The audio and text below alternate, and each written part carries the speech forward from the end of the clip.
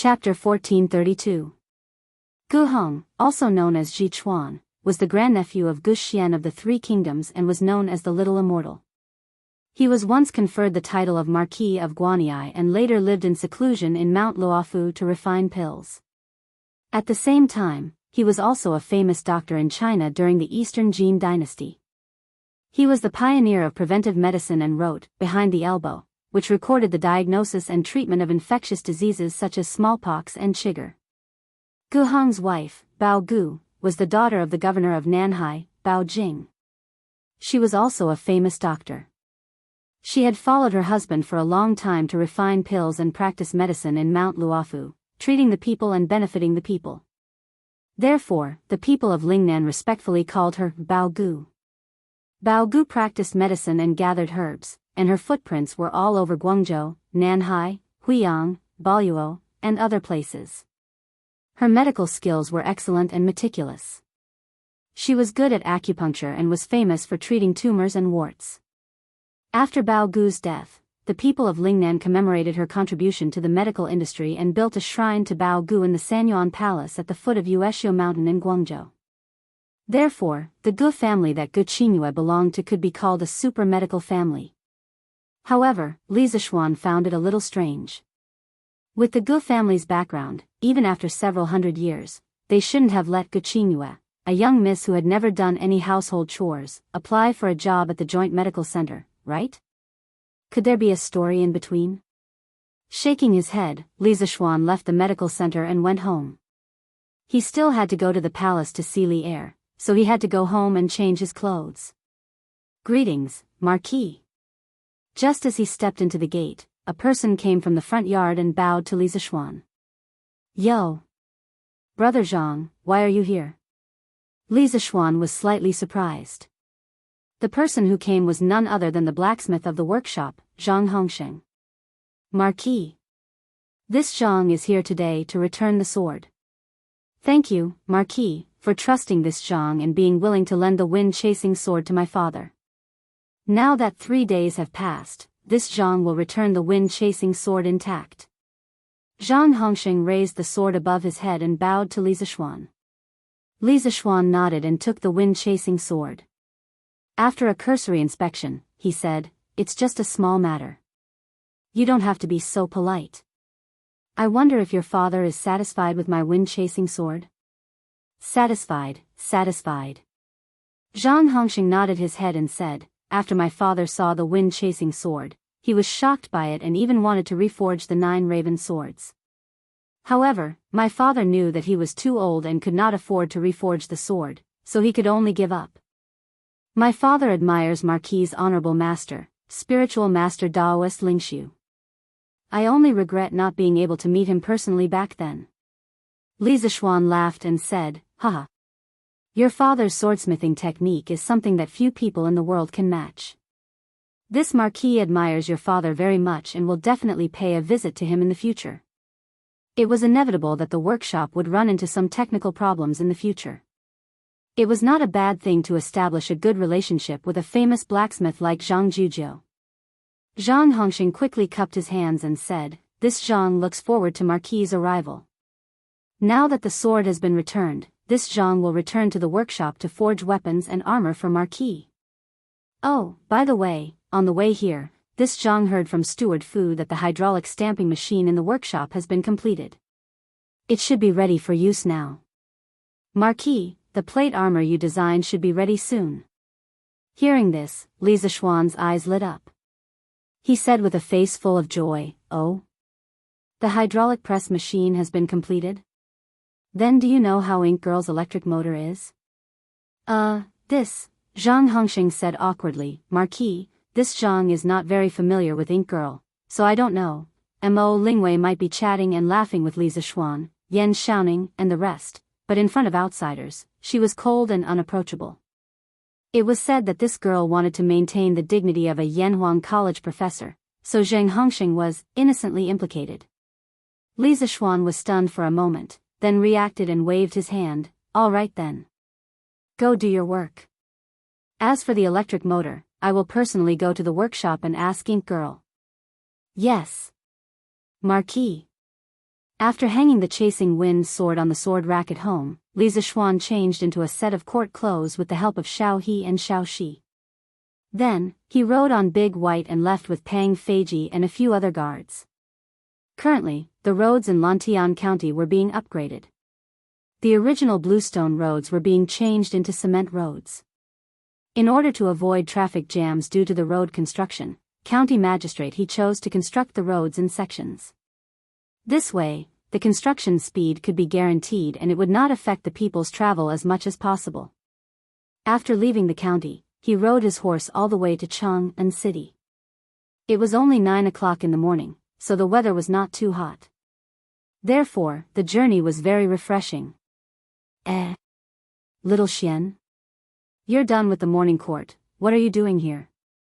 Coincidentally, when he arrived at the entrance of the imperial city, he bumped into the civil and military officials who had just finished their morning court. Qing Yaojin's eyes were sharp, and he immediately saw Li Zixuan who had just dismounted from his horse. He quickly walked in front of Li Zixuan and laughed. Uncle Cheng, Uncle Qin, did you guys just finish your morning court? Li Zixuan smiled and greeted them. Yes.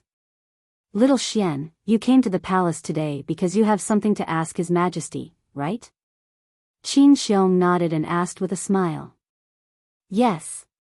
It's about Yanhuang College's medical school. There are some things that I need His Majesty's opinion on. Li Zixuan replied. Then hurry up and go. Don't delay the important matters. Qin Xiong was much more serious than Qing Yaojin. When he heard that Li Zixuan had important matters to discuss with Li Er, he quickly moved aside and said. Yes. Uncle Yan? Li Zixuan nodded and was about to leave when he saw Yan Lide walking towards him. He suddenly remembered that he had tested Mo Huai a few days ago, so he quickly took the initiative to greet him. Yes. Little Xian. Are you going to the palace to see His Majesty? Li Zixuan was the leader of the younger generation in the Tang Empire, and Yan Lide had a very good impression of him. Hearing this, he revealed a kind smile and said. Li Zixuan nodded and said, there are some things that I need to see His Majesty about, but I also want to congratulate Uncle Yan today. Congratulate?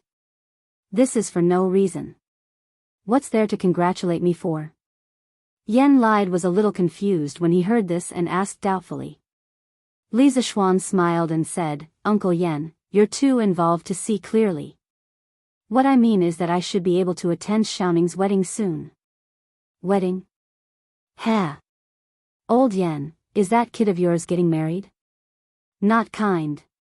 You're too unkind, old man. You didn't even inform me of such a happy event. Are you afraid that I'll drink your family dry? Not far away, Qing Yaojin heard this and immediately stopped moving forward. Then, he turned around and walked over quickly, pointing at Yan Lide and teasing him. Yan Lide was still in a daze at this moment. When he heard old Qing talking non-stop, he immediately said impatiently, all right. Qing Jijia, stop messing around. I don't even know what's going on. Little Xian, are you saying that Xiaoning is getting married? As his father, how can I not know anything about this? Li Zixuan cupped his hands and said, Uncle Yan is busy with official business all day long, so it's normal for you to neglect these small matters. However, it's rare for Xiaoning to find a good marriage. Uncle Yan, you have to seize the opportunity for Xiaoning. All right, I won't talk about it anymore. I'm going in to see His Majesty. Goodbye. After saying that, Li Zixuan didn't care about Yan Lide's dumbfounded expression. He cupped his hands and walked toward the palace gate. Brother Little Xian? You're in the palace? As soon as he entered the palace and walked across the arch bridge in front of Taiji Palace, he heard a pleasant female voice shouting beside him. Li Zixuan paused and looked to the right. He saw Changle, who was wearing a pink dress, walking towards him. Changle? Oh, greetings, Your Highness. Seeing the fairy-like Changle, Li Zixuan was immediately in a good mood and wanted to greet her. However, remembering that this was the imperial palace and that there were many eyes, he promptly stopped and saluted. Changle knitted her brows, somewhat reproachfully saying, brother little Xian, we haven't seen each other for so long. Why are you treating Chang'e like a stranger? Li Zishuan had always treated Chang'e as his own younger sister. As an elder brother, who would be willing to salute his younger sister every day. Hearing this, he whispered, "This is the imperial palace. This subject naturally has to be cautious and respectful." Oh. Hearing this, Chang'e instantly understood. Only then did she feel a little better. She made an "oh" sound and said, "Then brother Xiaoxian, did you enter the palace this time to see my imperial father?" Li Zishuan nodded and said, "That's right." Chang'e happily said, "That's perfect. I also have matters to discuss with my imperial father. Brother little Xian, let's go together." Li Zishuan thought it over and did not refuse, nodding his head. "Your Imperial Majesty, Princess Chang'e requests an audience." In the Suite du Palace Hall, Li Er had not been seated for long after the morning court session when an eunuch entered and bowed. "Oh. Chang'e. Quickly let her in." Li Er had just finished the morning court session and was originally somewhat tired. Hearing that his most beloved daughter had arrived, he immediately became spirited and hurriedly replied. Who knew that the eunuch would say, "Your Imperial Majesty, the Marquis of Yong, and is also outside the hall, requesting an audience." Why did that fellow think of meeting us today? Let him in. Hearing this, Li Er's eyebrows trembled slightly as he spoke.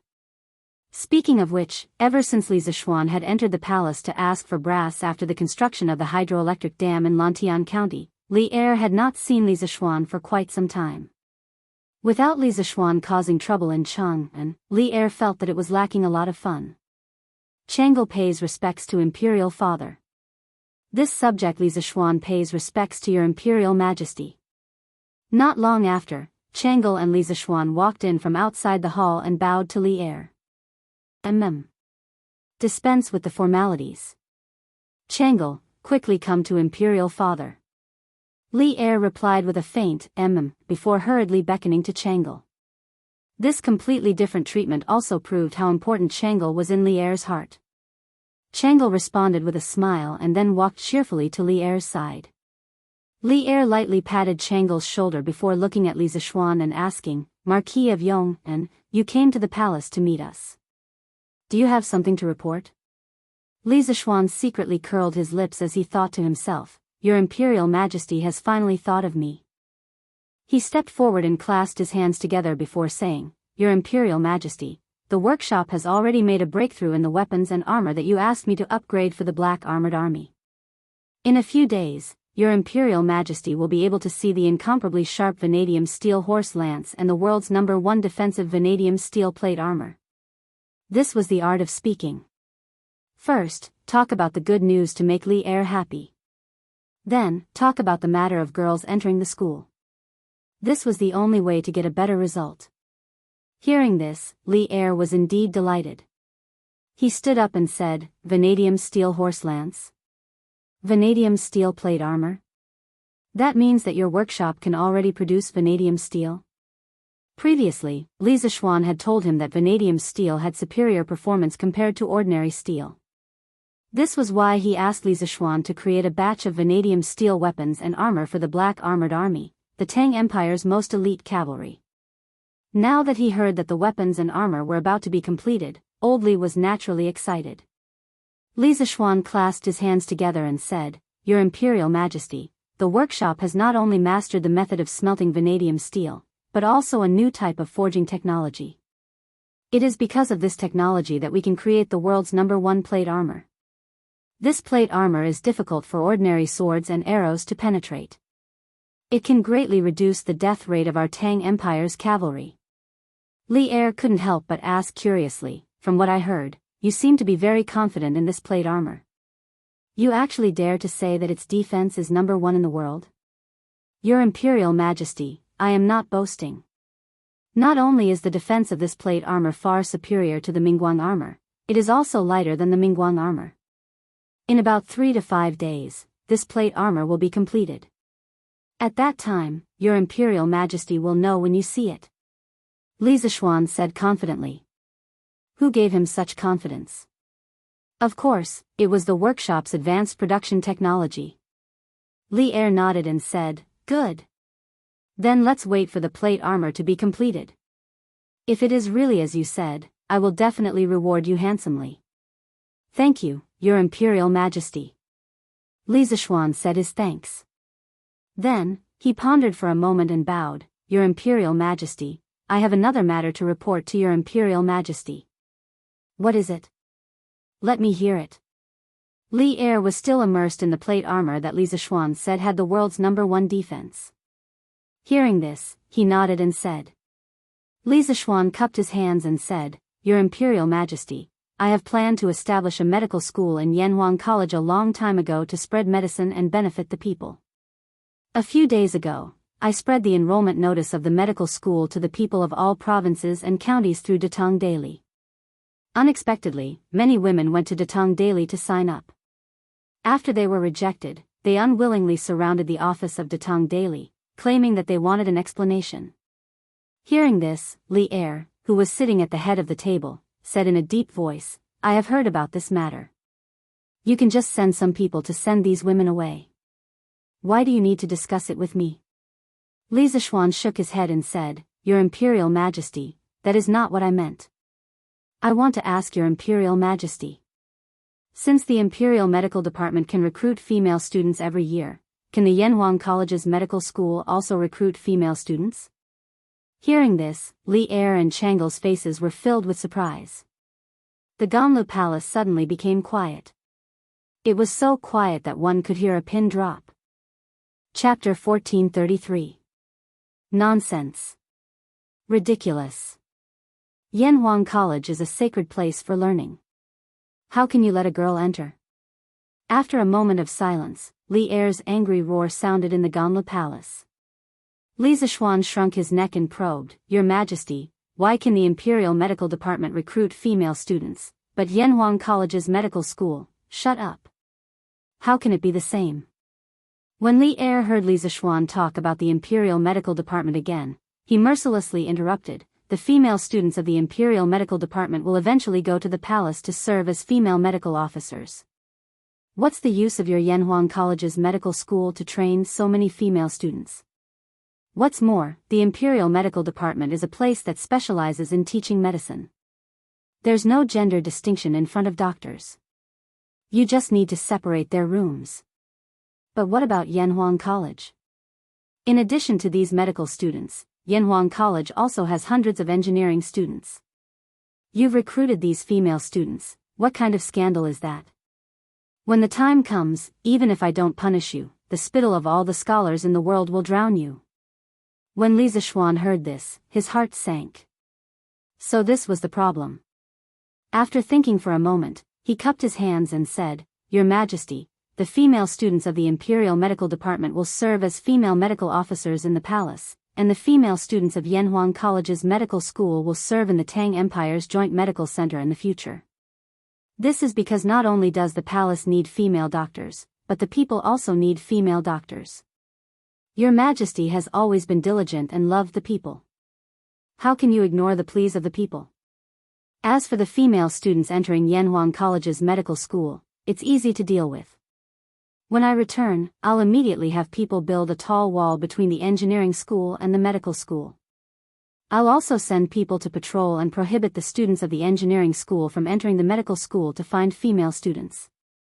This matter will be personally supervised by Teacher Wenji. He has a respected reputation in the scholarly circle. There shouldn't be any gossip, right? In this way, although the medical school is under the name of Yanhuang College, it's completely independent. The education model is no different from the Imperial Medical Department. Can't the leisurely mouths of the people in the world be completely blocked?" Li Er, who was sitting high above, couldn't help but frown. Chang Lu, who was beside him, took the opportunity to say, "Father, Brother Xiao Xian was right. Not only did the palace need female medical officers, the commoners also needed them. Otherwise, if this girl suffers from some hidden illness that is inconvenient to speak of, how difficult would that be?" It was said that the harem was not allowed to interfere in politics. If it were any other concubines or princesses in the harem who said this, they would probably be reprimanded by Li Er. However, it was Chang'e who said this. The result was completely different. Li Zishuan's furrowed brows actually relaxed slightly. He patted Chang'e's little head very dotingly, then looked at Li Zishuan and said, "Your method is barely passable, but why do you have to go through so much trouble to recruit women into Yanhuang College's medical school?" This was also what Li Er didn't understand.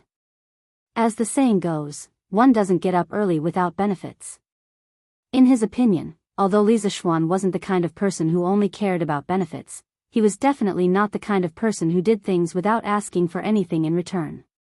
Li Zishuan said with an innocent face, "Your Majesty, I'm not letting women into the medical school for my own personal benefit.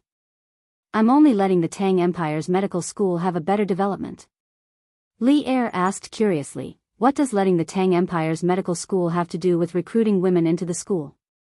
Li Zishuan cupped his hands and said, "Your Majesty, if the Tang Empire's medical school wants to have a long-term development, it absolutely can't do without female doctors. Most of the women who want to apply for Yanhuang College's medical school are from medical families. Their ancestors have been practicing medicine for generations. Under the influence of what they see and hear, their cultivation in medicine is better than that of ordinary people. What they lack is a systematic medical education. Once they are able to receive formal training, their medical skills will definitely be better than the current doctors in the various medical halls. If they are willing to apply for Yanhuang College's medical school, it means that they have a benevolent heart to save the world and help the people. Your Majesty, do you want me to reject these women with medical talent just because they are women? Moreover, women are generally more careful than men. The most important thing for a qualified doctor is to be careful. Female doctors are a good supplement for male doctors. That's why I said that if the Tang Empire's medical school wants to have a long-term development, it absolutely can't do without female doctors." Li Zishuan's words made Li Er fall into deep thought. Chang'e, who was at the side, became more and more interested as she listened. Her beautiful face gradually glowed with a brilliant smile. She thought to herself, "Brother Xiaoxian is indeed different from other men. He values women so much and doesn't discriminate against them. He really has the spirit that only immortals have." Speaking of which, although she was a princess of the Tang Empire, she was still a woman. Since she was a woman, she couldn't avoid marrying and becoming a man's wife and vassal. Today, Li Zishuan spoke up for female doctors, which made her eyes light up. "Your Majesty, I also think that Marquis Yong An's words are reasonable." Li Er was about to speak when Empress Zhongsun happened to walk in from outside the hall with a bowl of iced sour plum soup. She smiled and said, "There are many women from medical families among the people who have medical skills. If they are rejected outside the door of Yanhuang College's medical school just because they are women, wouldn't it be too much of a pity to cut off the possibility of their medical skills to improve further? Besides, the number of female students recruited by the Imperial Medical Department every year is limited. The palace doesn't need so many female medical officers, so it's better to let Yanhuang College's medical school cultivate a group of female doctors to benefit the people." Standing in the middle of the hall, Li Zishuan couldn't help but look gratefully at Empress Zhongsun. This gentle, virtuous, and wise woman would come out at every critical moment to advise Li Er to make the most correct decision. She was the biggest contributor to Li Er's creation of the Jingguan Golden Age. The silent Li Er finally looked at Li Zishuan and said, "That's good. We will grant your request for the time being, but this move is bound to cause criticism among the court officials.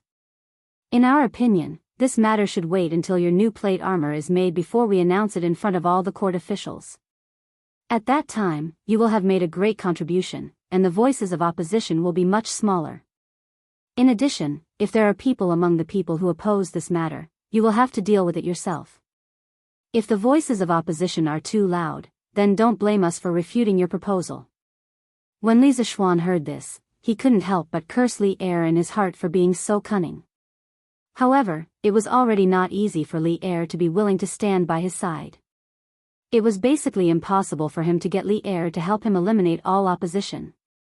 This official obeys. "Thank you for your grace, Your Majesty." Li Zishuan knew when to stop and immediately stepped forward to thank the emperor. The next day, Tang Dynasty's Joint Medical Center officially announced the recruitment of female doctors. This news only caused a small ripple among the people because today was a special day. Celestial Bane, which had been serialized in Datong Daily for 2 months, officially ended today. Strangely enough, this Xianxia novel's biggest audience was not men, but women. The delicate emotional entanglements in the novel caused many women to cry. Especially at the end, when Bai Yao sacrificed herself to block the Celestial Bane's sword for Zhang Xiaofan, not only did the female readers cry, but many male readers couldn't help but secretly wipe their eyes. Sob, sob, sob. In the end, Bai Yao still couldn't be resurrected. Bai Yao is so pitiful. Leather Knight is so hateful. Why did he give everyone hope and then let everyone feel despair? Bai Yao could have been resurrected. Why didn't he give us a perfect ending? No. Quick, take a look at the last paragraph Pai Xia wrote. Today, Celestial Bane has officially come to an end. During the serialization of Celestial Bane, we received a lot of support from readers.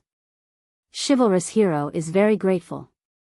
Of course, we also received criticism and abuse from readers. Chivalrous Hero understands all of you because Chivalrous Hero also likes Bai Yao. But Swordsman really can't give you a perfect ending.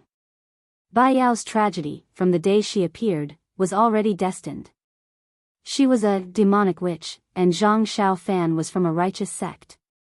Under normal circumstances, the two of them would never be together. During the Great Battle of Emerald Cloud Mountain, Zhang Xiaofan was interrogated by his sect. Priest Sang Song colluded with the demonic sect and betrayed Emerald Cloud's sect. The defeated demonic sect turned back and wanted to kill Emerald Cloud's sect. Dao Xianzhenren activated the Celestial Bane sword formation for the second time. In the end, because he was worried that Zhang Xiaofan would be used by the demonic sect and bring disaster to the world, he slashed the Celestial Bane sword at Zhang Xiaofan. In such a desperate situation, if Bai Yao didn't activate the spell of infatuation and block the sword with her body, Zhang Xiaofan would only die. There was no other ending.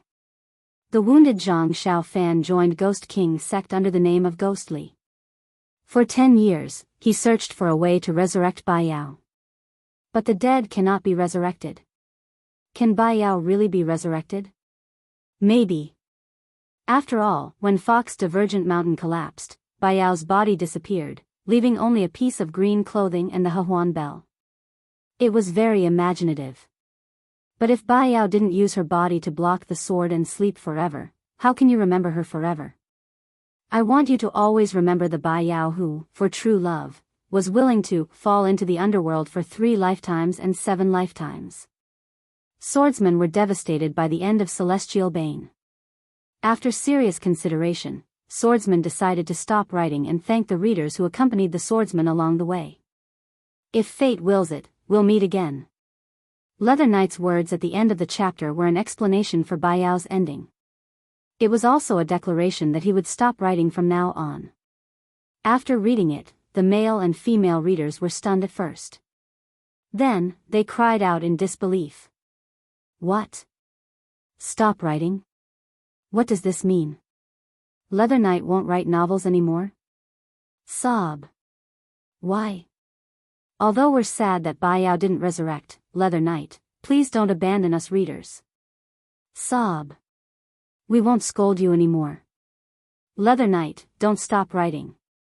That's right. We won't block Datong Daily's editorial department anymore. We won't scold you anymore. Please don't stop writing. Sob. Bai Yao didn't resurrect. Leather Knight also stopped writing. Leather Knight, why are you so cruel to us? In Chang'an City and the counties around Chang'an City, the readers who saw the latest issue of Bragging World couldn't help but cry. A sorrowful atmosphere began to spread wildly in every city. Cries could be heard everywhere. Damn it. Leather Knight is going to stop writing? Is it because we made a scene in the workshop last time and angered him? Sigh. Don't you think I'm despicable? In Chang'an City, Sun Mansion. It was Saturday today. Sun Zifen sat in the backyard happily and read the latest issue of Bragging World. He was very satisfied with the plot update a few days ago because Zhang Xiaofan was trying hard to find a way to resurrect Bai Yao. This gave him hope. But who knew that today's 5 chapters would turn his hope into despair, and from despair into extreme despair. Because Bai Yao didn't seem to be resurrected in the end, and Leather Knight had completely stopped writing novels. Smack! Sun Zifen couldn't help but give himself a hard slap. He scolded himself, Sun Zifen, oh Sun Zifen, why did you make a scene in the workshop's editorial department and make Leather Knight unhappy? Great, now there won't be any books to read in the future, right? It's over. It's over. My Zhang Xiaofan. My Bai Yao. My Leather Knight. Come back, all of you. At the end of his speech, he couldn't help but cry. The servants guarding outside the door couldn't help but look at each other. They didn't know what kind of blow their young master had suffered. No. I want a reward. This is what I owe Leather Knight. I want to reward him with all my pocket money. Men. Quick. Quick. Reward Celestial Bane 100 Tang Yuan. In the room, Sun Zifen suddenly said as if he had gone crazy. There were quite a number of people who had the same thoughts as him. Back when they caused a ruckus in the editorial office, there were thousands of them. Those who participated in the ruckus were actually very fond of Celestial Bane. As the saying goes, the deeper the love, the more the blame. Now, when they saw the last sentence of Celestial Bane's grand finale, they subconsciously felt that it was because they caused a ruckus in the workshop back then that caused Pai Ziyage to retire from writing. Therefore, they all wanted to reward him as compensation. As for those who didn't participate in the chaos, they wanted to reward him as much as they could, hoping to retain Leather Knight. Therefore, a very spectacular scene appeared.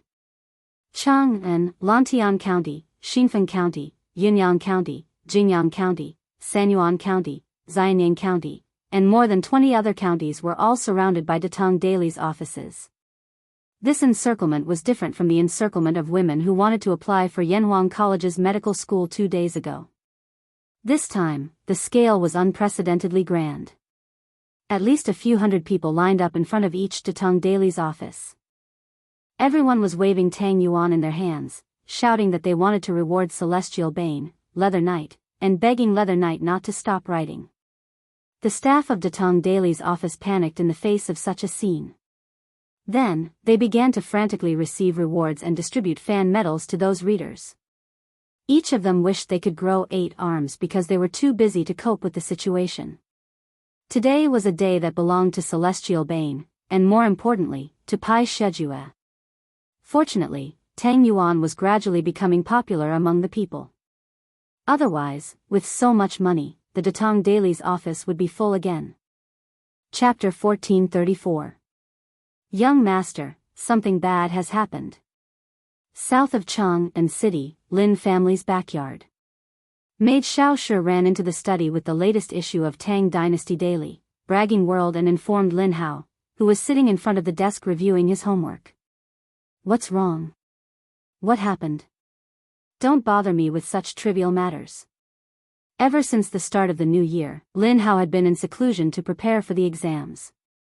Although he knew that Leather Knight had published a new book at the end of March, he could only bear the pain and give it up in order to get into Yanhuang College this year. For the time being, he put Celestial Bane aside. He planned to read it to his heart's content after the exams. Under his orders, his maidservants would buy a copy of Bragging World every day. They would also cut out the parts about Celestial Bane and bind them into a book. They would keep it for him to read after the exam. Young Master. Celestial Bane is ending today. Leather Knight said that he's going to quit writing completely and will never write a novel again. Datong Daily's office in Chang'an City has gathered a lot of readers. They're all madly tipping and begging Leather Knight not to quit writing. Xiao Shi was panting as she held the latest issue of Big Talk, Martial Arts World. What? Celestial Bane is ending? Leather Knight is going to quit writing? Lin Hao stood up in shock when he heard that. He originally planned to raise Celestial Bane for a while, but he never expected that he would raise the author until the end of his career. It would be hard for anyone to surpass his skill in raising books in the future, right? Young master, look. Xiao Shi nodded in response and handed the copy of Bragging World to Lin Hao. Lin Hao took it and read the last paragraph carefully. He couldn't help but sigh. What a pity. What a pity. I won't be able to read his novels anymore. Xiao Shi, go get 1,000 Tang Yuan and tip the Leather Knight. Currently, the Yan Huang Chamber of Commerce's bicycles were selling well all over the country. Lin Wenyuan relied on his status as a member of the Chamber of Commerce to earn a lot of money. In addition, Lin Hao had recently been in closed-door training to prepare for the exams, so he rarely used the money. Therefore, this brat had also saved up a lot of money. 1,000 Tang Yuan was still something he could afford. Yes. Young master. Brother Qingke, is Brother Xiao Xian really not planning to write novels in the future? In the imperial palace, the little fatty had just paid his respects to Empress Zhongsun when he was robbed by Changle. Changle pulled Li Tai to the garden and asked anxiously. Li Tai heaved a sigh and said helplessly, I just found out about this too. Although I felt bad, I understood Yamacho's feelings. He had so many things to do every day. How could he have the time to write a novel? We should have been mentally prepared for this outcome. When Changle heard this, a trace of sadness appeared on her face. After a long while, she nodded and said, yes. Brother Qingke, you're right. Brother Xiao Xian can't always write novels for us. Now, not only is he in charge of Yanhuang College, he's also in charge of the huge fief of Lantian County. It's time for him to stop writing. But, from now on, it'll be hard to see a novel as exciting as Celestial Bane. Yamacho, are you really planning to stop writing? In the new workshop of the Strange Taste Pavilion. Li Zishuan came here today to check on the progress of the technical upgrade and coincidentally met Ma Zhou. Ma Zhou brought Li Zishuan to a corner and asked worriedly. Sigh. I'm not writing anymore. I'm getting busier and busier. Where would I find the time to write novels? Li Zishuan waved his hand and smiled bitterly. Ma Zhou said unwillingly, but, Marquis, are you really willing to part with your readers? Do you know that this morning, countless readers of Celestial Bane in and around Chang'an City went to the Datong Daily office to tip you? They want to apologize for making a scene in the workshop and ask you to stay. Are you really willing to part with them? Although he had long decided to stop writing after finishing Celestial Bane, Li Zishuan couldn't help but feel a little sad when he heard Ma Zhou mention it.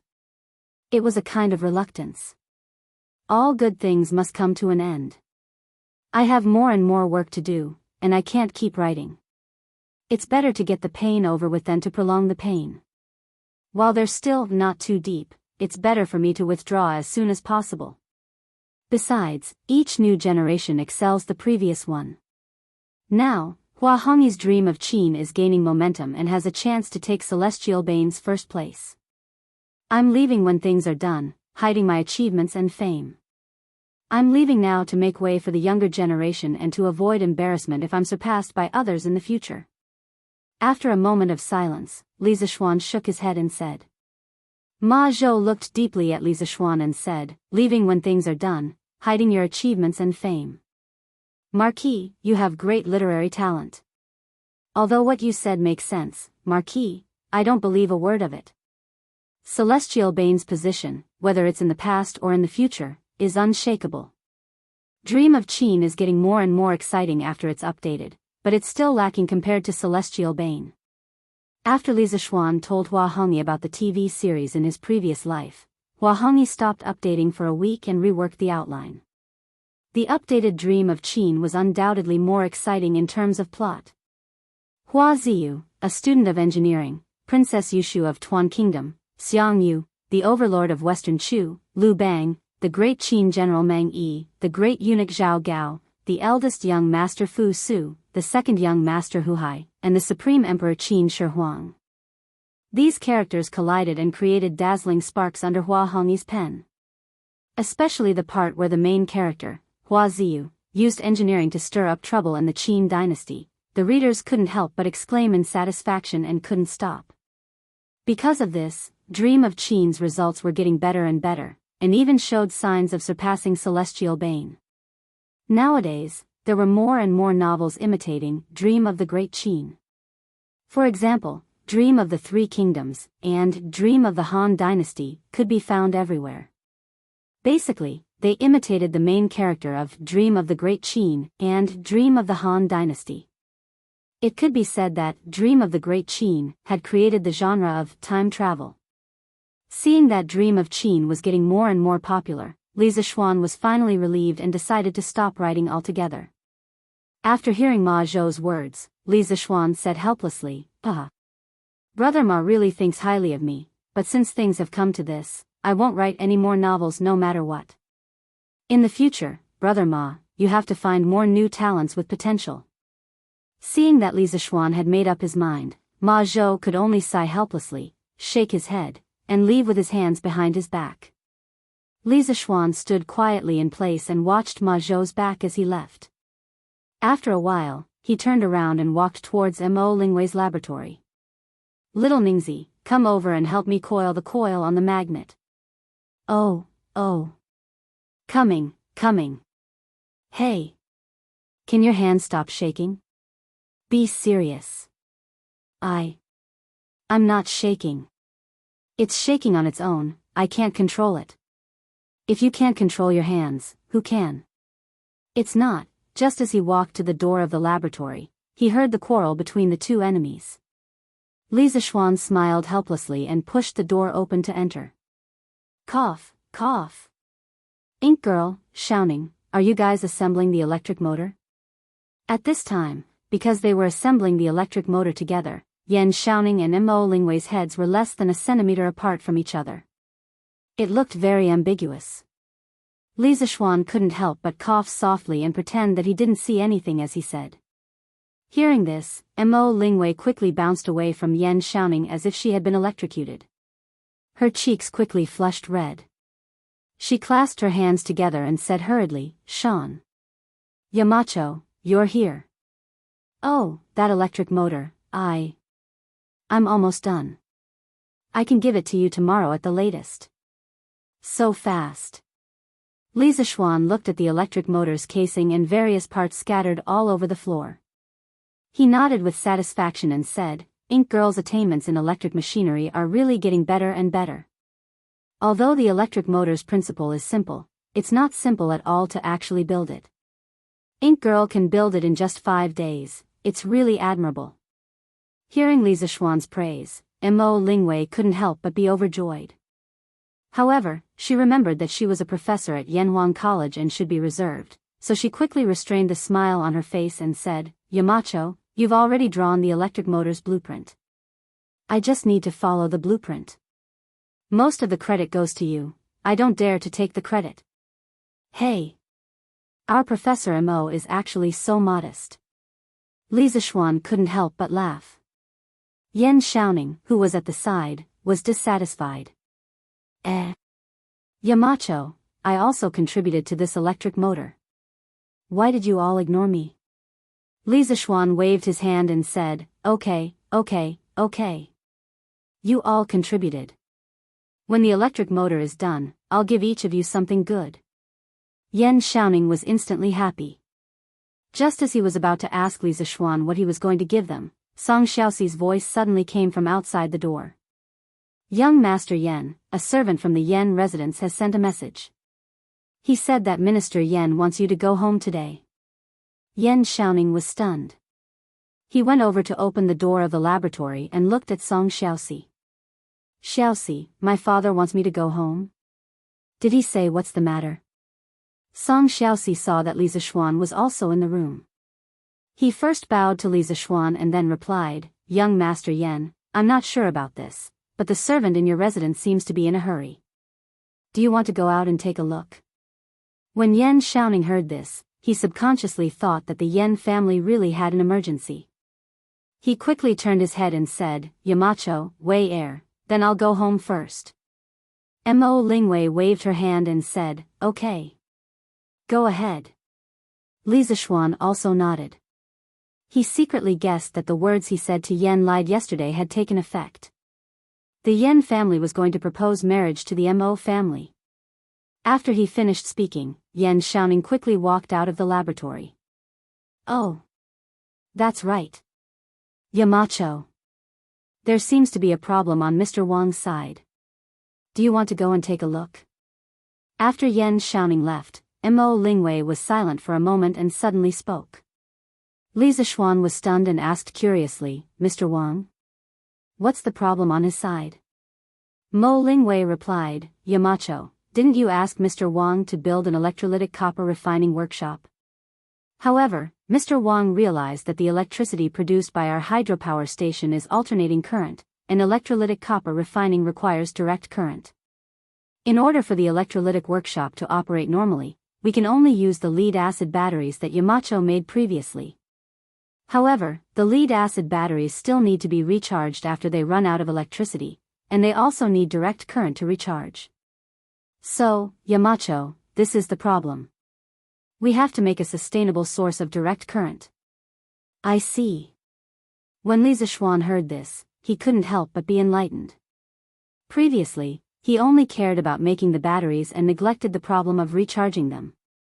When the batteries discharge, they convert chemical energy into electrical energy, and when they recharge, they convert electrical energy back into chemical energy. The electrical energy here is direct current, not alternating current. In his previous life, the lead-acid battery charger was used to convert alternating current into direct current and stabilize the voltage. But now, he didn't have a ready-made charger with him. Yes. Yamacho. This problem must be solved as soon as possible. Otherwise, our electrolytic workshop won't be able to operate. At this time, Wang Ji's voice came from outside the door. Wang Ji heard that Li Zishuan had come to the workshop, and he quickly went to look for Li Zishuan for help. When he reached the door, he heard Mo Lingwei telling Li Zishuan about the problem he was facing, and he couldn't help but push the door open. "Oh. Mr. Wang, you're here too." Li Zishuan came back to his senses and greeted Wang Ji. I heard that Yamacho was here, so I came to look for you." "Yamacho, do you have a way to solve the direct current problem?" Wang Ji nodded, and then with a face of urgency, he cut to the chase.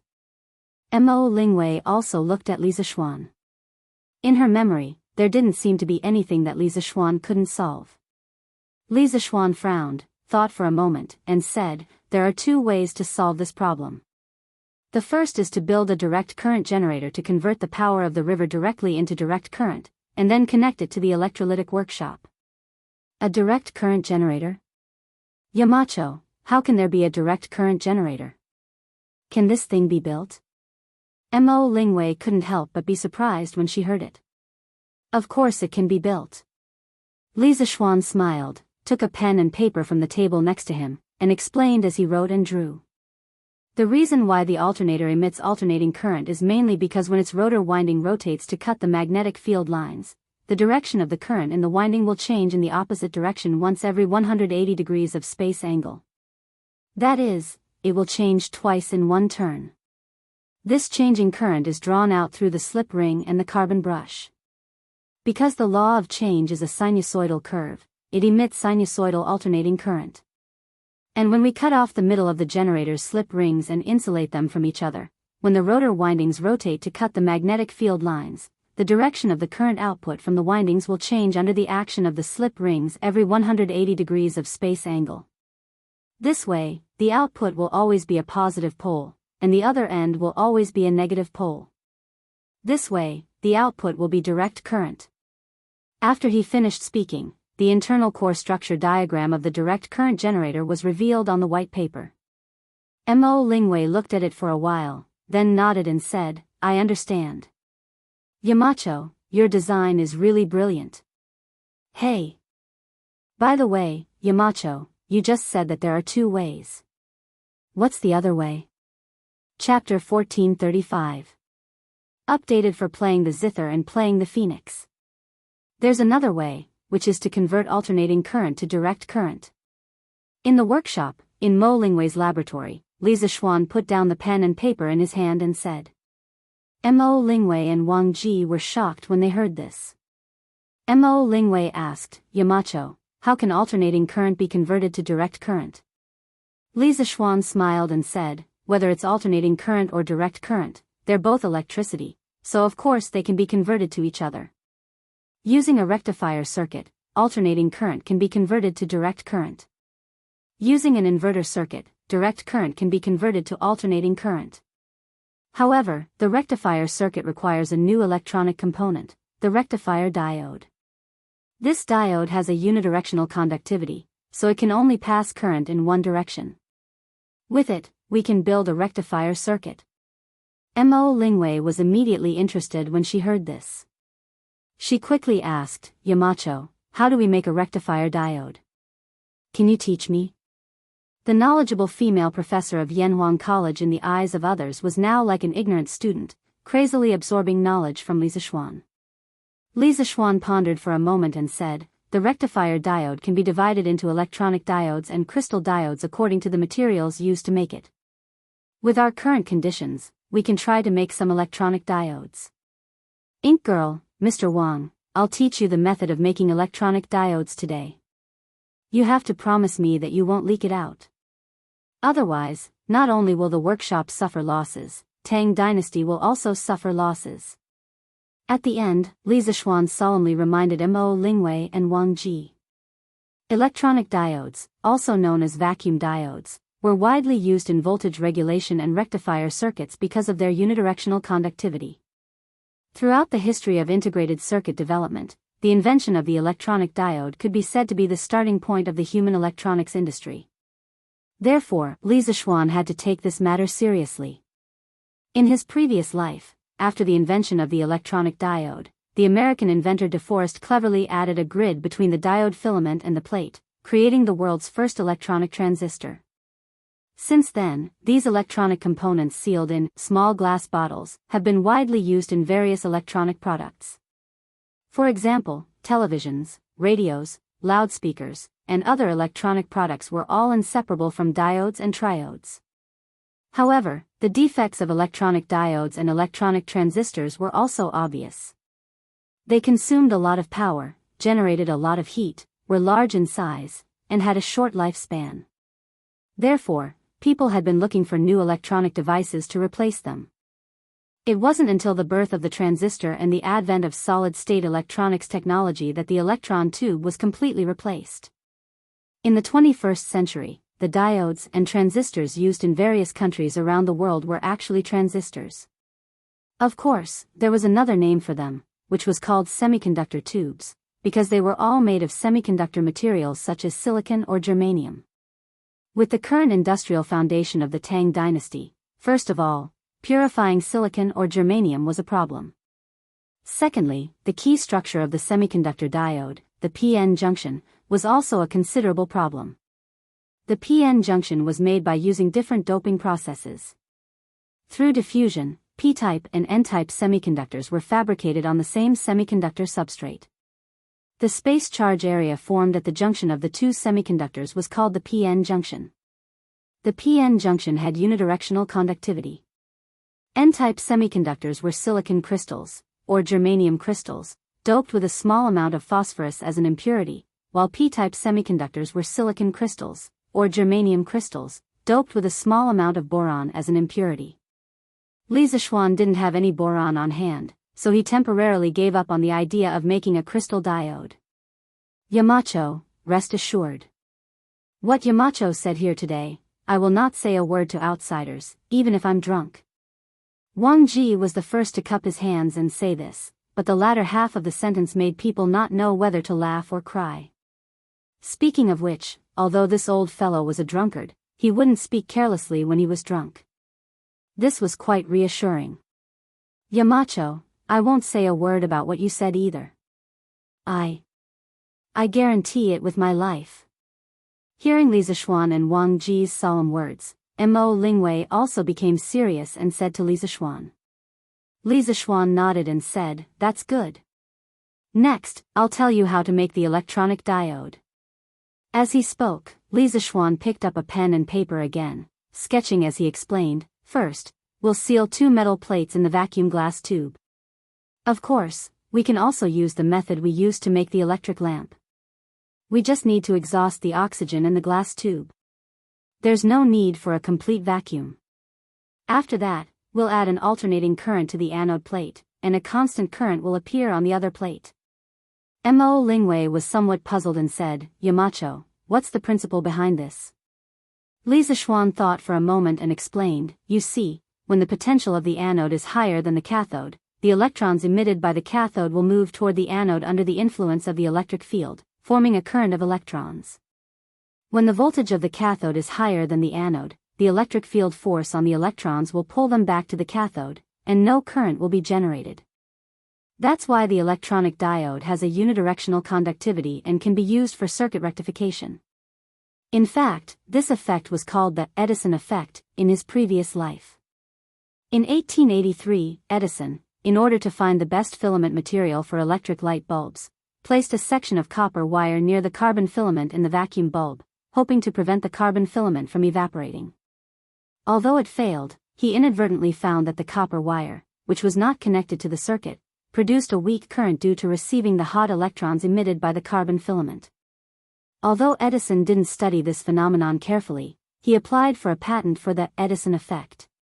In 1896, when Fleming was researching how to improve the detector in a radiotelegraph receiver, he conceived of using the Edison effect for wave detection.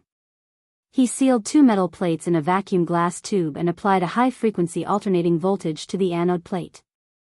The Edison effect appeared, and when the alternating current passed through the device, it was converted into direct current.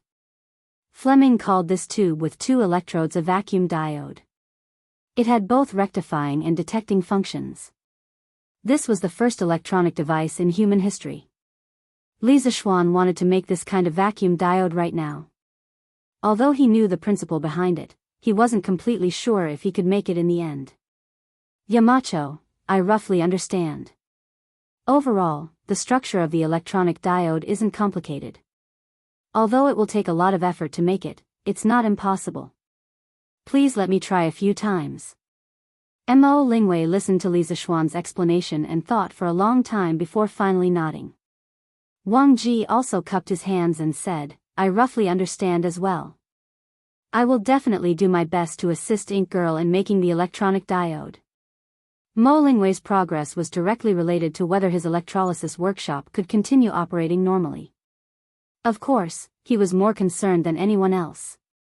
Li Zishuan nodded and said, then I'll have to trouble the 2 of you. But in my opinion, the DC generator and the electronic diode can be made at the same time. The one that is made first will be put into use first, and the electrolysis workshop can start work earlier.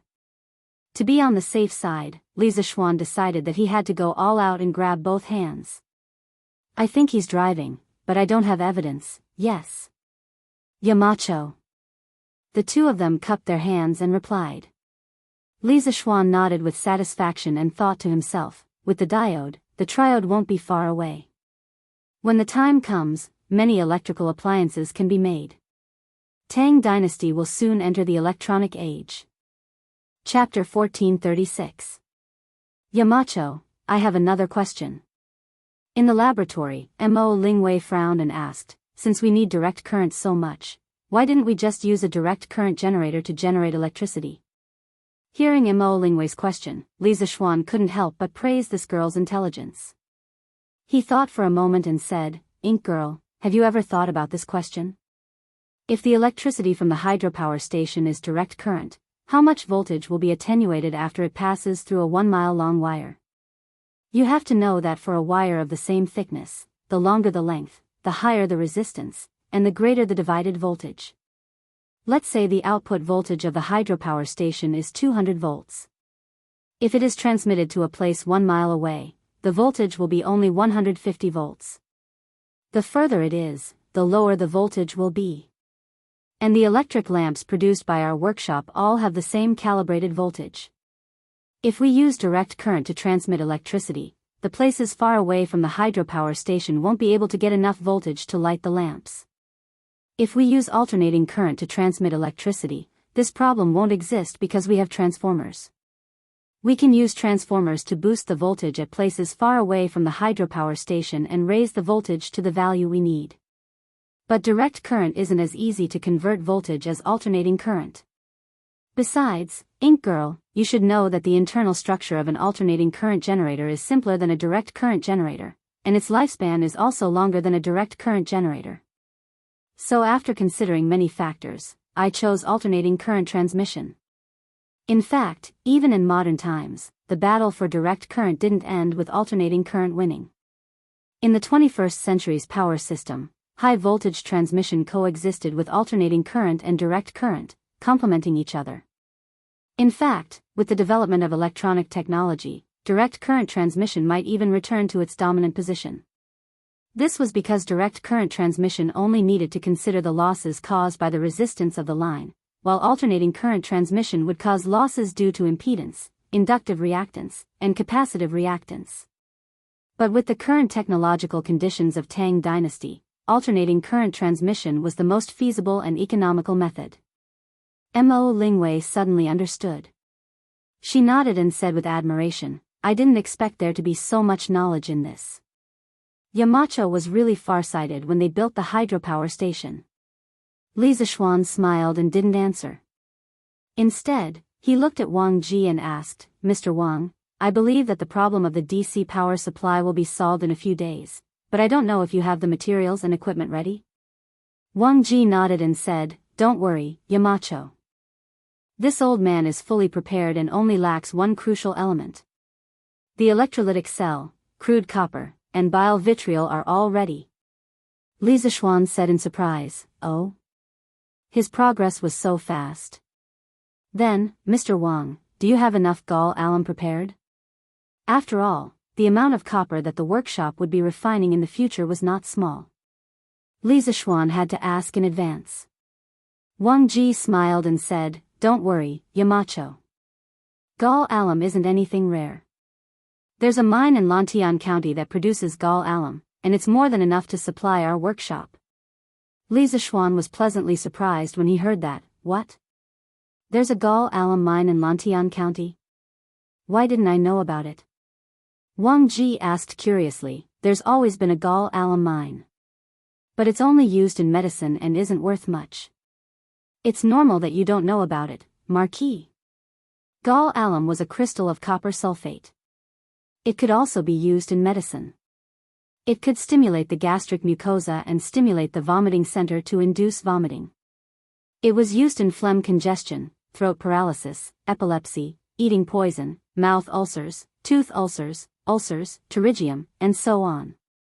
Li Zishuan quickly interrupted, "Who said that it's not worth much?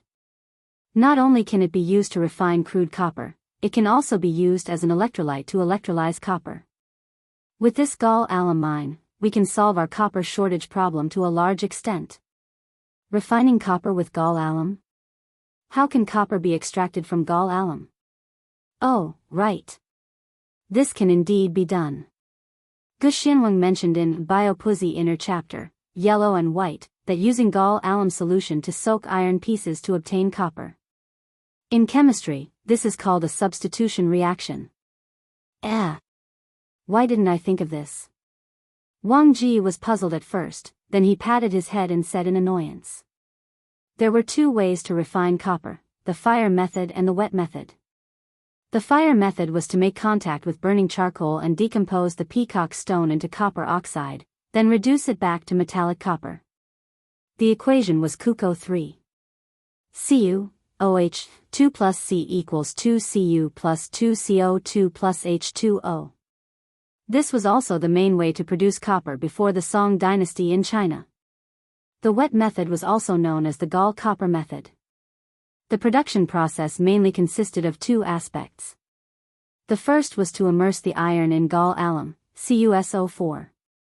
5H2O, solution, commonly known as bile water, so that the copper ions in the gall alum would be replaced by metal and deposited into elemental copper.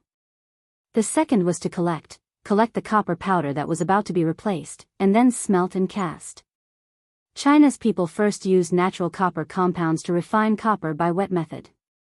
During the Western Han Dynasty, sulfuric acid was used to react with copper oxide, and then iron was used to replace the copper. Lu An's Huainan Wanbi technique said that when green iron was obtained, it would turn into copper. Green referred to soluble copper salts, that is, when copper salts meet iron, copper will be formed. Jean Gahong's Biopuzi inner chapter, Yellow and White, also recorded that green was used to paint iron, and the iron was red like copper. During the Northern and Southern dynasties, it was further recognized that not only copper sulfate, but other soluble copper salts could also undergo substitution reactions with iron. However, these methods were only discovered by the alchemists during the process of refining pills, and were not actually used in production. It wasn't until the late Tang dynasty and the Five Dynasties that the wet method of refining copper began to be used in production. In the Song dynasty, it developed into one of the important methods of producing copper. In the early Tang dynasty, there were very few people who knew about the wet method of refining copper, not to mention using it in production. Seeing that Wang Ji had reacted, Li Zishuan nodded and said, "That's right." The process of smelting copper with gall alumina was a chemical substitution reaction. In a while, I'll send someone to find the mine that Mr. Wang mentioned, and quickly find out the reserves of copper sulfate. After that, we can dig a water tank around the mine, forge the iron into thin pieces, and place them in the tank. Then, we'll use the bile water to soak the iron pieces, and the copper in the bile sulfate will adhere to the surface of the iron pieces. Although forging the iron pieces into thin pieces is more troublesome, our workshop now has a hydraulic press, so this can't be considered troublesome. In addition, forging the iron pieces into thin pieces can increase the surface area of the iron, greatly reducing the substitution time, and increasing the copper production rate. I hope that the copper produced from this mine can completely supply the electricity consumption of Lantian County. A while ago, he was still worrying about where to get some copper. He didn't expect that there would be a mine of copper sulfate in his fief. The people of this era obviously didn't realize the true use of the mine, otherwise, this mine would have been expropriated and mined by the imperial court, and wouldn't have waited until now. Hearing this, Wang Ji couldn't help but sigh with longing. If the reserves of copper sulfate in this mine is really amazing, we can cover the entire Lantian County with electricity. This kind of scene, I'm looking forward to it even in my dreams. After leaving Mo Lingwei's laboratory, Li Zishuan immediately sent Lu Feng and Lu Yun to bring people to investigate the mine of copper sulfate. After that, he went to the Ba River to check on the progress of Zhang Hongxing's armor manufacturing. Zhang Hongxing promised Li Zishuan that he would be able to make the first set of plate armor by the day after tomorrow at the latest.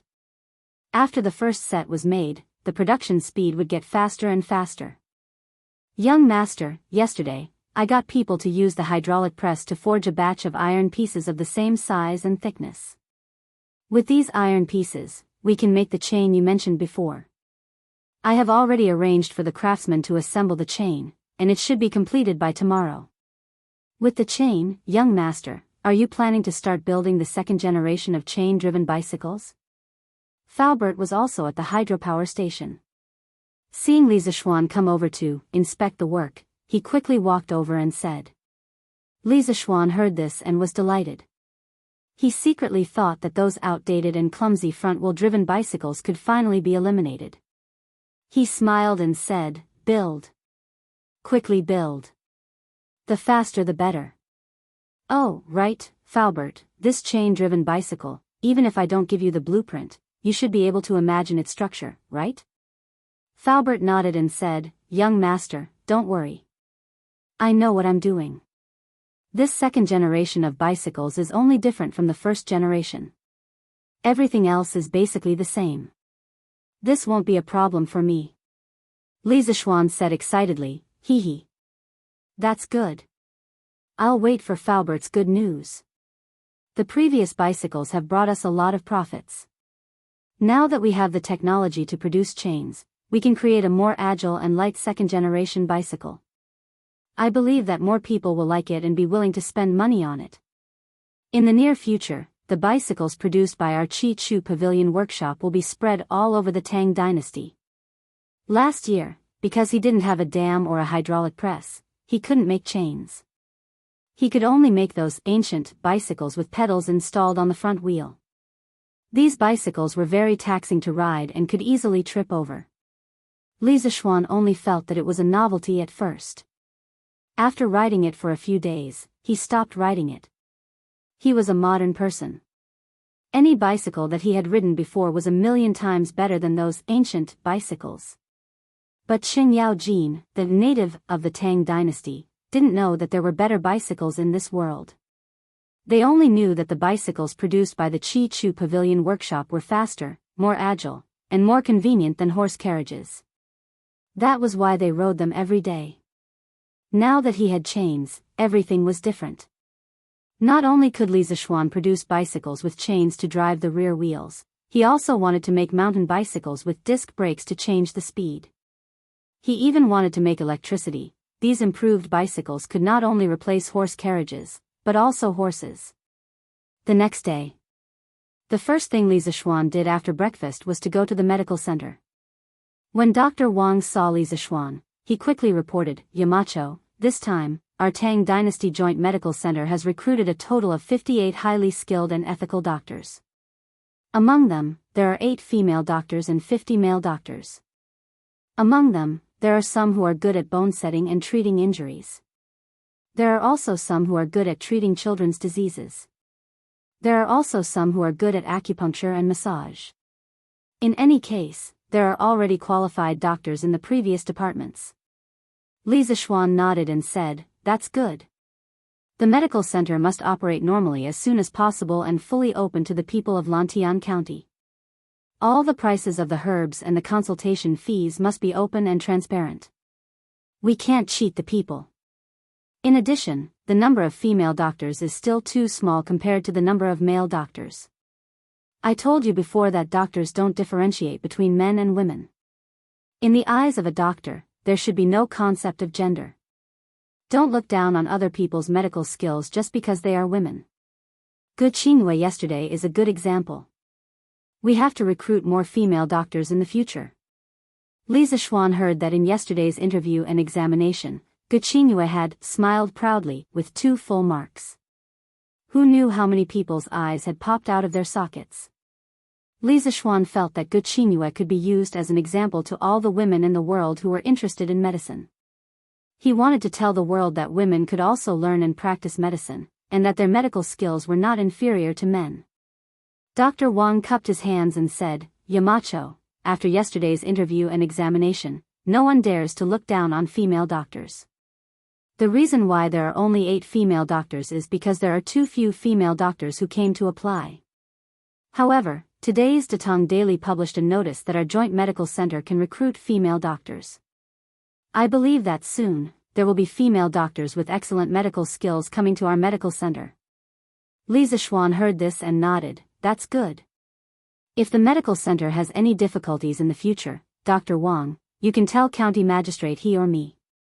If we can help, the county government and I will definitely do our best to help." "Yes. Yamacho." In the afternoon, Li Zishuan rode to the workshop again.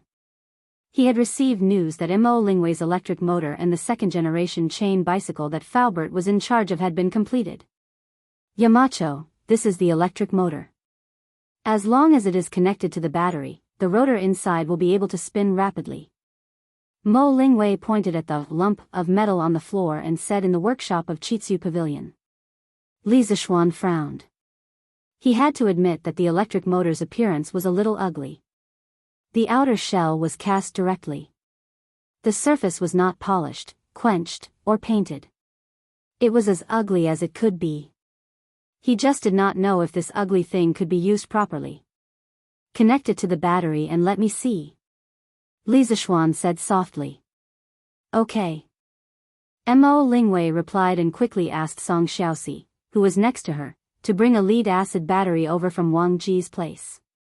Since Yan Xiaoning went home in a hurry yesterday, he had not come yet. Mo Lingwei had no one to order around, so she could only order Song Xiaoxi around. After the lead-acid battery was brought over, Mo Lingwei placed the electric motor upside down and asked Song Xiaoxi to hold it steady.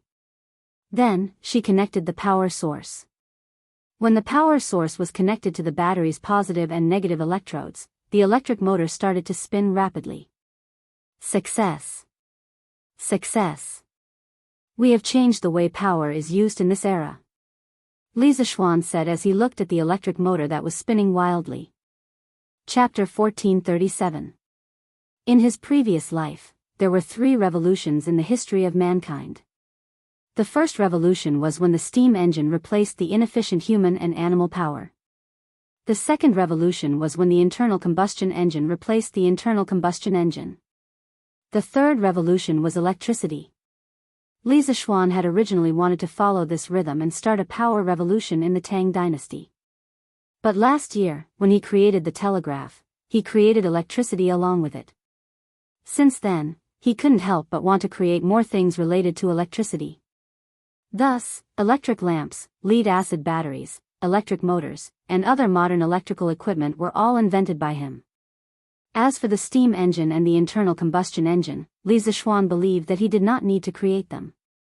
In the future, the students of Yanhuang College would be able to create them. As a Yamacho, he could not possibly create everything and leave the students with nothing to create, right? Yo! Ink Girl's electric motor was built so quickly. Just as everyone was staring at the rapidly spinning electric motor, Uncle Fu walked in from outside and couldn't help but exclaim in surprise. It was just finished. Manager Fu, you're here. Please, have a seat. Mo Lingwei raised her head and greeted him. Faubert, you're here. Li Zishuan also greeted him with a smile. Faubert waved at Mo Lingwei and said, hee hee. I'm not sitting. I'm not sitting.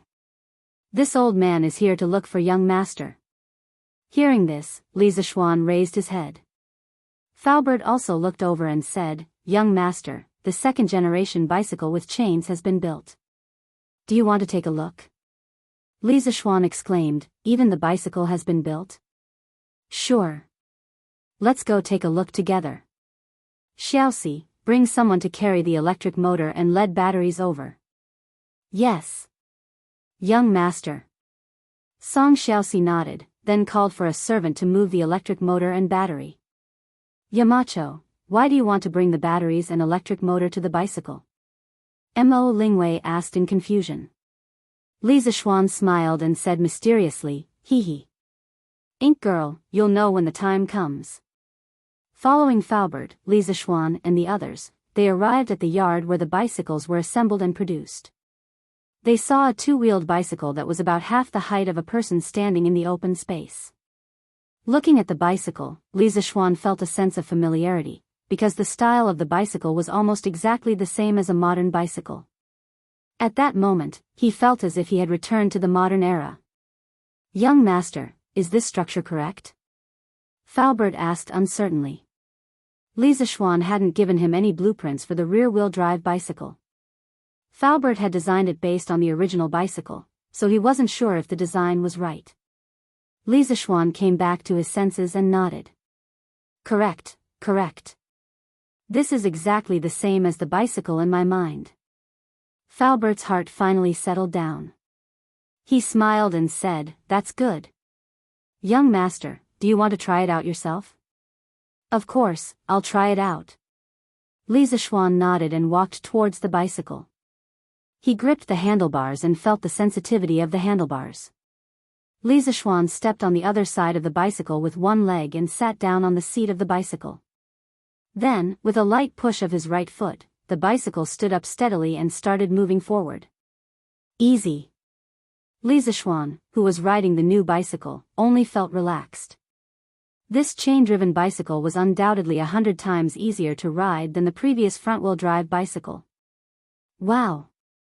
Looking at Yamacho, it seems like this bicycle is easier to ride. Mo Lingwei couldn't help but exclaim after watching for a while. Faubert nodded and smiled. That's for sure. The bicycle that young master is riding now relies on a chain, gears, and bearings to drive together.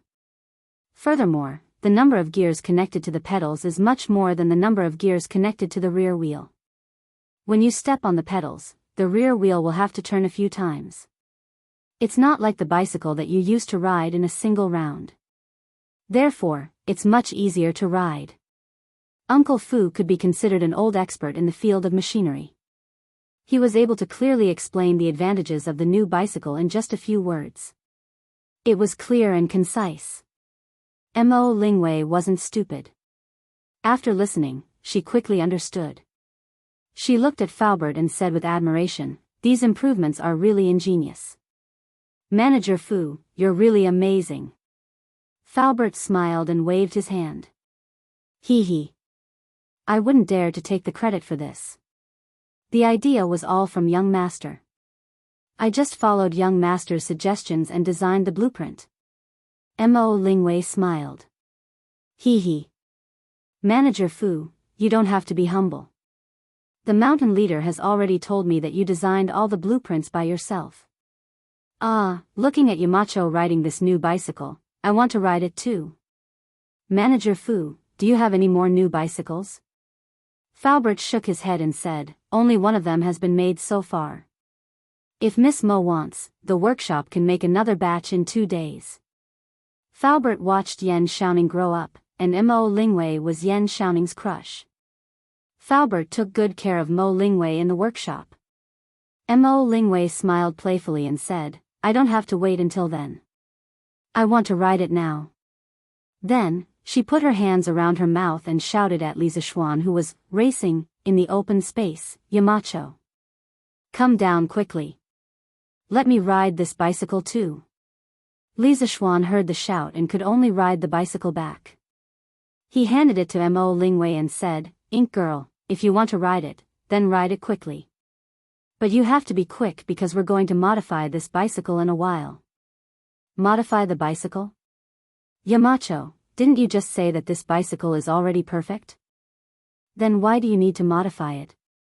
Mo Lingwei was confused and asked curiously. Faubert also looked at Li Zishuan hesitantly. Li Zishuan smiled and said, Ink girl, didn't you find it strange that I asked Xiao Si and the others to bring the electric motor and battery? It's to modify the bicycle. Mo Lingwei thought quickly and her eyes suddenly lit up. She asked tentatively, Yamacho, you're not thinking of using the electric motor to move the bicycle, are you? After saying this, even she didn't believe it. But all the signs in front of her showed that Li Zishuan wanted to use the electric motor to modify the bicycle. Faubert's eyes widened in disbelief. He thought that the new bicycle with chains was already very advanced. But Li Zishuan wanted to take it a step further and use the electric motor to modify the bicycle. Then, wouldn't it mean that the bicycle in the future wouldn't need people to step on it and could be moved by the electric motor? Faubert didn't even dare to think about this in the past. Li Zishuan nodded and said, Ink girl is indeed smart. You guessed right. I did plan to use the electric motor and lead batteries to modify the bicycle. After the modification, the bicycle can't be called a bicycle anymore. It should be called an electric bicycle because it doesn't need people and can move quickly with electricity. Electric bicycle? That's good. Yamacho, let's start the modification now. As soon as Mo Lingwei heard it, she immediately became interested and shouted loudly. Li Zishuan smiled and asked, Ink girl, aren't you going to test riding the bicycle? Mo Lingwei shook her head without thinking and said, I don't want to try. I'm not going to try anymore. When the electric bicycle is done, it won't be too late for me to try it. Who would want to ride a bicycle if there was an electric bicycle? Li Zishuan found it funny and said, okay. Let's focus on modifying the bicycle today. Around 1859, the Frenchman Plant invented the lead-acid battery. In 1881, the Frenchman Gustave Truffaut had already used the DC motor and lead-acid battery in the transportation industry. He created the world's first electric tricycle, which was much earlier than the internal combustion car. It was also powered by the lead-acid battery. It was similar to the electric tricycles used by modern China. Today, Li Zishuan had brought the history of the electric bicycle forward by more than 1,000 years. Once the electric bicycle was released, it would change many people's understanding of electricity. After all, in the past, people only knew that electricity was the same as thunder on a rainy day. The people of Lantian County knew that electricity could light up light bulbs, but almost no one knew that electricity could provide power for humans. After humans learned how to use animal power and water power, they would eventually learn how to use electricity. Yamacho, I've finally found you. At noon, Li Zishuan did not go back. He chose to eat in the workshop's cafeteria. He met Ma Zhou by chance. Ma Zhou quickly came over with his plate and sat opposite Li Zishuan. Li Zishuan was puzzled and said, "Oh? Brother Ma, why are you looking for me?" "In the morning, I was modifying the bicycle in the bicycle workshop. That's why you didn't find me." In today's workshop, there were thousands of craftsmen and countless workshops of various sizes. In the morning, Li Zishuan, Mo Lingwei, Faubert, Song Xiaoxi, and the others were all in the courtyard where the bicycles were manufactured. It was normal that Ma Zhou could not find him. No wonder. Yamacho was in the bicycle workshop. Ma Zhou suddenly exclaimed. He quickly went back to the topic and said, "Yamacho, the statistics from the editorial department are out. Yesterday, there were a total of 15,872 people who tipped Celestial Bane. Everyone tipped from 5 copper coins to 1,000 strings of coins. We received a total of 29,462 strings of coins. This number is terrifying. It's a miracle.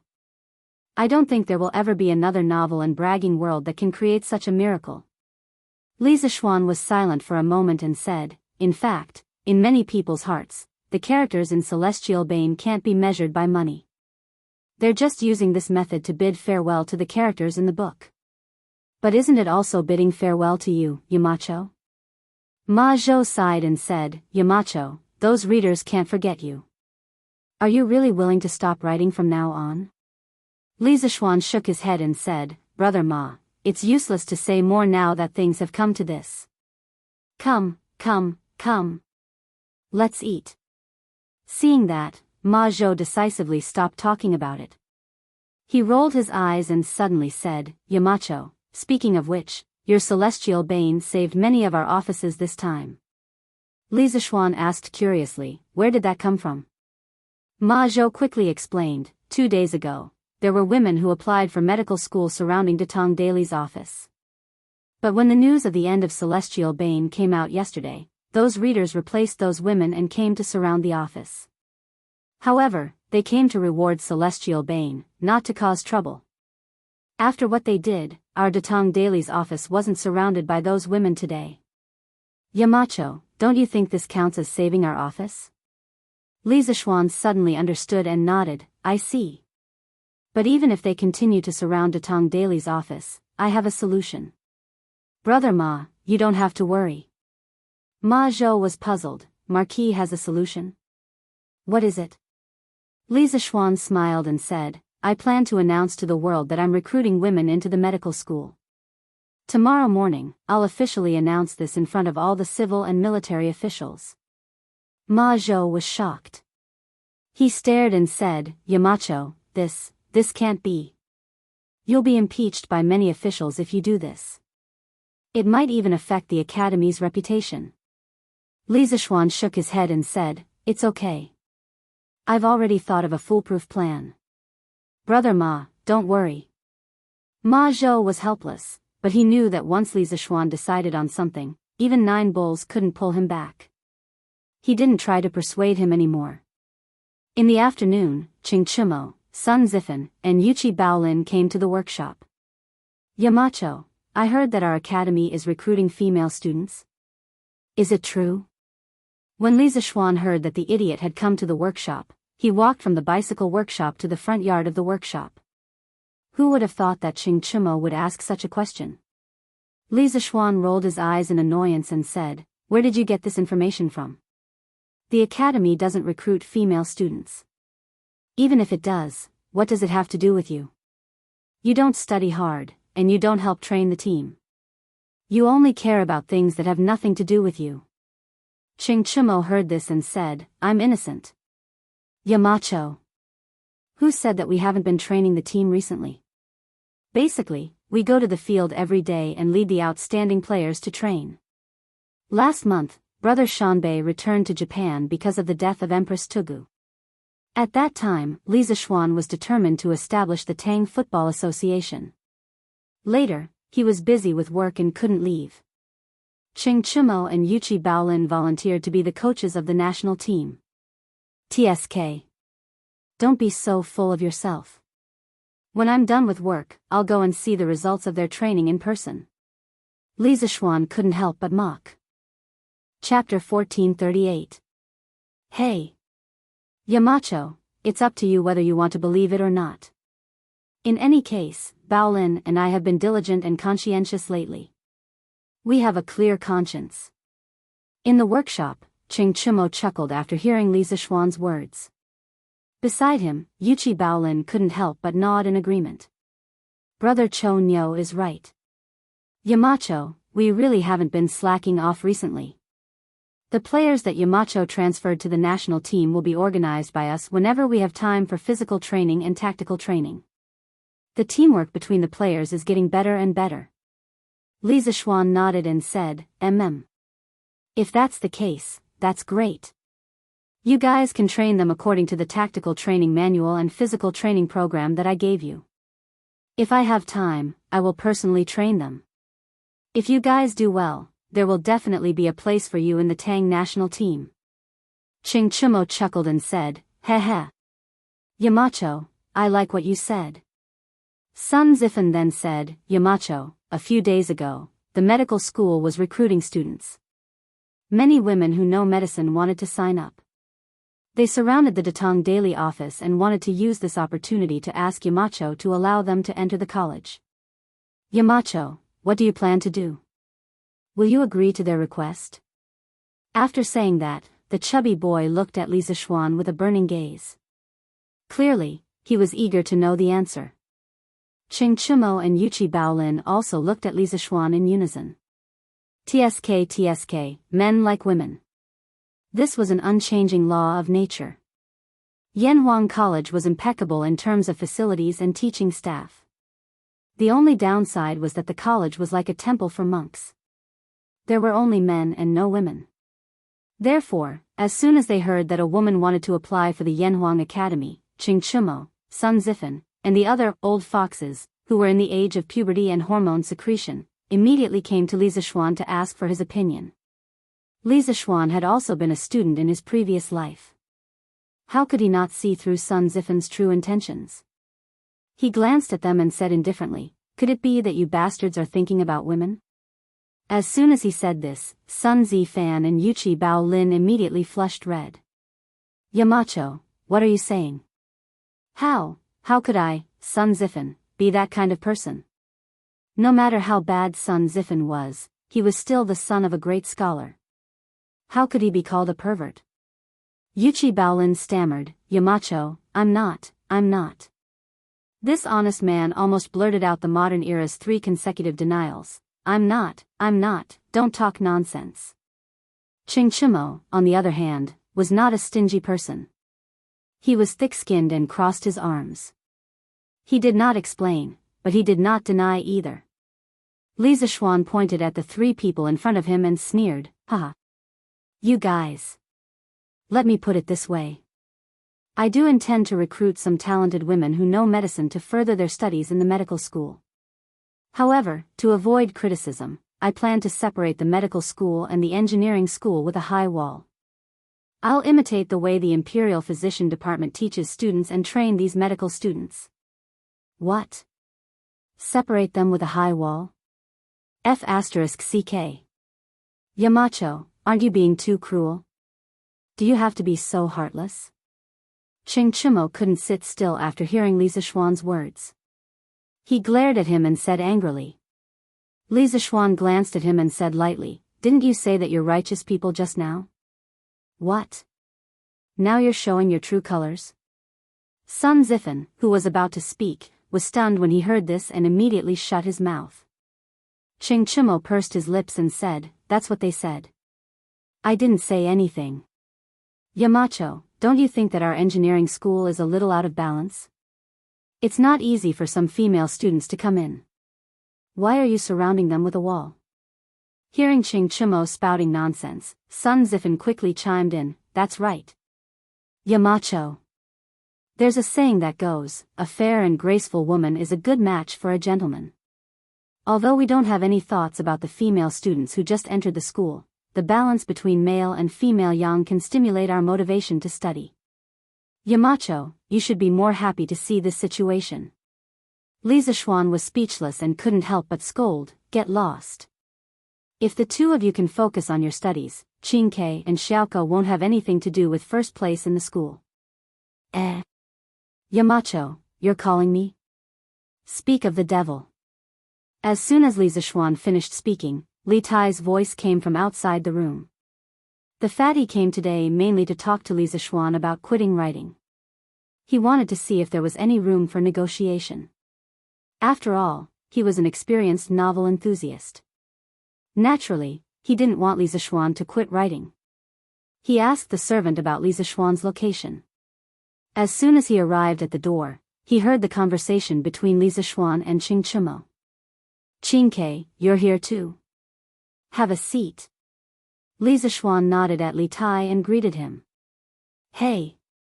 Yamacho, you've made things so boring. The team still has training today. We'll take our leave first. Qing Chimo stood up, patted his butt, and said goodbye. Yamacho, we'll take our leave too. Sun Zifan and Yuchi Baolin also stood up and said. Go ahead. Li Zishuan nodded. The three of them said goodbye to Li Tai and left. Yamacho, what did Chimo and the others talk about just now? Li Tai asked after the three of them left. It's about the enrollment of medical students. Hearing Li Tai's question, Li Zishuan briefly told Li Tai what they had just talked about. Li Tai said disinterestedly, oh. So that's what it was about. Yamacho, your idea is good, but you have to be careful of the court officials' impeachment. Otherwise, this good thing will become a bad thing. As a member of the royal family, Li Tai was not interested in ordinary beauty. Moreover, compared to Qing Chimo and Yuchi Baolin, he was still young. Therefore, he did not care much about the enrollment of women into the medical school. In his heart, women might not be as important as novels and truth. Li Zishuan nodded and said, I've already made a decision on this matter. Don't worry, Qingke. Li Tai replied with an After a moment of silence, he said, Yamacho, I'm sure you've heard about the grand occasion of Celestial Bane being rewarded by tens of thousands of people yesterday. Qingke knows that you're busy with work every day, but if you have the time in the future, would you be able to continue writing novels? When Li Zishuan heard this, he immediately understood the purpose of Li Tai's visit today. He pondered for a moment, then sighed and said, perhaps. But who knows what will happen in the future? Novels are nothing in my eyes. Qingke, our goal is to spread the word of engineering to the world and benefit millions of people. I hope you can understand this. Li Tai was deep in thought. After a moment, he solemnly cupped his hands and said, Qingke will remember Yamacho's teachings. Li Zishuan nodded with satisfaction.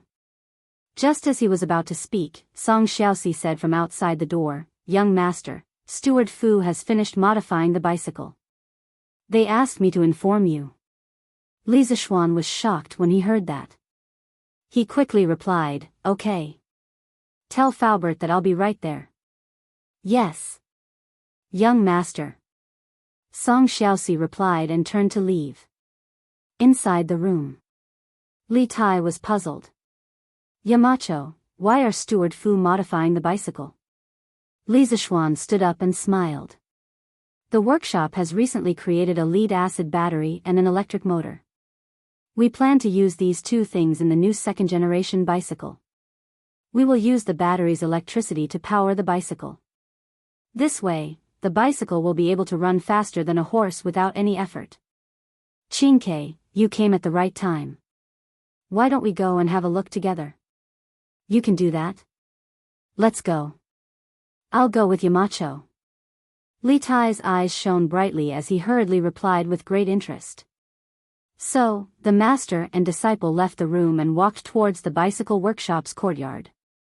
Yamacho, you're finally here. The bicycle has been modified. Do you want to give it a try? Half an hour later, Li Zixuan brought Li Tai to the bicycle workshop's courtyard. Mo Lingwei saw Li Zixuan and quickly greeted him excitedly. Li Zixuan looked at the girl suspiciously and asked, "Ink girl didn't try it first?" Mo Lingwei's eyes flashed and she shook her head. "This electric bicycle is Yamacho's idea. Yamacho should try it first." In fact, she was thinking, who knows if there will be any problems with the first electric bicycle. What if I fall from it and get disfigured? Yamacho, you're good at martial arts. It's best for you to be the first one to try it out. Li Zixuan looked at Mo Lingwei with a faint smile. Although he could roughly guess what Mo Lingwei was thinking, he didn't expose her. Instead, he nodded and said, "Okay. I'll give it a try." After that, he walked towards the world's first electric bicycle. This electric bicycle's modification plan was personally designed by him. Naturally, he knew which part was the switch, which part was the accelerator, and which part was the brake. Li Zixuan sat on the bicycle's seat and pressed the switch. He turned the right handlebar and began to accelerate. With a whoosh, the bicycle's speed suddenly increased. Li Zixuan and the bicycle rushed forward. Everyone's eyes widened. Mo Lingwei exclaimed excitedly, "It's running. It's really running. Manager Fu, our modified electric bicycle is running. This means that our method is correct. Yes, yes, yes. It's running. To be able to see this kind of car that doesn't need manpower or animal power to run in my lifetime, I truly have no regrets." Uncle Fu was so excited that his whole body was trembling. Something like an electric bicycle was beyond the scope of the ancients' knowledge. Now that it was in their hands, Uncle Fu felt like he was dreaming. Li Tai, who was standing to the side, was also dumbfounded. At this moment, his heart was in turmoil as he shouted, "Amazing! It's too amazing! I can't believe there's a car that can run so fast without the help of humans or animals. Just a moment ago, Mountain Elder told me that our goal is to spread engineering to the world and bring benefits to millions of people. Now, it seems that Mountain Elder is moving towards this goal step by step. With this electric bicycle, it will be very convenient for the people to travel. Look! Quick, look! The Marquis was riding a divine chariot. A divine bicycle that can run like the wind without pedaling." Li Zixuan rode his electric bicycle and wandered around the courtyard. The whining sound of the electric motor attracted the attention of the craftsmen who were working. When everyone came out to take a look, they were all shocked. "Oh my God! It's really a divine bicycle. Marquis isn't pedaling, and this bicycle can run so fast. Isn't this a divine bicycle? It's too amazing. How did Marquis make this bicycle? Why does it look different from the bicycles made by our workshop? It's indeed different. In the past, when we made bicycles, the pedals were installed on the front wheels. But on this bike, the pedals are in the middle of the two wheels. It's incredible." Just as everyone was discussing and exclaiming, there was one person who couldn't wait any longer. That was Mo Lingwei, because she had already watched Li Zixuan go around the courtyard a few times. "Yamacho, can you come down and let me have a try?" Mo Lingwei quickly shouted when Li Zixuan was in front of her. When Li Zixuan heard this, he had already jumped out of Mo Lingwei's position. He said loudly, "Okay. I'll give it to you later." When the bicycle was about to reach Mo Lingwei, Li Zixuan quickly slowed down. The bicycle stopped steadily in front of Mo Lingwei. Li Zixuan was a little worried. "Ink girl, although this bicycle is fine, you haven't ridden it before. It might be a little difficult for you to control it. You have to ride it slowly later." Mo Lingwei didn't care. "Yamacho, don't worry. I also contributed to the design of this bicycle. How can I not know its performance? It'll be fine." After that, she took the bicycle from Li Zixuan and prepared to ride it. Li Zixuan was speechless. He secretly prayed that this female driver wouldn't crash. Mo Lingwei's start was quite smooth. She drove the bicycle shakily. It could be seen that she couldn't control the power of the electric motor very well. Sometimes when she accelerated too fast, she quickly slowed down. Sometimes when it was too slow, she suddenly accelerated. Therefore, the speed was sometimes fast and sometimes slow. If it was someone with a weak heart, they would probably be scared to death. Whoa! Wei Air, what kind of bicycle are you riding? How can it move by itself? Just when Mo Lingwei was about to completely control the electric bicycle, a person that Mo Lingwei had been missing for the past 2 days came into the courtyard, Yan Xiaoning. This guy saw Mo Lingwei riding a cool bicycle. He couldn't help but exclaim. Seeing Yan Xiaoning, Mo Lingwei smiled sweetly. Ah! Little Ning, you're finally back. Ah! Get out of the way. Get out of the way. I can't control this bicycle anymore. It turned out that this girl only cared about talking and made a small mistake when she was turning the corner. Just as she wanted to brake, she pinched the wrong spot. The electric bicycle screamed wildly and rushed toward Yan Xiaoning at an even faster speed. Chapter 1439. Wei Air, be careful. Yan Xiaoning forgot to dodge when he saw that Mo Lingwei was getting closer and closer to him. Perhaps he consciously forgot to dodge because the gate of the courtyard was right behind him. There was a threshold at the gate and it wasn't low. If Mo Lingwei were to crash into it, she would definitely fall. Little Ning. Get out of the way. Get out of the way. Mo Lingwei shouted when she saw that Yan Xiaoning was frozen on the spot. She thought that he was scared out of his wits. However, Yan Xiaoning was still standing on the spot. He didn't move at all as if he was really scared out of his wits. Let me be your meat cushion. The fear in Yan Xiaoning's eyes was instantly replaced by determination. He wasn't as skilled in martial arts as Li Zixuan. In the face of such a dangerous situation, he couldn't resolve it in a split second. He could only use his body as a shield to block the damage for Mo Lingwei. Yan Xiaoning was even more determined to be a meat shield when he thought about what his father said to him after he returned home. He was getting closer and closer. When Mo Lingwei was less than a foot away from Yan Xiaoning, she clearly saw the determination in Yan Xiaoning's eyes instead of fear. At that moment, she finally understood. Little Ning. Are you stupid? Get out of the way. Mo Lingwei could feel a drop of tear rolling down from the corner of her eye. She shouted at Yan Xiaoning in a heart-wrenching manner. Yan Xiaoning could only shake his head in a split second. Before he could say anything, the bike was already close to his clothes. Bang! A loud noise sounded in the courtyard. It wasn't the sound of a bike crashing into someone, but the sound of someone stepping on the ground. Yan Xiaoning wasn't hit by the bike, but he was pressed to the ground by Mo Lingwei, who lost control of the bike due to the strong inertia. However, at the critical moment, Li Zixuan flew forward and pulled the scooter that was speeding forward. He stomped on the floor with one foot and immediately stopped the scooter's forward momentum. It was also because of this that Mo Lingwei flew out of the scooter uncontrollably and crashed into Yan Xiaoning. Bang! There was another loud bang. This time, it was the sound of two people hitting the ground. Ah! Accompanied by a shriek, Mo Lingwei's entire body fell onto Yan Xiaoning's body. Due to the inertia of the fall, her head also involuntarily fell down, quickly approaching Yan Xiaoning's face that was twisted in pain. Time and space seemed to have stopped at this moment. At this distance, Mo Lingwei could clearly see the fine hairs on Yan Xiaoning's face and the beads of sweat on his forehead. They could even feel each other's breathing. Mo Lingwei looked at the man who was pressed under her body. She felt her heart beating even faster. Oh no, that was the feeling of being moved. Roar! Wei Air, get up quickly. Ouch, my old waist. This was supposed to be the most heartwarming moment of the hero saving the damsel in distress, but at this moment, our hero was very unromantic.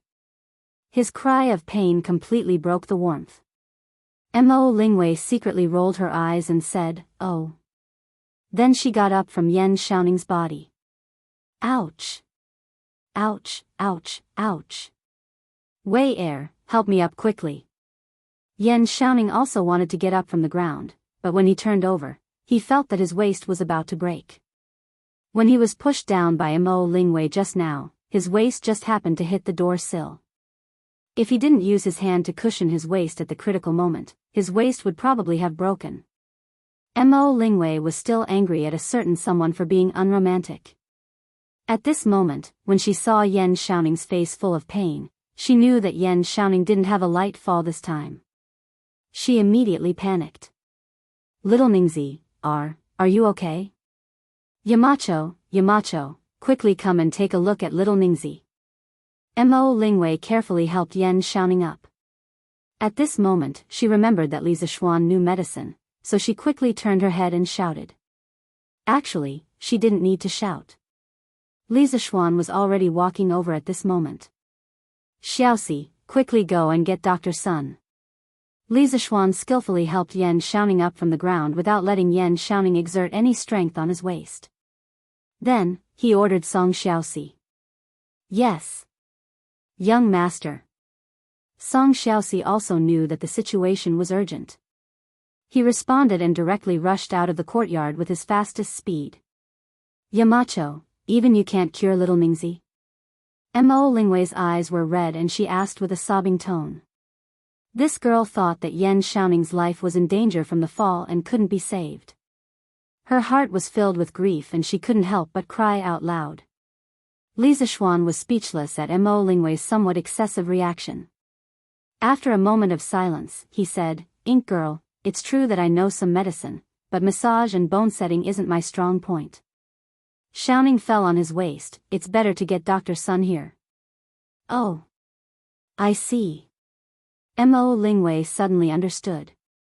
Her face relaxed, but then she nervously asked, Yamacho, is little Ningzi's injury serious? Wait, don't worry, I'm fine. Yan Xiaoning forced himself to support his body and turned his head to smile at Mo Lingwei. Little Ningzi, you, don't talk anymore. Yamacho, quickly think of a way to save him. Mo Lingwei said with a nervous face. Li Zixuan saw that this girl was scared out of her wits, so he comforted her. Just now, I used my true qi to check Xiaoning's lumbar vertebrae. Some of the vertebrae were displaced. After Dr. Sun's massage treatment, there shouldn't be any major problems. Miss Mo, you don't have to worry. Oh. Thank you, Yamacho. Mo Lingwei immediately breathed a sigh of relief and said. Let's quickly help Xiaoning to the bed. Li Zixuan quickly said when he saw Yan Xiaoning's painful appearance. The few of them helped Yan Xiaoning to the nearest room and let him lie on the bed. In order to relieve Yan Xiaoning's pain, Li Zixuan used his inner force to carefully nourish Yan Xiaoning's injured parts and quietly waited for Sun Simiao's arrival. At the same time, on the Cloud Mountain, two old men who were over 50 years old sat opposite each other at a stone table in front of a Cloud Mountain courtyard. For thousands of years, millions of Mahist disciples have been dedicated to benefiting the world and the people. However, because of the changes in the dynasty, they have experienced many twists and turns. It's not easy to pass it down to this day. It's really admirable that Mr. Mo was able to abandon the prejudice of family background and join the engineering school to develop Moism in this way. An old man in a white Confucian robe with white hair took a sip of the immortal tea and sighed. Minister Yan, you're too serious. I'm ashamed to say that I'm not able to develop the knowledge left by the divine ancestor. I'm really ashamed to face all the ancestors of the Mahist family. An old man in a black robe sat on the other side and said with a wry smile. That's right, the two people sitting opposite each other were Yen Lide and Mo Huai. One was the Minister of Works of the Imperial Court, while the other was the current Mahist family's great son. The two of them were completely unrelated. Logically speaking, they would never cross paths in their entire lives. However, because of a trace of fate, they were able to sit at the same table and talk cheerfully today. Mr. Mo, you're wrong. Now that Moism is declining and Confucianism dominates the world's knowledge, it's basically impossible for the Mahist family to establish a sect and recruit disciples like before. Only by relying on the engineering school can we have a chance to prosper. Mr. Mo, you're adapting to the situation and making the most correct decision. Even if the divine ancestor of the Mahist family were still alive, he wouldn't blame you for this. Because everything Mr. Mo is doing now is for the good of the world. Yen Lide cupped his hands and said. Mo Huai was stunned. He paused and said, the reason why I agreed to join the Yamacho and joined Yanhuang College was because I took a fancy to the philosophy of the engineering school. It's similar to my Mahist families. Now, I can't even tell what the engineering school is. What is the Mahist family? I'm really a little obsessed. Yen Lide couldn't help but laugh. We're both helping the world and the people. Why is there a need to distinguish between schools? I think the original intention of the Mahist family's divine ancestor was to benefit the world and the people, and not to make the Mahist family the #1 school in the world, right? Mo Huai fell silent when he heard that. A moment later, he raised his teacup and said, it's said that the onlooker sees more clearly than the person involved. Minister Yen, as an outsider, you've solved the confusion in my heart for a long time. I'll replace wine with tea and propose a toast to Minister Yen. Haha. Mr. Mo, you're too polite. Yen Lide smiled, raised his teacup, and drank it from a distance. Haha. I heard that Mr. Mo has a daughter who is talented and intelligent. She's proficient in the way of machinery and things. Moreover, she became the first female professor in Yanhuang College. Her profound knowledge is evident from this. I think it's also because Mr. Mo taught his daughter well that he was able to raise such an outstanding daughter. After drinking a cup of tea, Yen Lide took the opportunity to add more water and changed the topic with a smile. Mo Huai's heart skipped a beat when he heard that. He was finally talking about the main topic. He wasn't stupid. He knew that Yen Lide, as the minister of the 6 ministries, wouldn't come all the way here just to chat with him. He must have other things to discuss. As expected, after 3 rounds of conversation, Yen Lide finally revealed his foxtail. Minister Yen, you flatter me. My daughter has been spoiled since she was young. Not only does she not learn needlework, but she also likes to study strange things. It's really against a girl's gentle and virtuous character. I've embarrassed myself in front of Minister Yen. Mo Huai cupped his hands. Yen Lide waved his hand and said, Brother Mo, you're wrong to say that. Ink Girl has talent in engineering. That's her own good fortune. Others can't even be envious of her. Such an extraordinary woman is as rare as phoenix feathers and Chilan horns even in the entire world. It's unfair to deny everything about her just because she doesn't know needlework. From Mr. Mo to Brother Mo, Yen Lide changed the way he addressed Mo Huai to shorten the distance between the two of them. At the same time, he secretly told Mo Huai, I don't mind that your daughter doesn't know needlework. What I value is your daughter's talent.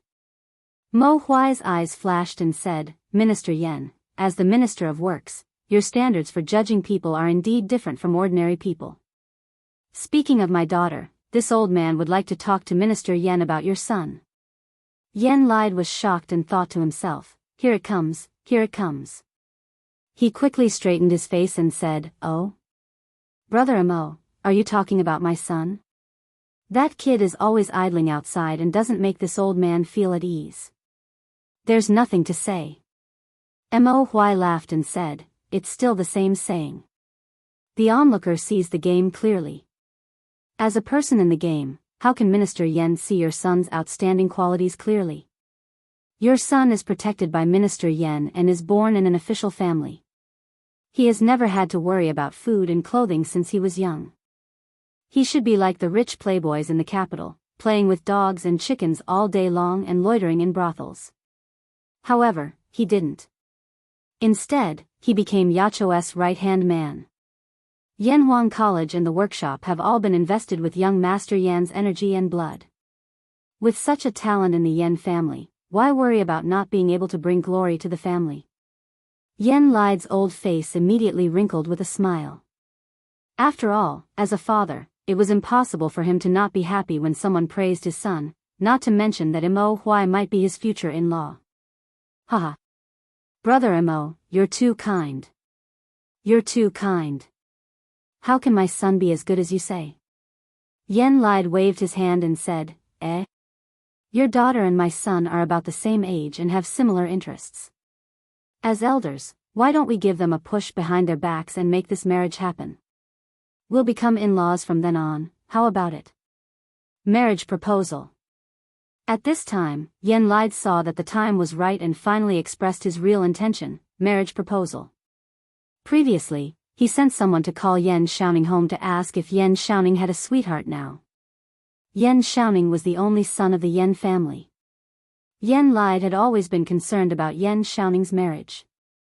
Therefore, that day at the entrance of the palace, Li Zixuan only casually mentioned it and Yen Lide immediately called Yen Xiaoning back.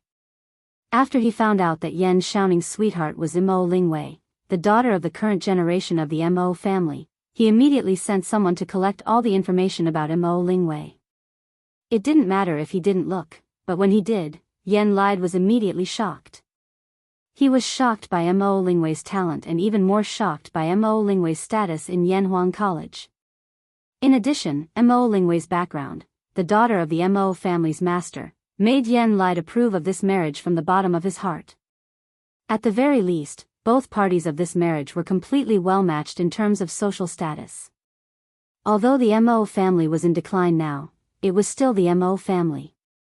It was the Mo family that had experienced thousands of years of hardships and still stood strong. The Mo family's master was the Mo family's master. He was the Mo family's master who had hundreds of thousands of disciples at his peak. In terms of status, Mo Huai wasn't lower than Yen Lide. One of them was a powerful figure outside of the imperial court, while the other was an important official in the imperial court. Logically speaking, they should be on equal footing. Therefore, Yen Lide came today to personally test Mo Huai's attitude. This kind of thing could only be tested secretly and couldn't be said directly. Because if he was rejected, the Yen family would really lose face. Mo Huai's heart shook violently. Then, he restrained the shock on his face and said, "This old man also knows that my daughter and young Master Yen have the same interests, and this old man and Minister Yen are like-minded. Therefore, since Minister Yen has spoken, how can this old man refuse?" Chapter 1440. Dr. Sun, is Xiaoning all right? In the workshop of Strange Interest Pavilion, Mo Lingwei immediately asked worriedly after Sun Simiao treated Yen Xiaoning. Sun Simiao washed his hands and said, "Ink girl, you don't have to worry. Young Master Yan's waist is injured. After my massage and medicinal wine, he will recover in 3 days. However, it takes 100 days for bones and tendons to recover. He mustn't get injured again in the next few months." Sun Simiao's medical skills were really all-round. He was good at treating all kinds of diseases. No wonder he was called the king of medicine. However, Yen Xiaoning's injuries were mostly thanks to Li Zixuan. If it wasn't for Li Zixuan's invention of soaking medicinal wine in medicinal wine, Yen Xiaoning probably wouldn't have recovered so quickly. When the imperial court went to Nanyang last year, they realized that the grain in Nanyang was really cheap. For a time, the imperial court and merchants sent their fleets to the south to trade for grain. This directly caused the granaries in Tang Empire to be full. If it wasn't for the imperial court protecting the grain prices among the people would have fallen again and again. Those farmers would suffer losses. Li Zixuan also took the opportunity to purchase a large batch of grain. A portion of it was sealed in Yunshan while the other portion was given to the winery to brew wine. As a result, the number of drunken immortal and gentle village on the market gradually increased. At the same time, the amount of medicinal wine supplied to the Tang Empire's military, imperial physician department, and joint medical center also increased. Good. Dr. Sun, don't worry. I'll take good care of Xiaoning and won't let him get injured again. Mo Lingwei heaved a sigh of relief and nodded. Sun Simiao explained a few more dietary taboos before he took his leave. Have a good rest, Xiaoning. I'll help you inform Uncle Yen. Li Zixuan glanced at Mo Lingwei, who was sitting beside the bed with a worried face. He then looked at Yen Xiaoning, who was lying on the bed. These two should be considered a success now, right? After pausing for a moment, he felt that he shouldn't be a third wheel here. Hey! Xiao Xian. You. Don't tell my father that I'm injured. Even if you want to tell him, you can only say that I accidentally fell down. Yan Xiaoning, who was lying on the bed, hurriedly replied. Li Zixuan was stunned when he heard this. He immediately understood that Yan Xiaoning didn't want Yan lied to blame Mo Lingwei. Thus, he couldn't help but take a deep look at Yan Xiaoning. He thought to himself, who would have thought that the steely straight man who didn't understand romance would actually become so considerate of others? The changes in the world were truly unimaginable. Good. I'll cover for you. After a moment of silence, Li Zixuan responded and then turned to leave. Only Mo Lingwei and Yan Xiaoning were left in the room. Mo Lingwei affectionately looked at the man lying on the bed. She couldn't help but reminisce about the past. She realized that although this person would usually bicker with her and make her angry, he would always be considerate of her at critical moments. This kind of sincerity made her have the urge to cry. Little Ningzi, why are you so nice to me? After a long silence, Mo Lingwei finally couldn't help but ask. Although Yan Xiaoning, who was lying on the bed, had his back facing Mo Lingwei, he felt that Mo Lingwei was definitely looking at him from behind. However, Mo Lingwei didn't say anything and he didn't know what to say. Or rather, he was afraid that he would say the wrong thing and cause a conflict between the two of them. At this moment, he finally heard Mo Lingwei's voice from behind. He couldn't help but heave a sigh of relief and replied without hesitation, nothing. I just felt that it would be embarrassing to say that I was injured by a woman, so I asked Yamacho to cover for me. You. Mo Lingwei's brows furrowed and she was about to fly into a rage. However, she immediately understood that Yan Xiaoning said this intentionally to comfort her. Thus, the anger in her eyes quickly turned into infinite gentleness. Indeed, this girl changed her face faster than flipping a book. Little Ningzi, does your waist still hurt? I'll help you apply the ointment. Mo Lingwei said gently. Yan Xiaoning instantly quivered because he had never heard Mo Lingwei speak so gently to someone. He couldn't help but say, Wei, don't talk like that. I'm a little scared. Silence. After Yan Xiaoning finished speaking, the room suddenly fell silent for 3 breaths of time. However, this was just the calm before the storm. In the next moment, Yan Xiaoning would be greeted by a violent storm. Yan Xiaoning. Hurry up and take off your clothes. I'll help you apply the ointment. Walala. Feeling the shock of this super strong sound wave, the birds on the branches outside the room immediately flapped their wings and flew away. Ouch. Gentler. Gentler. After a while, Yan Xiaoning's miserable howls came from the room. The servants in the yard couldn't help but look at each other. They secretly thought that the man and woman in the room were two, weren't they? One was a female professor at Yanhuang College, and the other was the son of the current Minister of Works. The two of them were actually doing that in broad daylight. How immoral. Unaware that Yan Xiaoning and Mo Lingwei had already been labeled as wanton and unruly by the workers in the workshop, Li Zixuan was riding his little donkey, no, it was a little electric bike, on a small road in the countryside. He hummed a little tune along the way and enjoyed the summer breeze. It was really comfortable. However, this beautiful electric bike with amazing functions attracted the attention of many people along the way. Hey! Look! Isn't that Marquis? It's really Marquis. But what kind of bike is Marquis riding? How can it run so fast without pedaling? This must be a bike that only immortals can ride. Otherwise, how can it move by itself? It's amazing. This thing looks like a bicycle, but it's very different from a bicycle. A bicycle's pedals are installed on the front wheel, but this bike's pedals are installed in the middle. Also, this bike can run without pedaling at all. It's even faster than a horse. This must be an immortal's bike. It looks like Marquis just came out of the workshop. Could it be that the workshop of Strange Interest Pavilion made this magical bike? It must be. This workshop of Strange Interest Pavilion is really amazing. They can even make a bike that immortals can sit on. I wonder how much this bike can be sold for. Sigh. I'm afraid that ordinary people like us can't count on it for the rest of our lives. Hey. You can't say that. Marquis loves his people like his children. Under the leadership of Marquis, we will definitely become richer and richer. Don't you see that many people can afford to eat meat now? Who would dare to think about this in the past? Maybe one day, every family will be able to afford this kind of immortal bike. Yes. As the people of Marquis fiefdom, our lives will definitely become better and better. As Li Zishuan passed by, he caused exclamations along the way. This was the first time the commoners had seen a car that didn't need to be pulled by a horse or pedaled. They all thought that the electric bicycle was an immortal car. However, although the people were talking about it, they did not dare to go up and ask Li Zishuan what kind of bike it was. This was because everyone was in awe of the unknown.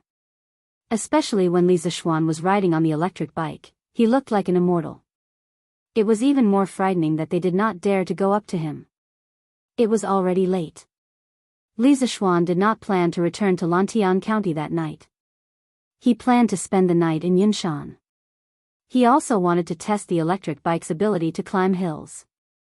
The results showed that normal hills were not difficult for an electric bike at full speed. Li Zishuan rode the electric bike up the half-mile hill in the time it took to drink a cup of tea. Woo! The roar of the electric bike came from the entrance of Yanhuang College. It attracted the attention of the students in the college. Some even ran out of the college to investigate. Today was Sunday. The students usually returned to school in the afternoon. This was because from this week onwards, the college added a new night self-study session. There was also a night self-study session on Sunday night. The students, regardless of whether they lived far away or near, had to return to the college on Sunday afternoon. It was not yet time for the night self-study session, so there were still many students who came out to watch the fun. Wow! It's Yamacho. What kind of bike is Yamacho riding?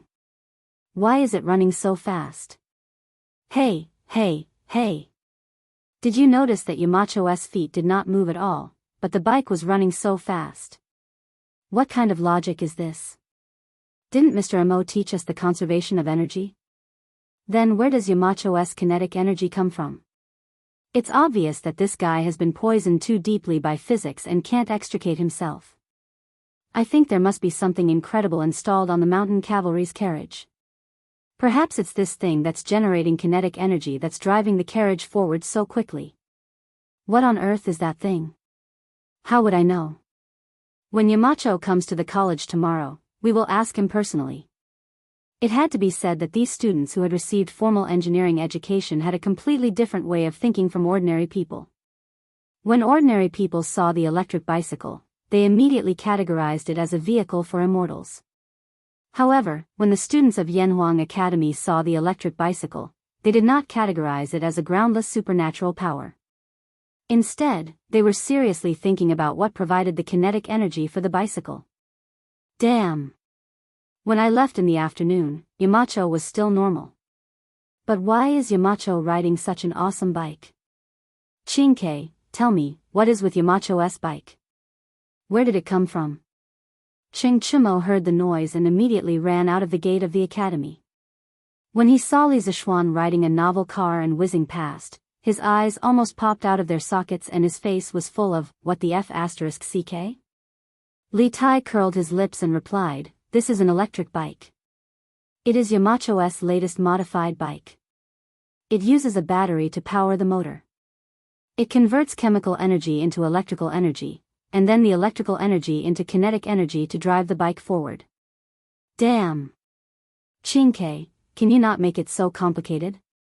Just tell me, where did Yamacho get this bike from? Where can I get an identical bike? Ching Chumo was full of question marks. He waved his hand impatiently and said. He felt that Li Zishuan's electric bicycle was too cool. This was the kind of bicycle a man should ride. Sitting on it, one could feel the speed of the wind. It was much more comfortable than sitting on a galloping horse. Li Tai could not help but say, "Where did Yamacho get this bike?" "Do you still need to ask?" "It must be the workshop. In my opinion, you should stop thinking about it. There is only one electric bike in the whole Tang dynasty. It will be your turn at least 2 months later." 2 months? Isn't that too cruel? "No, I will borrow it from Yamacho tomorrow. It will be fun to ride it first." Cheng Chimo immediately refused and said that he wanted to look for Li Zishuan. "Ha! Go ahead then." Li Tai shook his head disapprovingly. If it was in the past, Cheng Chimo might have been able to borrow the bike from Li Zishuan. However, Mo Lingwei had a car accident in the afternoon. Li Zishuan would definitely not lend the electric bike to others so easily. This was for the safety of the bike, and more importantly, for the safety of the person. Sigh. Li Tai sighed and turned to leave. He also wanted to have an electric bike like this. A bike that did not require manpower and could run on its own was a must for lazy people. "Yo! Marquis Yong and is here." What bike is this?" "Yunshan Villas." Mo Huai was sending Yen Lide off. Just now, they had discussed the wedding date of the two families' children. Yen Lide planned to ask the matchmaker to formally propose marriage when he returned. As soon as he walked out of Yunshan Villas, Yen Lide saw Li Zishuan riding an electric bike toward them.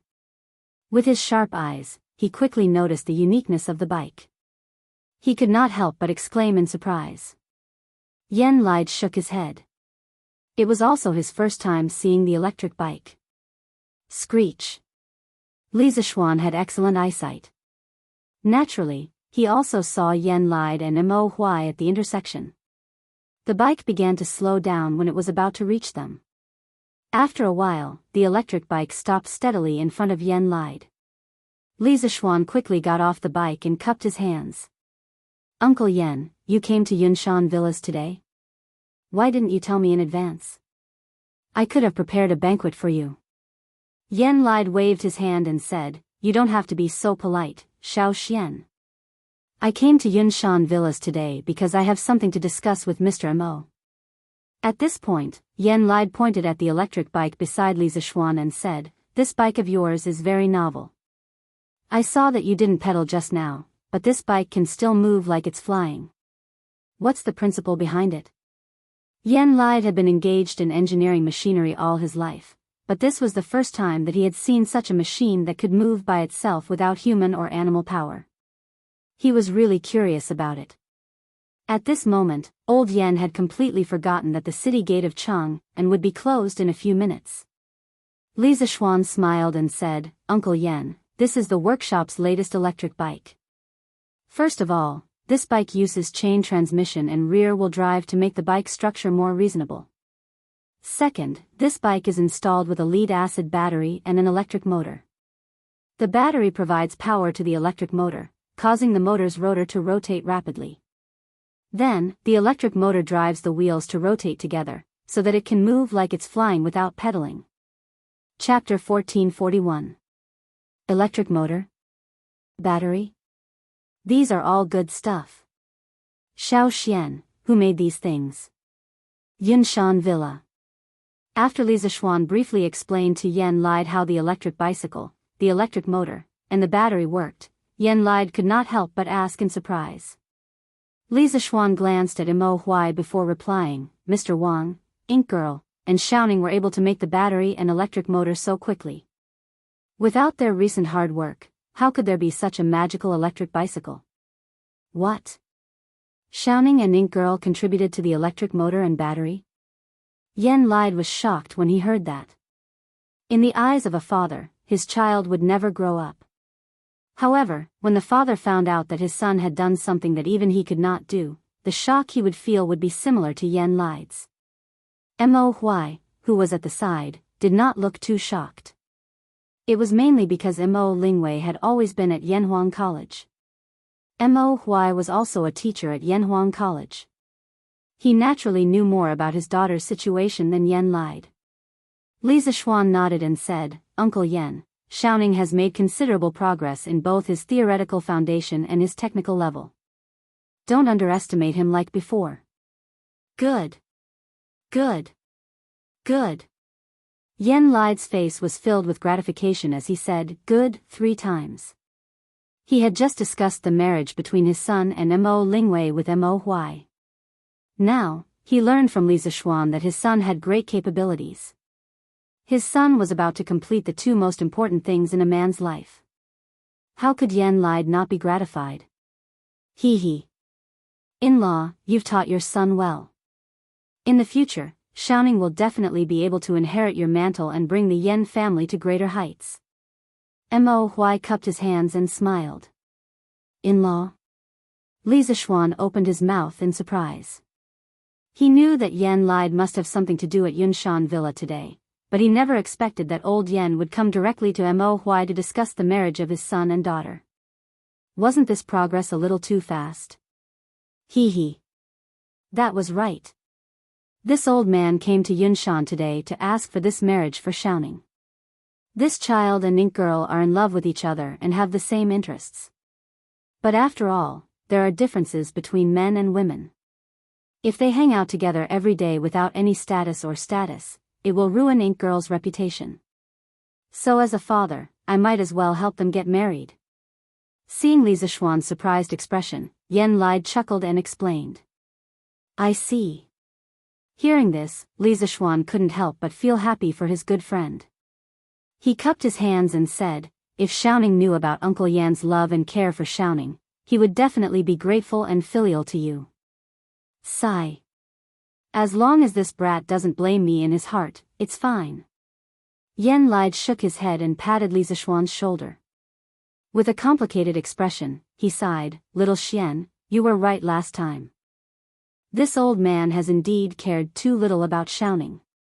Otherwise, he wouldn't still be single even though he's not young anymore.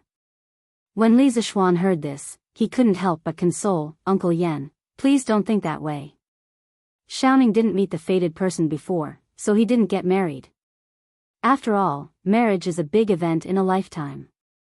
He can't just casually find a girl to marry into the family, right? Yan Lide couldn't help but laugh. Little Xian, what you said makes sense. Please take care of Xiaoning in the future. Of course. Xiaoning is my brother. Li Zishuan replied firmly. Oh. In-law, it's already late. I reckon that the city gates of Chang'an City are about to close. You definitely won't be able to rush back.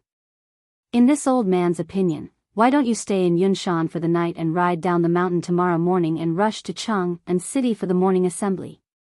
At this moment, Mo Huai looked at the sky and said with shock. Yan Lide looked up and nodded. All right then, this old man will stay in the side courtyard today. When Yanhuang College was being built, Yan Xiaoning, as the chief engineer of the college, was directly allocated a side courtyard. Therefore, Yan Lide didn't have to worry about not having a place to stay on Yunshan. Li Zishuan's heart skipped a beat. He instantly remembered what Yan Xiaoning told him in the workshop earlier. Therefore, he quickly cupped his hands and said, Oh. Right. Uncle Yan.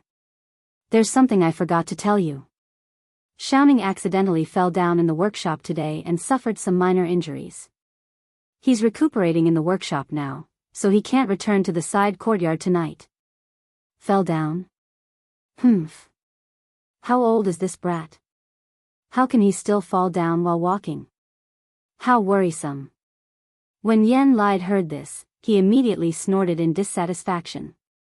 However, Yan Xiaoning was still his son. He then pretended to ask casually, Little Xian, how's this brat's injury? Did a doctor treat him? Seeing that Yan Lide was obviously not telling the truth, Li Zishuan couldn't help but laugh. Uncle Yan, don't worry. Dr. Sun has already treated Xiaoning. He said that Xiaoning's injury isn't serious. He just needs to rest for a few days to recover. Oh, right, Mr. Mo. Ink Girl is still taking care of Xiaoning in the workshop. She might be back later. Don't worry. Yen Lide heard this and heaved a sigh of relief. Mo Huai, however, looked at Li Zishuan thoughtfully. After a moment of silence, he said, "Thank you, Yamacho, for telling me. This old man understands." It was 6:45 at night. Mo Lingwei returned to Yunshan's side courtyard under the escort of the workshop servant. However, she saw that there was still light in the house. She couldn't help but feel a little puzzled. She carefully pushed the door open and entered, only to find her father sitting in the front hall as if he was waiting for her to return.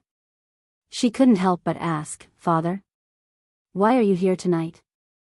Last year, because of the astronomical telescope, Mo Lingwei became a specially appointed professor of the academy and received a side courtyard in Yunshan. Logically speaking, Mo Huai could also stay in the side courtyard with Mo Lingwei. However, as the head of the Mo family, old Mo had his own pride. How could he stay in his daughter's house? Therefore, Mo Huai had always lived in Plum Village. Minister Yen came to Yunshan today. Mo Huai didn't answer Mo Lingwei's question. Instead, he said this out of the blue. Minister Yen, he came to Yunshan. Father, what is he here for? Mo Lingwei was stunned. Her expression suddenly became uneasy. She felt guilty. After all, she had just injured Yen Lide's son during the day. Now that she heard that Yen Lide came to Yunshan, she subconsciously thought that he was here to settle the score with her. Mo Huai's gaze was like lightning. When he saw the trace of guilt that flashed across Mo Lingwei's face, his eyes flashed and he instantly understood. After pausing for a moment, Mo Huai calmly replied, "Minister Yen came to Yunshan today to propose marriage to me." Hearing this, Mo Lingwei's eyes widened. Her face was filled with disbelief. But then, she said something extremely shocking. Father, you and Minister Yen, you are both men. How can you get married?" Mo Huai was stunned for a moment. When he finally reacted, he almost fell off his chair. He pointed angrily at Mo Lingwei and said angrily, Shut up. You have no respect for your elders. You even dare to joke about your father. This is outrageous. Minister Yen came to find me today to propose marriage on behalf of his son." Propose marriage on behalf of his son? When Mo Lingwei heard this, she finally reacted. Her beautiful face instantly became very interesting. There was agitation, excitement, and also shyness. "Father, I'm not marrying." Mo Lingwei's expression changed. When she saw the faint smile on Mo Huai's face, she couldn't help but stomp her feet and turn to go upstairs. Mo Huai naturally saw through her shyness. After Mo Lingwei left, Mo Huai suddenly raised his head. His deep eyes seemed to be able to pierce through the roof. He murmured, "I'm sorry, Mo Lingwei." "Haha. Ma Yingying, our daughter is about to get married. She chose her Mr. Right. If your spirit is in heaven, you should feel gratified, right?" The news that the Marquis of Yong had created a car that didn't require manpower or animal power to travel as if it was flying spread throughout the entire Lantian County by the next morning. After hearing the news, there were those who were shocked, those who were doubtful, and those who were cheering. There were even more people who were raising money to buy this kind of car. As for those who doubted the authenticity of the rumor, after Li Zishuan rode an electric bicycle to Lantian County this morning, all of the doubters shut up. Young Master is back. Young Master is back on a celestial car. Just as they arrived at the entrance of the Marquis' estate, Wang Bail, who had long since learned that Li Zishuan had built a new magical carriage, cheered loudly as he went up to greet Li Zishuan. Screech. Li Zishuan tightened his grip on the brakes, and the car stopped steadily in front of Wang Bail at the entrance of the Marquis' mansion. He joked, "You rascal. Aren't you afraid that the car won't be controlled and will knock you down?" Wang Bail replied cleverly, "Young Master is benevolent, and his martial arts are invincible. How can he let this celestial car knock me down?" Celestial car? Li Zishuan was stunned, then he smiled and said, "Looks like my car has already been named." Wang Bail nodded and replied, "Yes. Young master. The people who entered the city today were all talking about your car. They said that a car like this that doesn't need manpower or animal power to move like it's flying can only be made by the gods in heaven. So, word of mouth spread among the people, and they called your car a celestial car. As they spoke, Han Yushi, Li Jingma, Madam Li, and the others who had heard the news in the courtyard had already come out of the courtyard. Xian, you really made a celestial car? Li Jingma pointed at the strange-looking electric bicycle beside Li Zishuan, his mouth agape in shock. Yi Guozhong couldn't stay calm either. After looking at the electric bicycle from top to bottom, he clicked his tongue in wonder and said, "This morning, this old man heard that Xiao Xian, you built a magical bicycle that can move by itself. Could it be this?"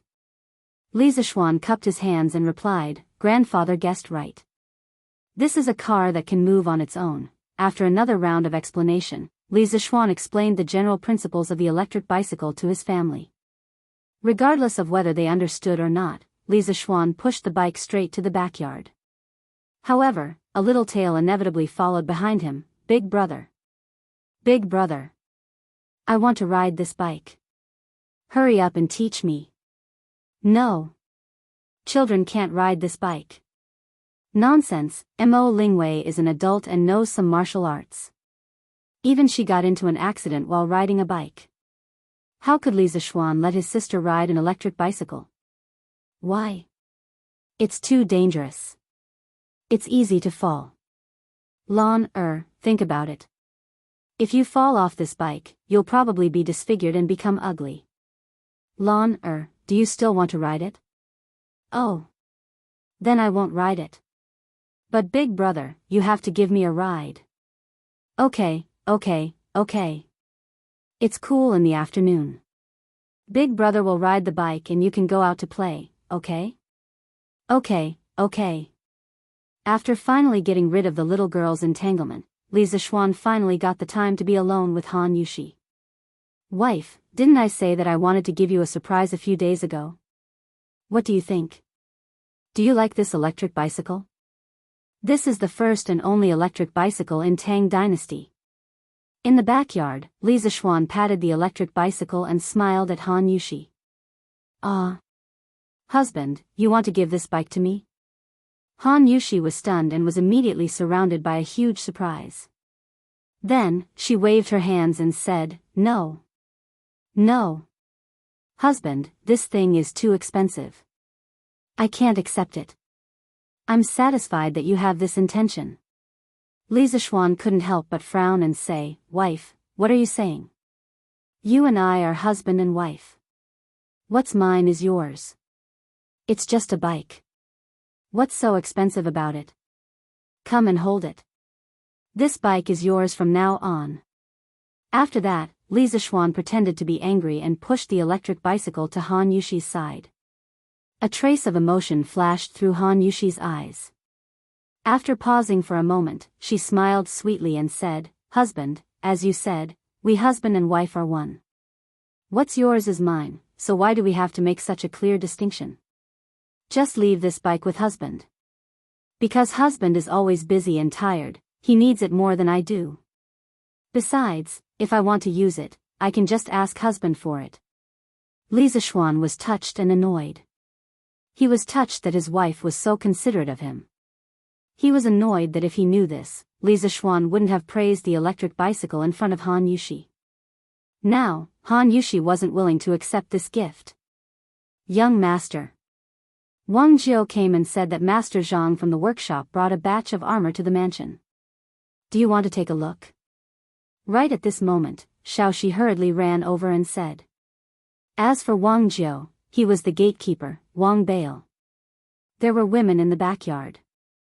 Normal male servants couldn't enter, so Xiaoxi had to pass the message. "What? The armor is done? Look. Of course, I have to see it for myself. This is the invincible armor in this world." When Li Zishuan heard this, he couldn't help but feel refreshed. He was abnormally excited. Chapter 1442. In the morning of Chang'an City, the streets were bustling with pedestrians.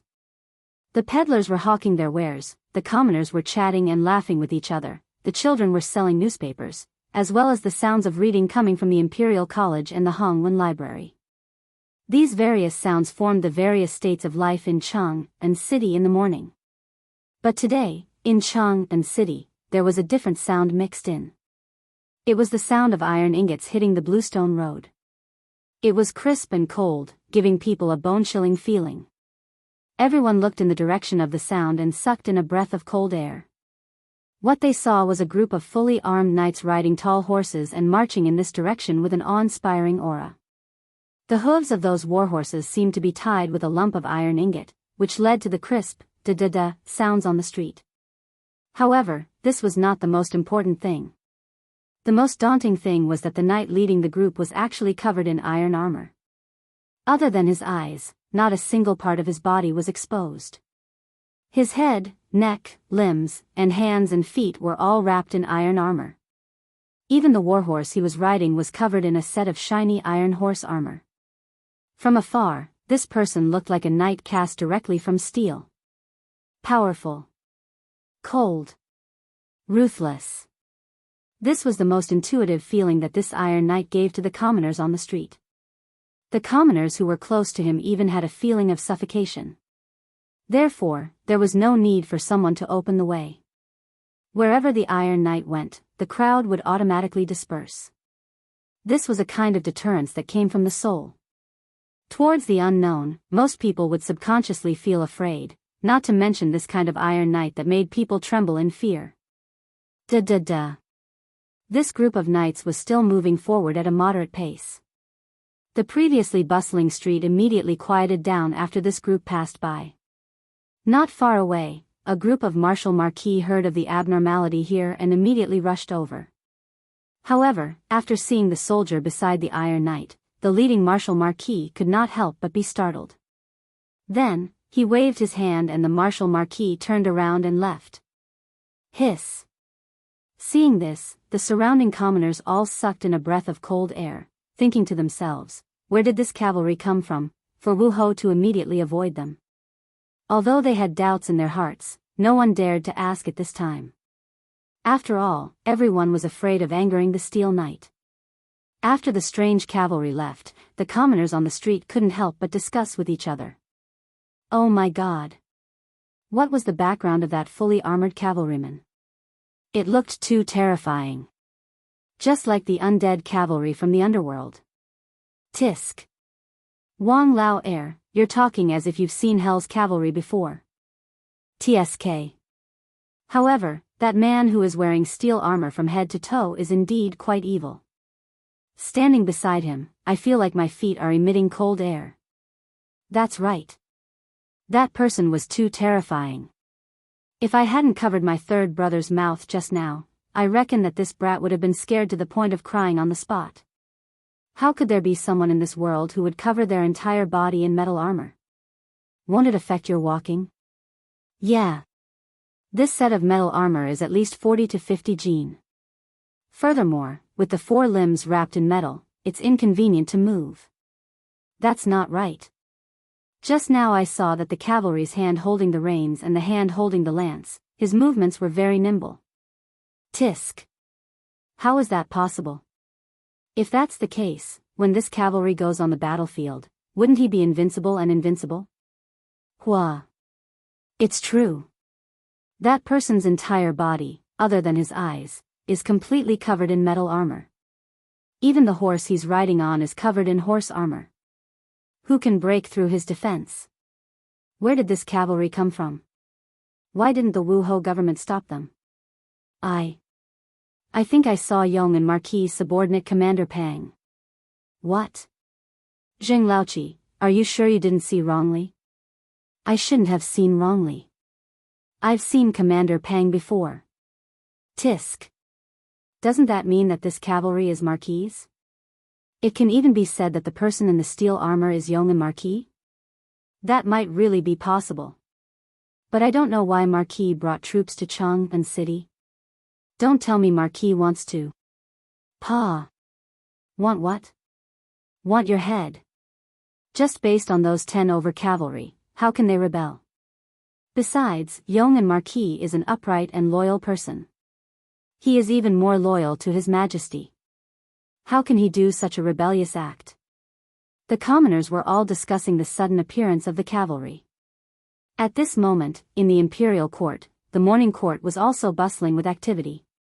Up till now, the 100 over counties near the Yellow River Basin have constructed a total of 30,000 over miles of ditches and over 4,300 water wheels. The drought in the various counties has been alleviated and has not affected this year's planting. It is estimated that in another half a month, the commoners will be able to harvest the wheat. In Taiji Palace, Minister of Revenue Xiao Chua was reporting the drought situation to Li Er. Li Er, who was sitting at the head of the table, did not reveal any joy after hearing Xiao Chua's report.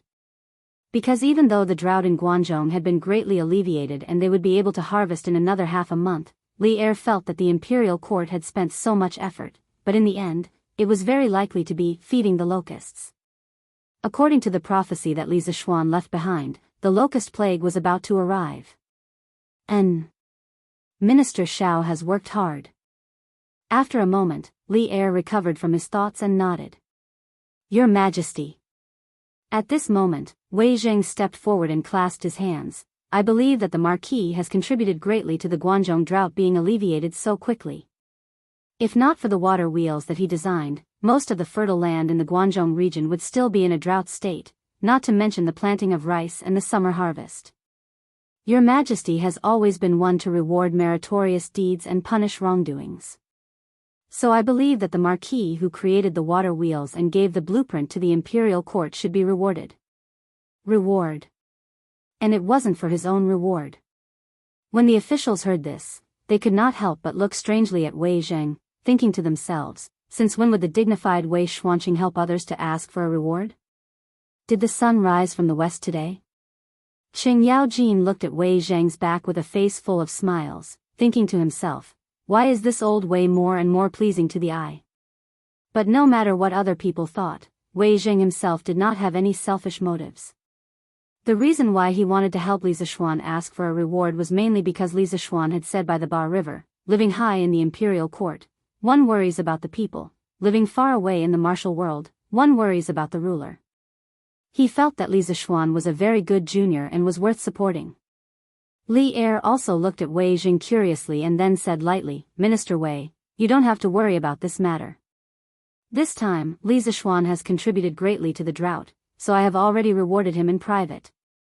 Wei Jing frowned and subconsciously thought that Li Er was deliberately patronizing him, so he cupped his hands and said, May I ask how your Majesty rewarded him? No matter how good Li Er's temper was, he could not help but feel angry at this time. He frowned and said unhappily, Minister Wei, are you doubting me? Even a fool could hear the coldness in his words, but Wei Zheng, who was used to big scenes, was not afraid. This old official does not dare. Wei Zheng cupped his hands and said. Although he said that he did not dare, even a fool could see that he did not mean what he said. You, Li Er pointed at Wei Zheng and wanted to fly into a rage, but at this moment, a Jinwu guard walked in and cupped his fists. Reporting to your Majesty, the Marquis of Yong, and requests an audience. Li Er could not help but laugh and said, quickly. Let Minister Wei face to face and see if I have rewarded the Marquis of Yong then. After saying that, he looked indifferently at Wei Zheng in the hall. But who knew that the Jinwu guard did not accept the order, but hesitated and said, Your Majesty, please bring the troops, armor, and horse into the hall. He says that he wants to give your Majesty a surprise. The moment these words were said, the entire hall was shocked. The civil and military officials, eunuchs, and palace maids were all stunned. Even Li Er could not help but be stunned. Ever since Qin Shi Huang held the morning court, there had never been an official wearing armor, holding weapons, and riding a warhorse to the morning court. This was disrespect to the emperor, treason. Absurd. Nonsense. Wei Zheng was the first to reprimand, Your Majesty, the Marquis of Yong, and is unscrupulous and has no respect for the emperor. This old official requests Your Majesty to punish the Marquis of Yong, and for disrupting the court and disrespecting the emperor. At this time, Li Er had already recovered from his shock and could not help but laugh.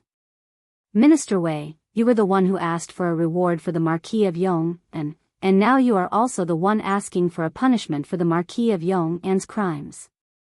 You keep going back and forth, what should we do? Wei Zheng straightened his neck and insisted with a proud face, Your Majesty, these are two completely different matters. This old official also said earlier that Your Majesty has always been clear about rewards and punishments. The Marquis of Yong should naturally be rewarded for his meritorious deeds and punished for his wrongdoings. Li Er nodded and said in a low voice, Good. What a good reward for meritorious deeds and punishment for wrongdoings. Men, immediately summon the Marquis of Yong in and let all the civil and military officials in the court judge whether the Marquis of Yong meritorious deeds or wrongdoings today. Your Majesty, you must not. In the court, how can there be an official carrying armor and riding a horse to the palace? Wei Zheng was shocked and hurriedly said. Li Er waved his hand and said, We have already made up our mind. Whether it is meritorious deeds or wrongdoings, after the Marquis of Yong enters the palace, everyone can judge then. Wei Zheng was helpless and could only retreat. His heart was filled with questions. He did not understand why Li Zishuan would do such a disrespectful thing to ruin his future when he clearly had a bright future ahead of him. Second brother, this little Xian will be fine, right? Qing Yaojin had an anxious face as he asked Qin Xiong softly. Qin Xiong shook his head and said, Jijia, don't be impatient. Look at the situation first, it might not be a bad thing. Seeing this, Qing Yaojin could only calm down and quietly wait for Li Zishuan to enter the palace.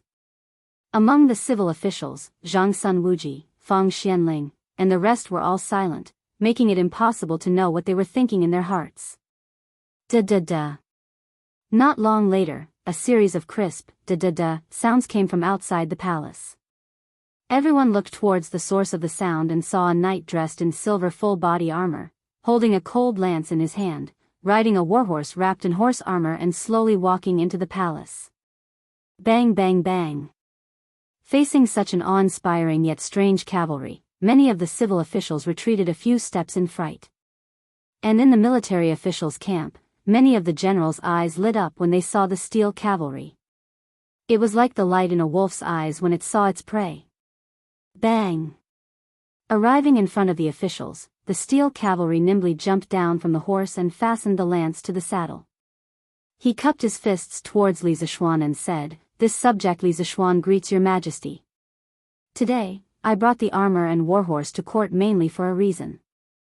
I hope Your Majesty can forgive me. Everyone was stunned at this moment. They weren't shocked by Li Zishuan's words, but by the fact that Li Zishuan had dismounted from his horse and cupped his fists in one smooth motion, without the slightest hesitation. This caused the civil and military officials, especially the generals, to almost cry out in shock. Li Er was also an expert in military formations, so how could he not see Li Zishuan's extraordinary armor?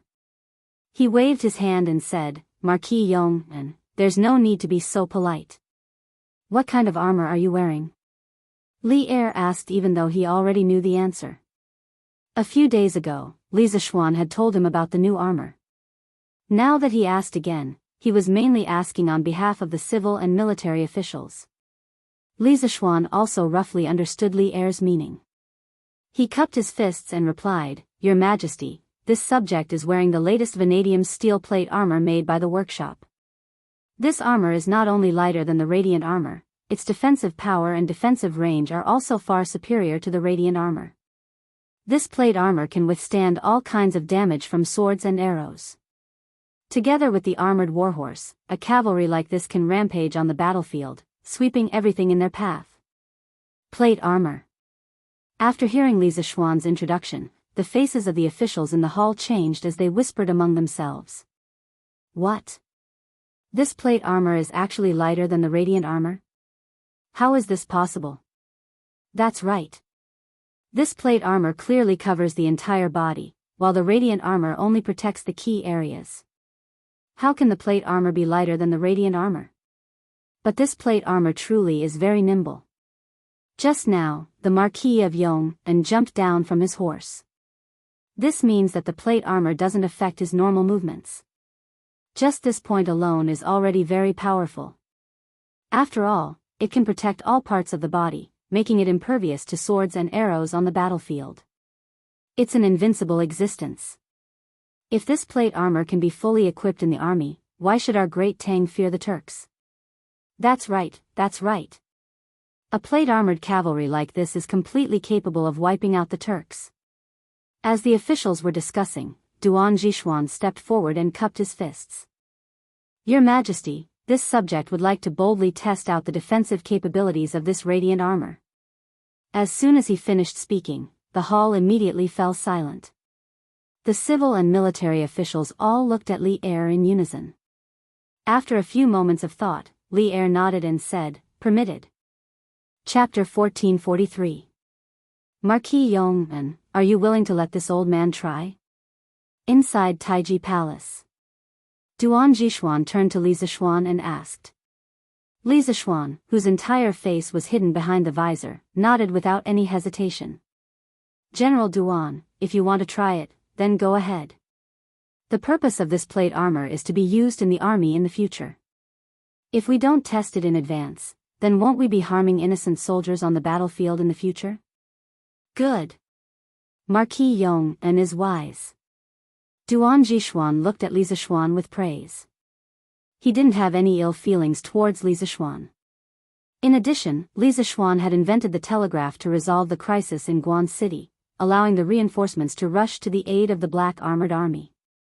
No matter what, Duan Jishuan owed Li Zishuan a favor in this battle.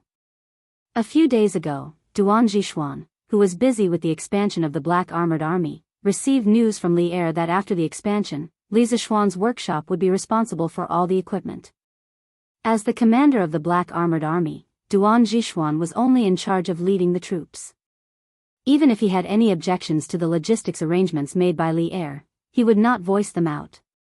Now that he had finally seen Li Zishuan forge armor for the black armored troops, how could Duan Jishuan hold himself back? He wanted to test the toughness of this new armor on the spot. Thus, he turned to Li Er and cupped his fists. Your Majesty, please grant me a sword. Although the Tang people revered martial arts, regardless of whether they knew martial arts or not, they would usually carry a sword when they went out. However, they were in the morning court, and everyone had to hand over their weapons before entering Taiji Palace. Duan Jishuan was no exception. Li Er thought for a moment, then pointed at the guard who had brought Li Zishuan into the palace and ordered, He Xingguo, give the sword at your waist to Minister Duan. Li Zishuan wanted to give the emperor's sword to Duan Jishuan as an experiment, but he remembered that the emperor's sword was forged by Zhang Yujiu and was extremely sharp. If Duan Jishuan used the emperor's sword to pierce through the armor and injure Li Zishuan, that would be bad. The current Great Tang could no longer do without Li Zishuan. Here. How could the guard in front of the palace dare to disagree? He quickly took off the sword from his waist and handed it over to Duan Jishuan. Duan Jishuan took the sword. At this time, Li Zishuan said, this plate armor is mainly used for cavalry. Only in a battle between cavalry can its superiority be shown. If General Duan is willing, how about we go out and fight? Good. This is what you wish for, I dare not ask you.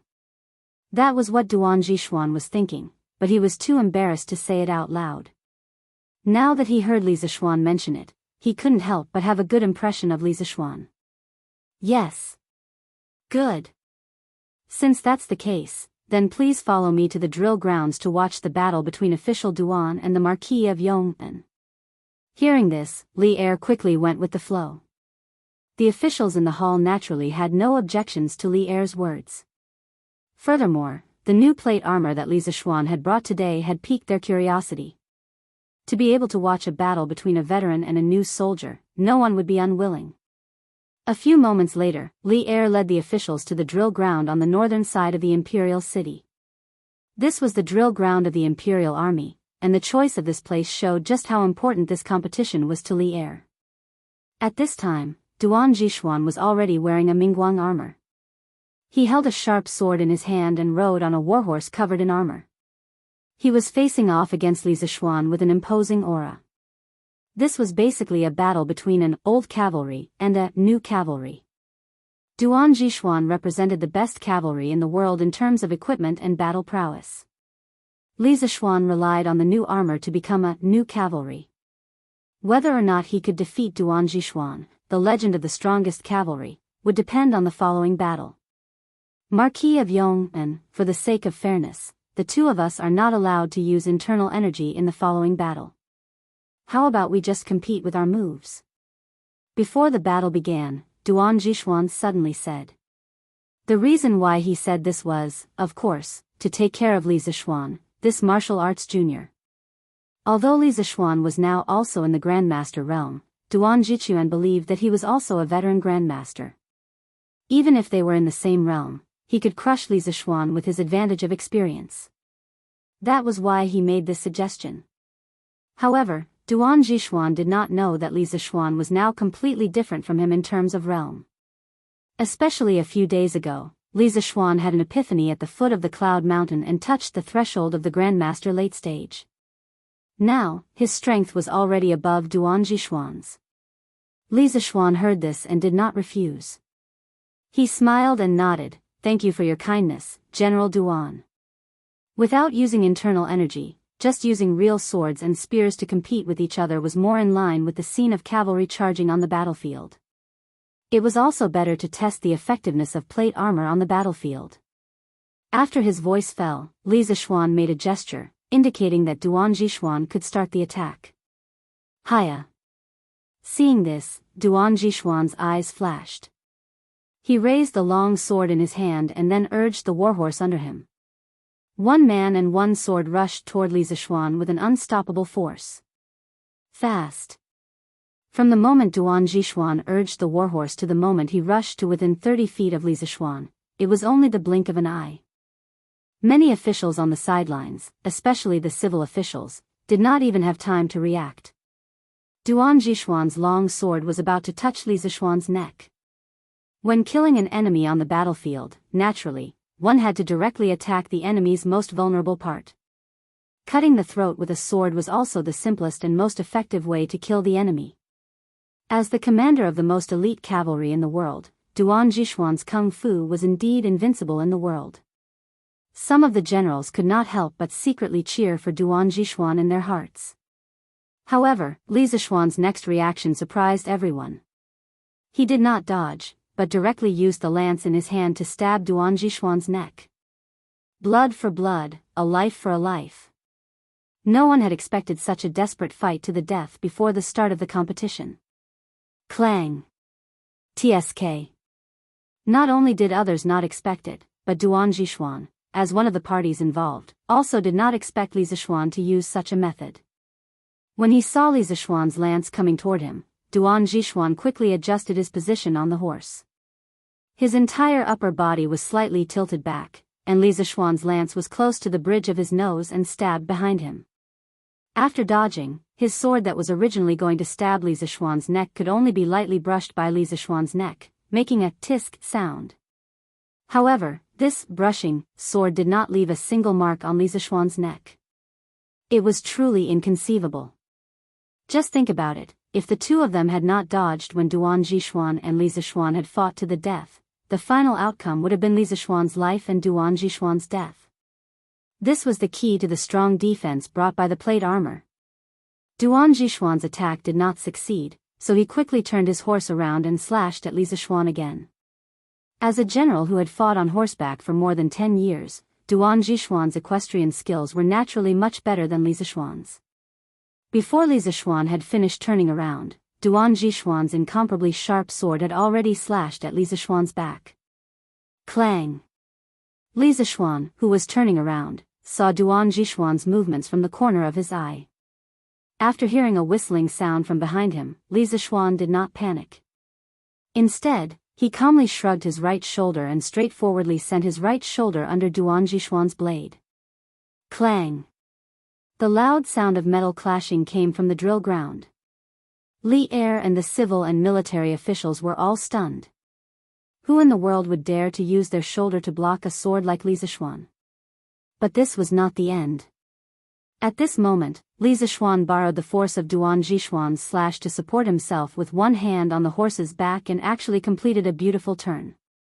Immediately after, while Duan Zhishuan was still shocked by the abnormal defense of the plate armor, Li Zishuan used the sharp vanadium steel horse lance in his hand to fiercely sweep the long sword in Duan Zhishuan's hand. Kacha! In front of the sharpness of the vanadium steel horse lance, the fine steel sword actually had no resistance and was instantly broken. At this moment, Li Zishuan's big white had already turned its horse around. Li Zishuan then changed direction on the horse's back and looked at Duan Zhishuan. General Duan, you've lost. You've lost. On the battlefield, when a soldier's sword was seized or broken, it was basically a declaration of defeat for the soldier. Silence. The drill ground suddenly became quiet. No one had expected Duan Zhishuan to lose in this competition, and no one had expected Duan Zhishuan to lose so quickly. But with such a result, everyone could only sigh in admiration at Li Zishuan's equipment. This was because in the entire competition, Li Zishuan had completely relied on the almost invincible defense of the plate armor and the invincible attack of the vanadium steel horse lance to defeat Duan Zhishuan.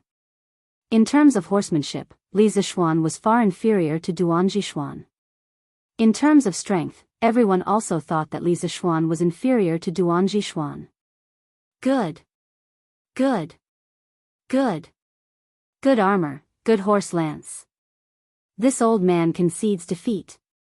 Duan Zhishuan was stunned when he heard this, but he was not upset by his own failure. Instead, he was excited and happy. This was because the better Li Zishuan's equipment was, the more powerful the black armored troops would be in the future. Back then, Li Zishuan was able to lead 3,000 black armored troops to destroy Wang Shichong. Now, Duan Zhishuan felt that if his 5,000 black armored troops could all be equipped like Li Zishuan, he could directly lead them into the lair of the Turks. In any case, you can't break through my defenses, and I can break through your defenses whenever I want. This sort of battle where there was a severe disparity in strength was simply maddening. Duan Zhishuan was already looking forward to beating the Turkic cavalry into a frenzy and grinding them into the ground. Your Majesty, this old subject earnestly requests that the weapons, plate armor, and horse armor made by the Marquis of Yong, and be used in the black armored troops. Duan Zhishuan looked deeply at Li Zishuan and clasped his hands together. Li Zishuan nodded and said, "Granted. My beloved officials, please return to the main hall for the morning assembly." Yes, Your Majesty. Under Li Zishuan's lead, the officials returned to Taiji Palace and the morning assembly continued. At this moment, Li Zishuan had already removed his visor. The reason why he didn't remove the plate armor completely was because not only was it troublesome to put it on, it was also troublesome to remove it. The various straps on his body had to be removed one by one, and he knew that he wouldn't be able to do it alone in a short period of time. Thus, he could only remove his visor and stand in Taiji Palace for the morning assembly.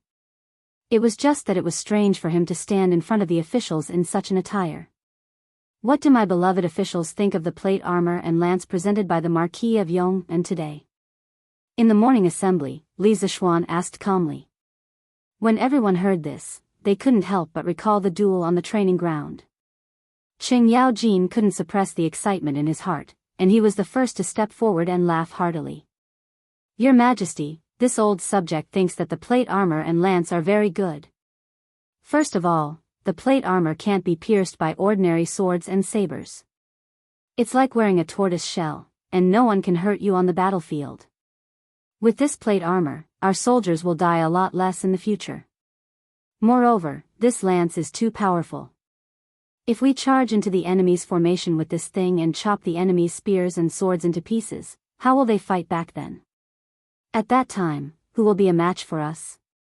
Thus, Your Majesty, on behalf of the soldiers of the left guard, I also ask Your Majesty for a batch of such armor and lance. When Qing Yaojin finished speaking, Li Zishuan's face turned green. What did he mean by wearing the plate armor was like wearing a tortoise shell? Wasn't this King cursing him in a roundabout way? When did old Qing become so immoral? Not only was this fellow immoral, he actually wanted equipment for the tens of thousands of soldiers of the left guard. Li Zishuan couldn't help but curse inwardly, "Old Qing, you're really thinking too much. Your Majesty, you mustn't." At this moment, Xiao Yu stepped out from the crowd and cupped his hands towards Li Zishuan. Your Majesty, although the plate armor's defensive power is better than the Mingguang armor, it must consume a lot of steel to make, right? If your Majesty is like the black armored army and only uses a small amount of it in the army, it may be possible because the money in the national treasury can still meet your Majesty's needs. However, your Majesty is doing things according to Lu Gong's wishes and using the so-called printing of all the plate armor. I'm afraid you'll have to empty the treasury of Cheng and City. It's quite militaristic. I hope your Majesty will reconsider. At this moment, Li Jing also stepped forward and cupped his hands. Your Majesty, the plate armor made by the Marquis of Yong, and can not only protect the whole body, it also doesn't affect the body's flexibility. These are 2 points that the Mingguang armor can't compare to. In addition, the lance of the Marquis of Yong and is far sharper than ordinary weapons. If such technology can be used in the army, it will be a blessing for the Tang Empire.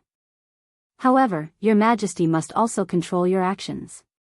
You must not use it all to enter the treasury and use it all to forge weapons. Chapter 1444. I know what you are all worried about. I am not a cruel and merciless ruler. Even though the plate armor and vanadium steel horse lances are good, I will only equip them for the black armored army. Furthermore, the Marquis of Yong and is willing to provide all the equipment for the black armored army with his own strength. In the Taiji Palace, Li Er saw Li Jing, Xiao Yu, and the other important officials step forward to persuade him. He couldn't help but smile. The moment he said those words, all of the officials turned to look at Li Zishuan. The armor and equipment of thousands of cavalrymen were all on a single person. No matter how one looked at it, the amount of metal required to make these armor and equipment was at least 200,000 jin. In the entire Great Tang, there were no more than 3 people who could take out so much metal. Coincidentally, Li Zishuan was one of them. Besides, excluding the cost of steel, the cost of labor was definitely not a small sum. This was especially so for the plate armor and vanadium steel horse lances. The cost of labor and equipment needed to manufacture a few thousand sets of armor would definitely be an astronomical figure. Li Zishuan was willing to provide so much manpower, resources, and wealth for the black armored army. How could they not be shocked? If Li Er had said it to anyone else, the officials would have probably cursed the other party without hesitation. However, since Li Er said it was Li Zishuan, the officials had no choice but to believe him. Because Li Zishuan did have the financial resources and the new workshop of Strange Interest Pavilion did have the ability to do so. However, they couldn't understand why Li Zishuan was willing to pay such a huge price to provide the black armored army with equipment for free. Under the gazes of the crowd, Li Zishuan stepped forward and clasped his hands. The rise and fall of the country is the responsibility of every man. As the Marquis of Great Tang, I naturally have to share your burdens. In the current world, Great Tang's strength is unparalleled. However, the Turks in the north are still like a pack of ferocious wolves, eyeing Great Tang's territory. This official's honor and disgrace are all bestowed upon me by your Majesty. All of this official's wealth comes from Great Tang. When the country is in danger, let alone these several thousand sets of armor, even if you ask this subject to use all of his wealth to support the Great Tang army, this subject will not object. Only with a country can one have a home. If the Great Tang cannot defeat the Turks, what is the use of this subject's wealth? Li Zishuan's speech was impassioned and powerful. As soon as he finished speaking, the hall fell silent. All the officials looked at Li Zishuan with admiration, excitement, and respect. The people of Great Tang were prideful. This was an era in which the honor of a nation was unprecedented. Today, Li Zishuan's speech had caused many people in the court to be overwhelmed with emotion. Li Zishuan's image in the eyes of all the officials instantly soared. Ever since Great Tang pacified the north and defeated the Turks to rescue Yang Shido last month, the entire Great Tang seemed to have entered a state of preparation for war. This was especially so for the officials of the court. Everyone knew that a fierce battle would soon break out between Great Tang and the Turks. At this critical juncture, Li Zishuan had offered the peerless armor and divine weapons. Furthermore, he had taken the initiative to provide the equipment for Great Tang's trump card cavalry, the black armored army. This not only inspired the officials, but also made them feel deep admiration for Li Zishuan. The Marquis of Yong and serves the country wholeheartedly. This old man admires you for your righteousness. Wei Zheng, who had been clamoring to impeach Li Zishuan an hour ago, was the first to jump out. He first clasped his hands to Li Zishuan in admiration, and then he bowed to Li Er. Your Majesty, the rise and fall of the realm is the responsibility of every man. The words of the Marquis of Yong and have deeply moved this old subject. This subject has decided that, starting from today, as long as the Great Tang does not destroy the Turks, this subject will not receive a salary. This subject is willing to use all of his salary in the future to forge weapons and armor for the soldiers of Great Tang. In Wei Zheng's view, if Li Zishuan, a rising official of the court, was willing to do so much for the Great Tang, then how could he, an old official of the empire, remain indifferent at a time like this? With the country and people at stake, Wei Zheng could also act like Li Zishuan and not care about personal gains and losses.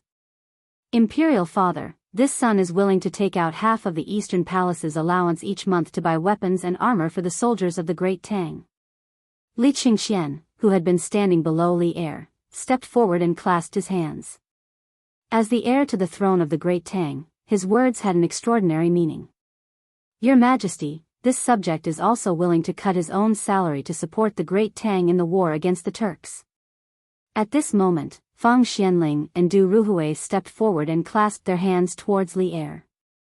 This old subject is also willing to cut his own salary and give all of the iron mines of the Zhangsun family to the Marquis of Yong, and for free to forge divine weapons and destroy the Turks. Zhangsun Wuji stepped forward and said. Speaking of which, Zhangsun Wuji was truly the pride of the entire clan. It was all related to the Great Tang and the royal family. He was a relative of the royal family. His sister was the Empress of the Great Tang, and his nephew was the current heir to the throne of the Great Tang, the future emperor of the Great Tang. Thus, when it came to donating money, Zhangsun Wuji didn't hesitate at all. The only thing that made him a little depressed was that the first to jump out to donate money was Li Zishuan. At most, he was just adding flowers to the brocade, not providing charcoal and snowy weather. Be it adding flowers to the brocade or providing charcoal and snowy weather, at such a crucial moment, no one dared to drop the ball. At this moment, all of the officials and generals in the court bowed and said, this subject is also willing to cut his own salary to help the Great Tang forge divine weapons and destroy the Turks. Seeing that a good morning court assembly was about to turn into a donation gathering, Li Er was touched. At the same time, he hurriedly waved his hands and said, my dear subjects, I appreciate your patriotism. However, the imperial court isn't in such a difficult situation that I have to rely on the salaries of all of you to survive. Thus, don't mention about cutting your salary. All of you only need to do your duty well, and the Great Tang will definitely grow stronger and defeat the Turks. Benefiting from the rapid development of maritime trade in the south, the Great Tang's current financial situation was still very healthy. At the very least, they didn't lack money or rations. Thus, Li Er didn't have any intention of cutting his own officials' salaries. Hearing this, the officials hesitated for a moment before clasping their hands and saying in unison, this subject will do our best to assist your Majesty to create a prosperous era and defeat the enemies of the universe. Li Er was overjoyed and said with a smile, good. Let us work together to create a prosperous era. What is there to fear about the mere Turks? Your Majesty is wise. The civil and military officials shouted in unison. At this moment, Li Zishuan stepped forward and clasped his hands. Your Majesty, other than plate armor and vanadium steel horse lance, this subject will also present vanadium steel horse armor and horseshoes. Li Er frowned and said, this vanadium steel horse armor, we have seen it just now. It is indeed very useful for cavalry to charge, but what is this horseshoes? Why didn't we see it just now? Li Zishuan was about to explain, but Duan Jishuan beat him to it and said, Your Majesty, this subject guesses that the horseshoes mentioned by the Marquis of Yong and should be something that is wrapped around the hooves of horses. Just now, when this subject was fighting with the Marquis of Yong, and I noticed that the hooves of his warhorse seemed to be wrapped with some sort of metal. I think that it should be the horseshoes that the Marquis of Yong and was talking about. As the commander of the black armored army, Duan Jishuan's observation of horses was undoubtedly more meticulous. Thus, he was able to notice such an inconspicuous detail. Li Zishuan nodded and said, "General Duan has good eyesight. The horse that I was riding just now did indeed have metal wrapped around its hooves." Saying so, he clasped his hands to Li Er and said, "Your Majesty, in this subject's view, people need to wear shoes, and horses also need to wear shoes. When a horse wears shoes made of metal, not only will it not affect its running, it will also greatly reduce the wear and tear of the horse's hooves. Every year, tens of thousands of horses in my Great Tang will be abandoned due to the wear and tear of their hooves. If all the horses are nailed with horseshoes, this subject dares to guarantee that the average lifespan of the horses will be extended by at least 2 years." With these words, the officials were once again shaken, and they couldn't help but discuss in private.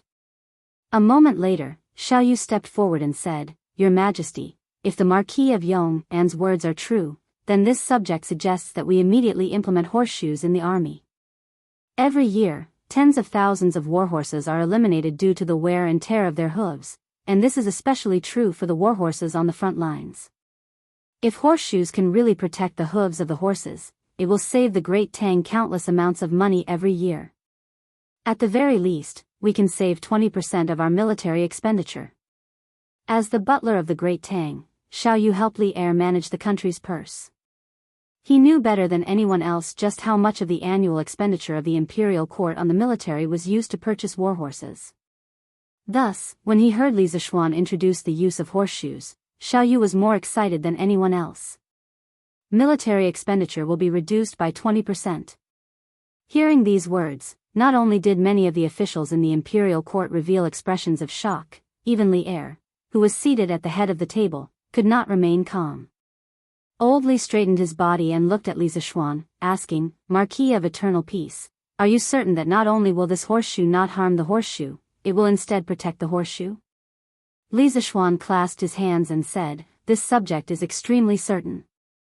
Big White, which this subject was riding just now, is a living example. If your Majesty doesn't believe me, you can have someone bring Big White in. At that time, whether or not the horseshoes will harm the hooves, everyone will know with a single look." Li Er also wanted to take a closer look at how the horseshoes looked like. Hearing this, he nodded and said, "Permitted." A eunuch went out to help Li Zishuan lead the horse. After a while, Big White finally stood on the imperial court. For strong men came from the side and wanted to work together to overturn Big White. However, they were stopped by Li Zishuan with a wave of his hand. Li Zishuan stroked the tuft of hair beside Big White's neck and whispered something into Big White's ear. Following which, a miraculous scene appeared. Big White snorted and rubbed its head against Li Zishuan's arm. Then, Big White bent its legs and sat on the ground. Following which, it nimbly flipped over and lay on its back with its 4 hooves facing the sky. Big White understood human nature. This was already discovered by Li Zishuan when he exterminated the group of mountain bandits at Mount Baimang last year. After that, he often trained Big White intentionally or unintentionally and cultivated the tacit understanding between them. Thus, this scene appeared. Everyone in the imperial court, including Li Er, was stunned. At this moment, Li Zishuan said, "Your Majesty and all the ministers, please take a look. Is there a horseshoe nailed to the horse's hooves?" Wei Zheng, Xiao Yu, Duan Jishuan, Qing Yao Jin, Zhang Sun Wuji, and a dozen other important ministers took the lead to take a look. After looking, Duan Jishuan couldn't help but click his tongue in wonder and said, "There is indeed a shoe made of steel nailed to the horse's hooves. However, in the battle with me just now, this horse's hooves were quite nimble and there were no signs of injury at all. Truly miraculous." "That's right. Why didn't I, old Sheng, think of nailing a piece of metal to the horse's hooves in the past? This toy is good. However, little Xian, I, old Sheng, am more interested in your horse riding skills just now. If you have time, you must teach this old man." Qing Yao Jin laughed loudly and said. Li Zishuan replied, "Uncle Cheng, this horse riding skill is just a small trick. As long as one is familiar with the horse, anyone can do what this nephew did just now. Qing Yaojin naturally didn't believe it. However, before he could say anything, Li Er, who was sitting on the dragon throne, had already walked down. After looking at Big White's hooves for a while, he said, "These horseshoes are indeed good stuff. However, with a piece of metal embedded in the hooves, does the horse really not feel any pain?" Li Zishuan cupped his hands and said, "Your Majesty, actually, the dark outer layer of the horse's hooves is a very thick layer of hard cuticle. There are no blood vessels in it, just like a human's fingernail. Therefore, when the horseshoe is nailed, the horse doesn't feel any pain at all. Under normal circumstances, if a horse gallops for too long or if the road is too bumpy, it will cause the hard cuticle on the horse's hooves to be quickly worn away and split open. This way, the horse will become lame and unable to walk. This is why this subject wants to wear shoes for Big White to reduce the wear and tear on its hooves." Li Er roughly understood Li Zishuan's meaning and said in realization, "So that's how it is." Then, Li Er returned to the dragon throne. He looked at the officials in the hall and pondered for a moment before saying, "Beloved official Yen, hear the decree." Yen Lide stepped forward and cupped his hands. "This subject receives the decree." Li Er said in a deep voice, "Order the Ministry of Works to immediately rush out a batch of horseshoes. From now on, all the warhorses on the Tang Empire's front lines must be nailed with horseshoes." Yen Lide bowed and said, "This subject receives the decree." Li Er nodded and then looked at Li Zishuan. Li Zishuan was delighted. "Is old Li going to reward me?" Li Er didn't know what Li Zishuan was thinking. He said expressionlessly, "Marquis Yong, and come forward and hear the decree." "This subject, Li Zishuan, hears the decree." Li Zishuan cupped his hands in anticipation. Unexpectedly, Li Er said, "Marquis Yong, and has contributed plate armor, vanadium steel horse lance, vanadium steel horse armor, and horseshoes. You have contributed greatly. In view of your knowledge of military affairs, I hereby appoint you as the Black Armored Army's registrar. You will assist Duan Jishuan in quickly replacing the Black Armored Army's equipment. You will also incorporate the new equipment and come up with new training methods and battle tactics." "What? You want me to become an registrar in the Black Armored Army?" Hearing this, Li Zishuan was instantly dumbfounded. Not only was he stunned, but so were all the officials in the imperial court. After all, Li Zishuan had always been a civil official. After entering the imperial court, Li Zishuan's resume had been from the Imperial College's doctorate to the Yanhuang College's Yamacho to the Crown Prince Zhangshi to the Crown Prince's junior guardian to the Marquis of Yong'an. He had started his career as a civil official. But now, Li Er had appointed Li Zishuan as the registrar. Wasn't this branding? "Your Majesty, this subject feels that this is inappropriate." Before Li Zishuan could voice his objection, Wei Zheng had already started to scold him. Ah, he had spoken. Chapter 1445. Beloved official Wei, is there anything wrong with my conferment? In the Suite du Hall, Wei Zheng jumped out to oppose Li Zishuan the moment Li Er announced his decision to confer the title to Li Zishuan. This made old Li extremely displeased, and at the same time, furious. After all, this was a decision he had made after careful consideration. It was undeniable that Li Zishuan's talent in engineering was unparalleled. Furthermore, during his time as the Yamacho of Yanhuang College, he had been extremely diligent. However, on the other hand, Li Zishuan's attainments in martial arts and military affairs weren't lacking either. Firstly, his martial arts realm had surpassed all of his peers, and even the majority of the older generation couldn't compare to him. Secondly, the invention of plate armor, vanadium steel horse lance, vanadium steel horse armor, and horseshoes, as well as his suggestion to attack Liang Shidu, all of these showed that Li Zishuan was talented in military strategy. He was a good seedling. Apart from that, Li Er felt that a martial arts expert who was well versed in engineering was someone who was born for war. After quelling the rebellion in the city in the third month, Li Er had a deep understanding of the importance of engineering in war. The Turks were powerful, and they had millions of soldiers who could control their bowstrings. If they could use the most advanced engineering in war, Li Er felt that Great Tang's chances of victory would be even greater. Li Zishuan was the perfect combination of engineering and military affairs. This was why Li Er decided to appoint Li Zishuan as the military secretary. He wanted to see what kind of different sparks could be created from the clash between engineering and military affairs. It had to be said that Li Er's mind was open enough and his ideas were bold enough. He did not see new things as different. Instead, he thought about how to make use of new things. If it was any other emperor, they probably would not have such a tolerant heart. Facing Li Er's questioning, Wei Zheng wasn't afraid at all. He clasped his hands and said in a deep voice, "Your Majesty, this old subject doesn't deny that the Marquis of Yong and has outstanding literary talent and vast knowledge. Thus, even though he was appointed as the junior guardian of the crown prince at such a young age, this old subject didn't have any objections. But the military would determine the rise and fall of the Great Tang. The Marquis of Yong and was skilled in civil affairs, so how could he be so rashly sent into the army? The consequences would be unimaginable if we were to delay the war." Once these words were spoken, everyone fell silent. Li Zishuan, who was standing beside Wei Zheng, couldn't help but frown. Although Li Zishuan had never thought of joining the army before, Wei Zheng had made him sound so unbearable. Li Zishuan was a little unconvinced. Just as he was about to refute, Qing Yaojin spoke first. "Bah! Wei Xuancheng, don't try to flaunt your seniority here." When Qing Yaojin heard that Li Zishuan was going to be the military secretary of the Black Armored Army, he was very happy. Because from the beginning, old Qing wanted to let Li Zishuan gain experience in the army, because the Tang Empire valued military achievements a lot. So when he saw Wei Jing jump out to object, how could Qing Yaojin hold back? He quickly jumped out and unceremoniously retorted. "The Marquis of Yong and studied under spiritual master Ling Su, and his martial arts attainments are not below mine. Moreover, because of Han Tianhu, the Marquis of Yong and is a relative of the medicine master.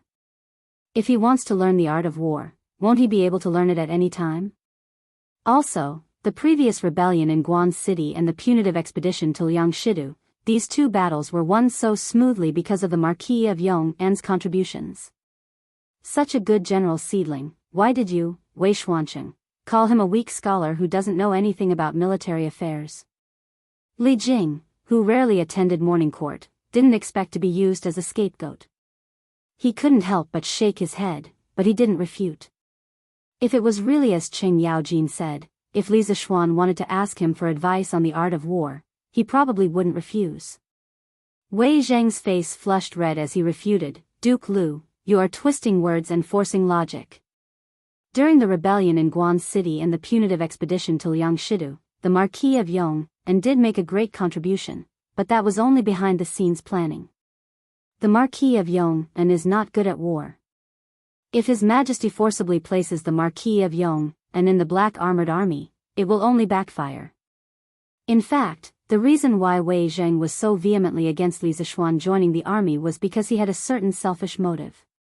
He admired Li Zishuan very much and hoped that Li Zishuan would have a better development in the field of civil affairs. Not to mention anything else, as long as Li Zishuan could develop Yanhuang College well, it would definitely benefit countless people. However, Li Er suddenly wanted Li Zishuan to join the army. How could Wei Zheng bear to let such a good seedling be buried in the army? Qing Yaojin grinned and sneered, "Wei Xuancheng, I'm afraid you don't know what kind of position the registrar of the army is? Marching and fighting is the job of the great general. What does it have to do with the registrar of the army? In my opinion, with the Marquis of Yong and's current ability, he is more than qualified to be a 6th-rank registrar of the army." When Wei Zheng heard this, he couldn't help but be startled. He was having a great time just now and had almost forgotten about this point. Li Jing took this opportunity to step forward and said, "The registrar of the army is a subordinate of the great general. He is in charge of the great general's records, and he is responsible for investigating good and evil. He is also responsible for strategizing for the great general. From this point of view, the registrar of the army is an official position in the army that is biased towards civil officials. For someone like the Marquis of Yong, and who is full of talent and knows a little about military affairs, that is the most suitable position. Wei Jing didn't expect that Li Jing, who had always kept a low profile, would actually express his opinion on this matter. He couldn't help but be caught off guard. Li Er, who was watching from the sidelines, saw that the time was ripe and announced, "What the medicine master said makes sense. When I appointed Li Zishuan as the registrar of the Black Armored Army, I also had this consideration. Furthermore, the Black Armored Army is the most elite cavalry of the Great Tang Empire. This time, for the Black Armored Army to change their equipment, it must be handled by Li Zishuan personally. Therefore, there is no need to discuss this matter further. Marquis of Yong'an, are you willing to be the registrar of the Black Armored Army?" After saying this, Li Er's pair of tiger eyes stared unwaveringly at Li Zishuan. Li Zishuan instantly felt a sense of pressure. This was because he wasn't mentally prepared to be the registrar of the Black Armored Army. Li Zishuan glanced at Qing Yaojin and Li Jing from the corner of his eyes. Seeing the two of them nodding vigorously at him, Li Zishuan gritted his teeth, stepped forward and bowed. "This subject is willing to share your Majesty's worries and contribute to the Black Armored Army. However, this subject isn't willing to give up on Yanhuang College. Your Majesty, please allow this subject to take on two positions at the same time." Back when the Great Tang Army pacified Shuafang City, Li Zishuan had a premonition that he would participate in the future war between the Great Tang and the Turks. Now, he could make use of this opportunity to participate in the military preparations of the Great Tang Empire. Only by personally participating in the war could he be at ease. As the Turks were too powerful, the Great Tang didn't have a 100% chance of winning against them. At most, it was 50-50. According to the official history, the Great Tang Empire defeated the Turks in the third year of Jingguan. However, the current Great Tang had deviated from the original history in many areas. Only the heavens knew if the Great Tang Empire could still achieve victory in this war. Thus, for the sake of insurance, Li Zishuan had to participate in the Tang army's preparations to increase the odds of victory for the Great Tang. Only when the scales of victory were completely tilted in the Great Tang's favor, turning the odds of victory from 50-50 to 70-30, or even to none, would Li Zishuan feel at ease. Otherwise, it would be too late for him to make a move when the war was disadvantageous to the Great Tang Empire. It was because of this consideration that Li Zishuan agreed to this task. Otherwise, with his mischievous personality that would never stand if he could lie down, it was impossible for him to find trouble for himself. Good. This emperor approves. Hearing this, not only were Qing Yaojin and Li Jing overjoyed, Li Er was also overjoyed. He laughed loudly and said, "Duan Jishuan, this emperor will transfer the Marquis of Yong and into the Black Armored Army. You have to work together with him to build the Black Armored Army into the world's #1 cavalry. If the Black Armored Army's battle prowess is not up to this emperor's expectations, this emperor will hold you accountable." Duan Jishuan's heart skipped a beat, but at the same time, a sense of pride rose in his chest. He clasped his fists and said solemnly, "This official will do his best to build the world's #1 cavalry for your Majesty." Li Er nodded and said, "If there is nothing else to report, the court is dismissed." After he finished speaking, it was unknown whether it was intentional or not, but he turned his gaze to Li Zishuan. If he remembered correctly, Li Zishuan should have something important to report in the morning court. Feeling Emperor Li Er's gaze, Li Zishuan was taken aback. However, he quickly reacted and clasped his fists and said, "Your Majesty, this official still has something to report." Hearing this, all the officials in the hall turned to look at Li Zishuan. Today's morning court was really lively. It had been going on since around 7 in the morning and the sun was about to reach the top of their heads. Many of the officials who had not eaten breakfast were so hungry that their stomachs were growling. Originally, when they heard Li Er's words, everyone thought that the court was going to be dismissed. However, at this crucial moment, the main character of the morning court, Li Zishuan, interfered. This morning court was really full of twists and turns. "Oh. What other matters does the Marquis of Yong'an have? Say it quickly." Li Er pretended to be curious and asked even though he already knew the answer. Li Zishuan said loudly, "Your Majesty, this official requests to restructure Yanhuang College into the School of Engineering and the School of Medicine. As the name suggests, the School of Engineering specializes in engineering while the School of Medicine specializes in medicine. Although the two schools belong to Yanhuang College, they are completely separated. This official intends to use the teaching method of the Imperial Physician Department to open the School of Medicine. When the time comes, this official will not only recruit men who are interested in medicine, but also women who are slightly knowledgeable in medicine and come from medical families. This official requests for your Majesty's permission. As soon as he finished speaking, everyone in the imperial court, except for Li Er, looked at Li Zishuan in shock. Letting women enroll in the college, he really dared to dream. Many of the officials could not help but sigh in their hearts. Ridiculous. Simply ridiculous.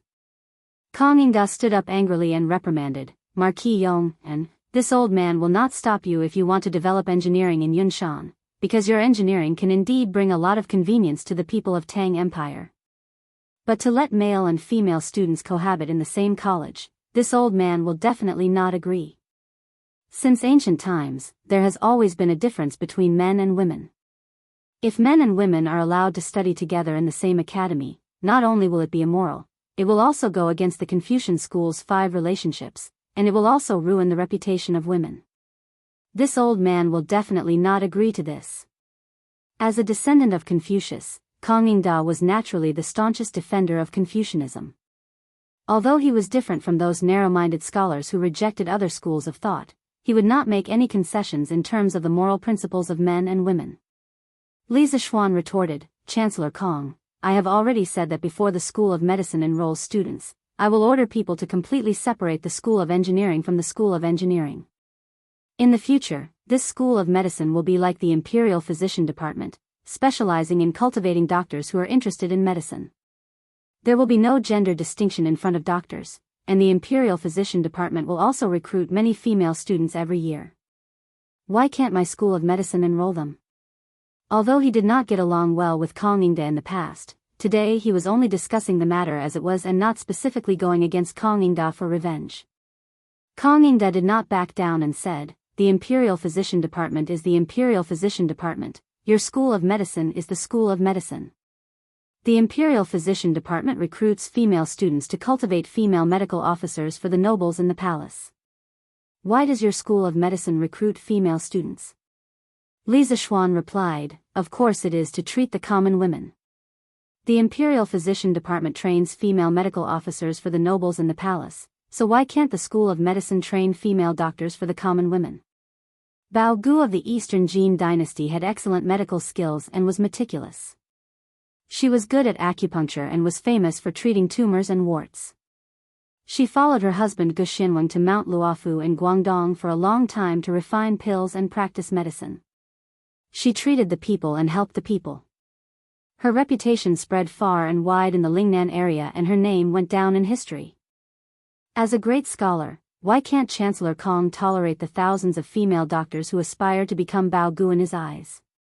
His Majesty has always loved the people like his children. The men in this world are His Majesty's people, so are the women. If a woman is sick, don't they need a female doctor? Hearing this, Kang Yingda was momentarily at a loss for words. However, after pausing for a moment, he still stubbornly said, "It is said that one can't hide their illness for fear of treatment. If a woman is sick, so what if she is treated by a male doctor? Furthermore, there is no lack of female doctors in the world today. There is no need for your School of Medicine to do something superfluous." Li Zishuan couldn't help but say, "Chancellor Kang, you just said that there is a difference between men and women. Now you are saying that one can't hide their illness for fear of treatment. Aren't you contradicting yourself? If a woman is sick with a very private illness, in order to protect her reputation, she would rather die of her illness than seek treatment from a male doctor. At that time, what would you say, Chancellor Kang?" Kang Yingda was instantly speechless. At this moment, all the officials in the imperial court were silent.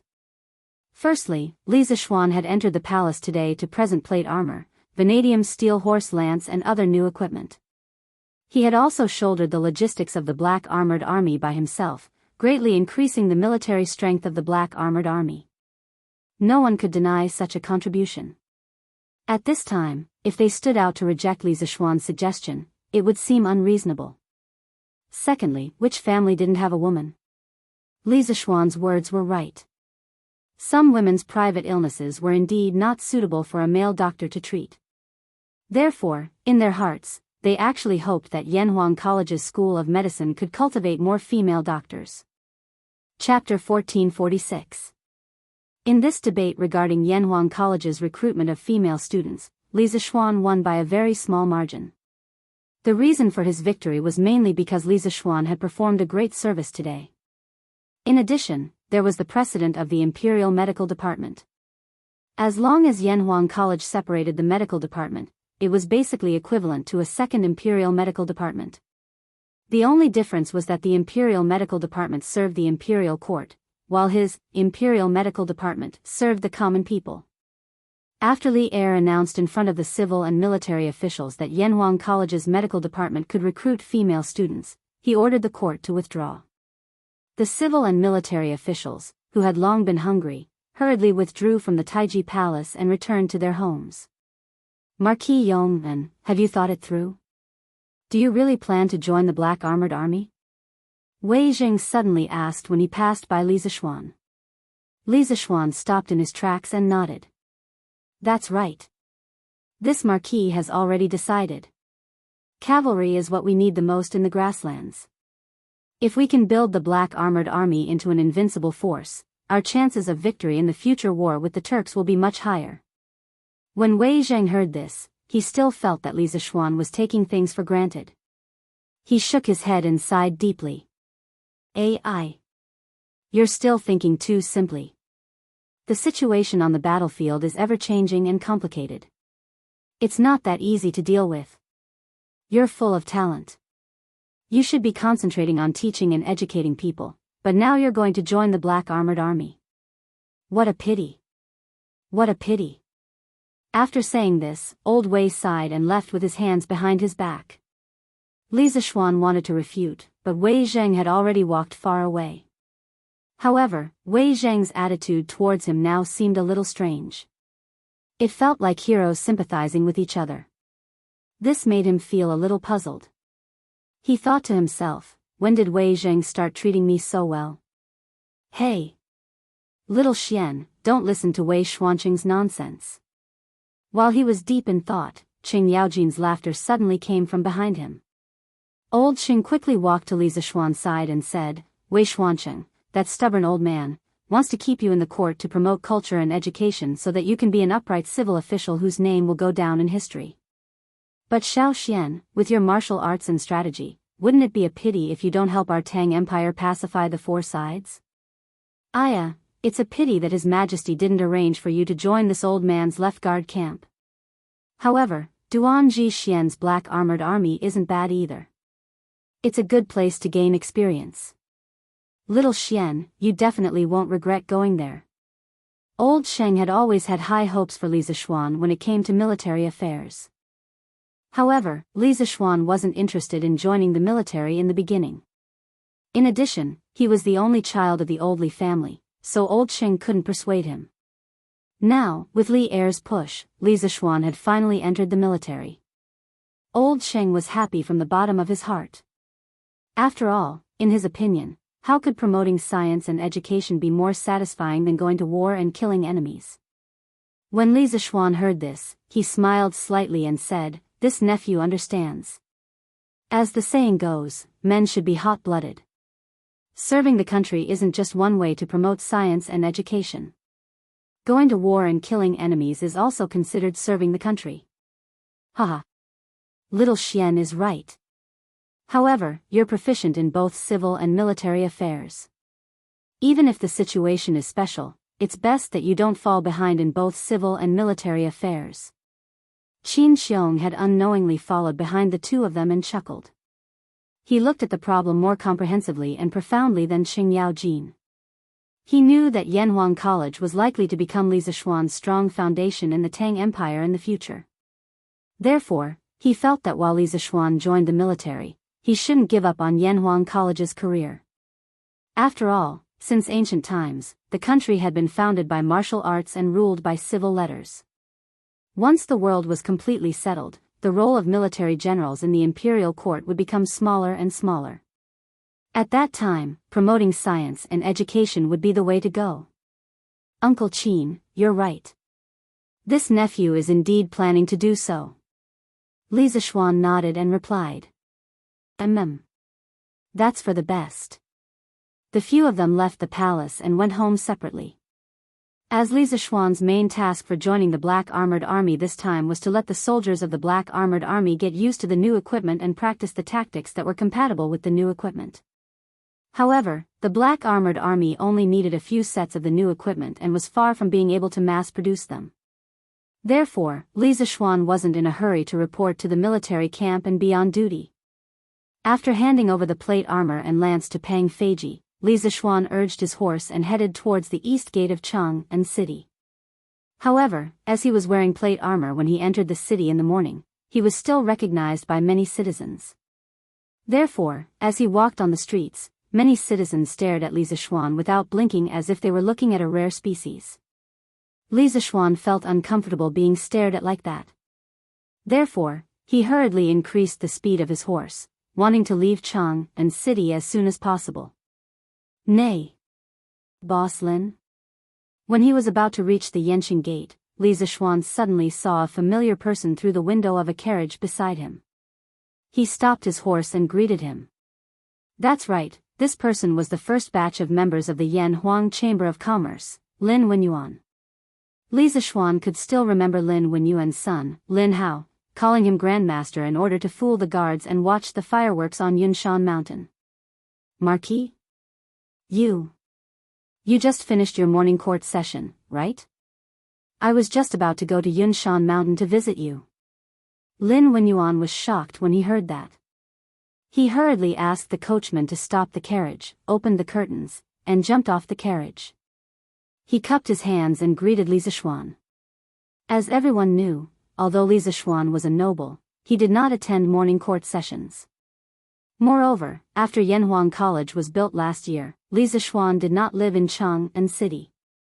Therefore, when he saw that the person outside the carriage was really Li Zishuan, Lin Wenyuan was a little surprised. Boss Lin is looking for me? Li Zishuan's heart skipped a beat as he asked curiously. Lin Wenyuan was a little embarrassed. There are some trivial matters, but the weather is hot now. Marquis, if you don't mind, please come to the carriage for a chat. I will go to Lantian County to visit Boss Chow in a while. After Lantian County announced a series of preferential policies for merchants, Chow Wendong moved his entire family to Lantian County. Therefore, if Lin Wenyuan wanted to see Chow Wendong now, he had to go to Lantian County. Li Zishuan pondered for a moment, then nodded. All right. Then let's go to Lantian County together. Marquis, please. Lin Wenyuan said happily. Li Zishuan smiled and did not refuse. He turned around and handed Big White to Pang Feiji, then went straight to the Lin family carriage. As one of the first members of the Yan Huang Chamber of Commerce, Lin Wenyuan's carriage was naturally very luxurious. This was a special edition, Don't Touch Me carriage that was custom-made from the Strange Interest Pavilion. Compared to other Don't Touch Me carriages, Lin Wenyuan's carriage had more space inside.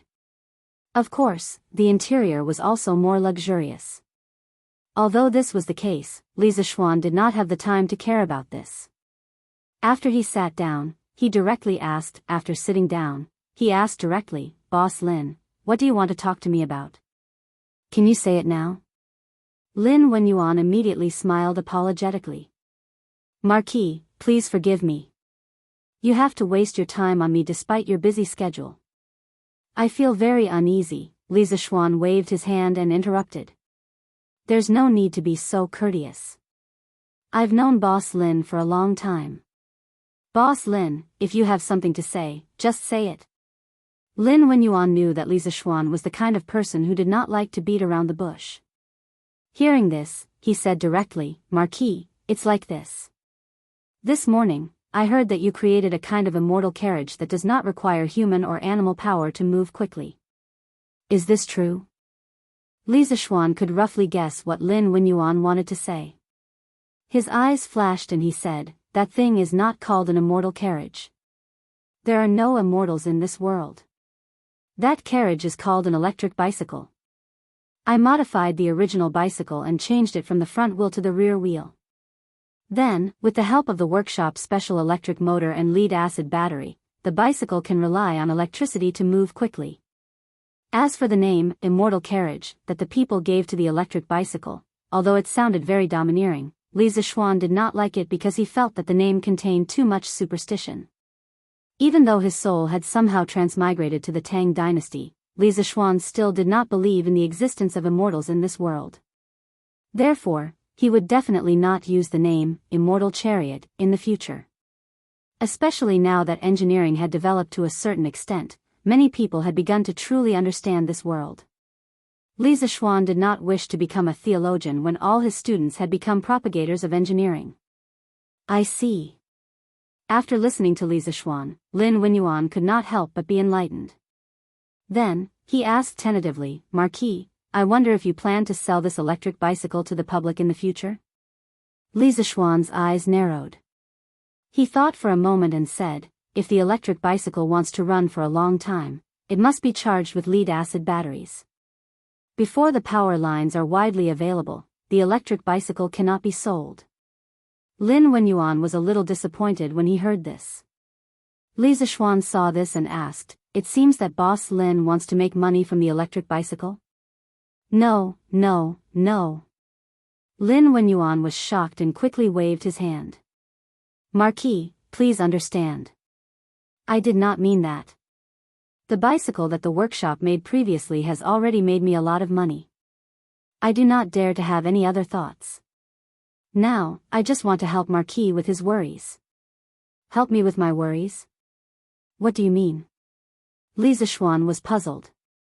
Lin Wenyuan swallowed his saliva and said carefully, "I heard that Marquis is in need of copper, and I happen to know a few Japanese businessmen. They are very fond of Tang's bicycles. They said that in Japan, as long as you have a bicycle, you can exchange it for anything, including copper. To tell you the truth, Marquis, I once used 3 bicycles to exchange for 15,000 caddies of brass." "So much?" "On average, 1 bicycle can be exchanged for 5,000 caddies of brass." Li Zixuan was surprised. When the bicycle was first sold, it was only 400 strings of coins. That did not include the discount for membership cards. Later, as the workshop's bicycle production increased, the price of the bicycle was slightly lowered. Now, it was about 350 strings of coins to buy one. In this era, the value of brass was difficult to measure with money because the imperial court did not allow the private sale of brass. However, many people melted copper coins to make bronzeware. Tang's copper coins were about 7 to 8 caddies, and 350 strings of coins weighed about 3,000 caddies. In order to buy a bicycle, the Japanese businessmen were willing to pay a high price of 5,000 caddies of brass. This made Li Zixuan a little bit tempted. After all, he was in need of copper, and the main material of the bicycle was iron. Using a little iron to exchange for a large amount of brass was a business that Li Zixuan thought could be done, but this brass should be under the control of the imperial court in Japan, right? I've heard that the Neon people also use copper coins. How could the Neon court allow those merchants to sell so much brass without permission? Li Zixuan quickly reacted and asked. In China's Tang dynasty, Japan also used the Tang dynasty's Kaiyuan Tongbao, issued in 621. At the same time, they began to issue the Hatong Kaishi, silver cast by Nara in 708, followed by Wanyan Tongbao, Shingang Kaibao, Longping Yongbao, Fusho Shenbao, Qinghe Changbao, Changnian Debao, Raoi Shenbao, Jingguan Yongbao, and Quanping Debao. In 907, when the Tang dynasty ended, they also issued Yanshi Tongbao and Tihu. In short, it was very messy, but many currencies were made of copper. The Japanese rulers were also very strict about the control of copper mines. Lin Wenyuan quickly replied, Marquis, you may not know, but the current Japan is very different from before. Ever since Shanbei, the son of Crown Prince Shingde, returned to Japan, he immediately ascended to the throne. He imitated the Tang dynasty's 6 ministries to reform the government, and at the same time, he set up an academy and abolished the old customs. It is said that the knowledge taught in his academy is the Marquis New Mathematics. I think that before Big Brother Shanbei returned to the country, he must have bought a few copies of the new mathematics teaching materials and brought them back. Hearing this, Li Zishuan frowned and asked, "What does this have to do with the Japanese businessmen selling brass?" Lin Wenyuan replied, "Marquis, of course it has to do with them. It is said that the newly ascended king of Japan directly abolished the copper coin and used the Tang yuan of Tang as the domestic currency. In addition, he built many seaports, wanting to trade with the sea merchants of Tang dynasty and exchange what they need. In this way, since Japan does not use copper coins, the control of the sale of brass among the people is naturally much smaller." Li Zishuan's face did not show any joy when he heard this. Instead, he could not help but feel his heart sink. If Japan continued to develop like this, in less than 20 years, there would be an extremely powerful opponent around Tang dynasty. At this moment, Li Zishuan was a little regretful that he hadn't kept his big brother king in the Great Tang forever. "Well, in that case, we will exchange the copper needed by the workshop with the Japanese businessmen in the future. Anyway, no matter what, we won't lose anything." Li Zishuan thought for a moment and said. He was really short of copper now. If he could exchange a large amount of copper from the Japanese, he could not ask for more. As for the hidden danger of Shanbei, he could only think about it later. Chapter 1447. Lantian County had a gall alumina mine. According to Wang Ji's investigation, the reserves of this mine were not small at all. However, using the wet process to refine copper was a problem. It was basically impossible to refine a large amount of copper in a short period of time. Therefore, after hearing Lin Wenyuan say that bicycles could be exchanged for a large amount of copper from the Japanese merchants, Li Zishuan decided to temporarily use the brass in the hands of the Japanese merchants to solve the problem of the workshop's lack of copper. "Boss Lin, go and inform the members of the Chamber of Commerce to get rid of all their bicycles as soon as possible. In addition, I will give you 50 bicycles from the workshop. Take them to the Japanese merchants and exchange them for brass as soon as possible. Get as much as you can." Li Zishuan suddenly said as the carriage traveled on the cement road to Lantian County. Lin Wenyuan could hear the urgency in Li Zishuan's words and couldn't help but wonder, "Marquis, why are you in such a hurry to sell all your bicycles? Also, if you take out so many bicycles at once, the Japanese merchants will take the opportunity to lower the price." Li Zishuan waved his hand and said, "It doesn't matter if they lower the price, as long as it's within an acceptable range. This range is probably not lower than 80% of the current market price. Also, there's something you probably don't know, and that is that the workshop will soon release the second generation of bicycles. The electric bicycle I told you about before is based on the second generation of bicycles. Compared to the first generation of bicycles, the second generation of bicycles uses the latest technology from the Strange Taste Pavilion workshop. Not only does it save energy, but it's also safer. It can be said that anyone who has ridden the second generation of bicycles will definitely not be willing to ride the first generation of bicycles. The workshop will soon mass-produce the second generation of bicycles.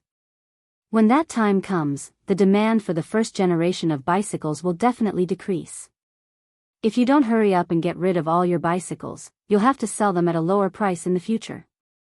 After doing business for decades, Lin Wenyuan obviously understood the twists and turns of this matter. Hearing this, he was very grateful and said, "Thank you, Marquis, for your reminder. I will pass on Marquis's message to the rest of the people before dark today. When the time comes, I will also give you a batch of second-generation bicycles to trade with the Japanese. Lantian County needs copper very much." Li Zishuan nodded and said with some emotion. Li Zishuan didn't know how much copper it would be needed to build a county-level power grid and connect the entire Lantian County to electricity. But it was an astronomical figure. And he could only use all means to get as much copper as possible. "I understand." Lin Wenyuan cupped his hands in acknowledgement. Suddenly, after a moment of hesitation, he said, "Marquis, ever since the establishment of the Department of Commerce in Lantian County, it has become a paradise for merchants. Here, we merchants are able to receive equal treatment. This Lin has been discussing with my wife recently. We wish to follow Boss Chow's example and move our family to Lantian County. I wonder if Marquis can grant us permission. In fact, Lin Wenyuan wanted to move to Lantian County not only because the Department of Commerce had raised the status of businessmen, but also because of his son's future. Although Lin Hao had Iron Egg as his teacher, and after more than half a year of studying in seclusion, he had a higher chance of passing the Yanhuang College this year. But what if he didn't pass?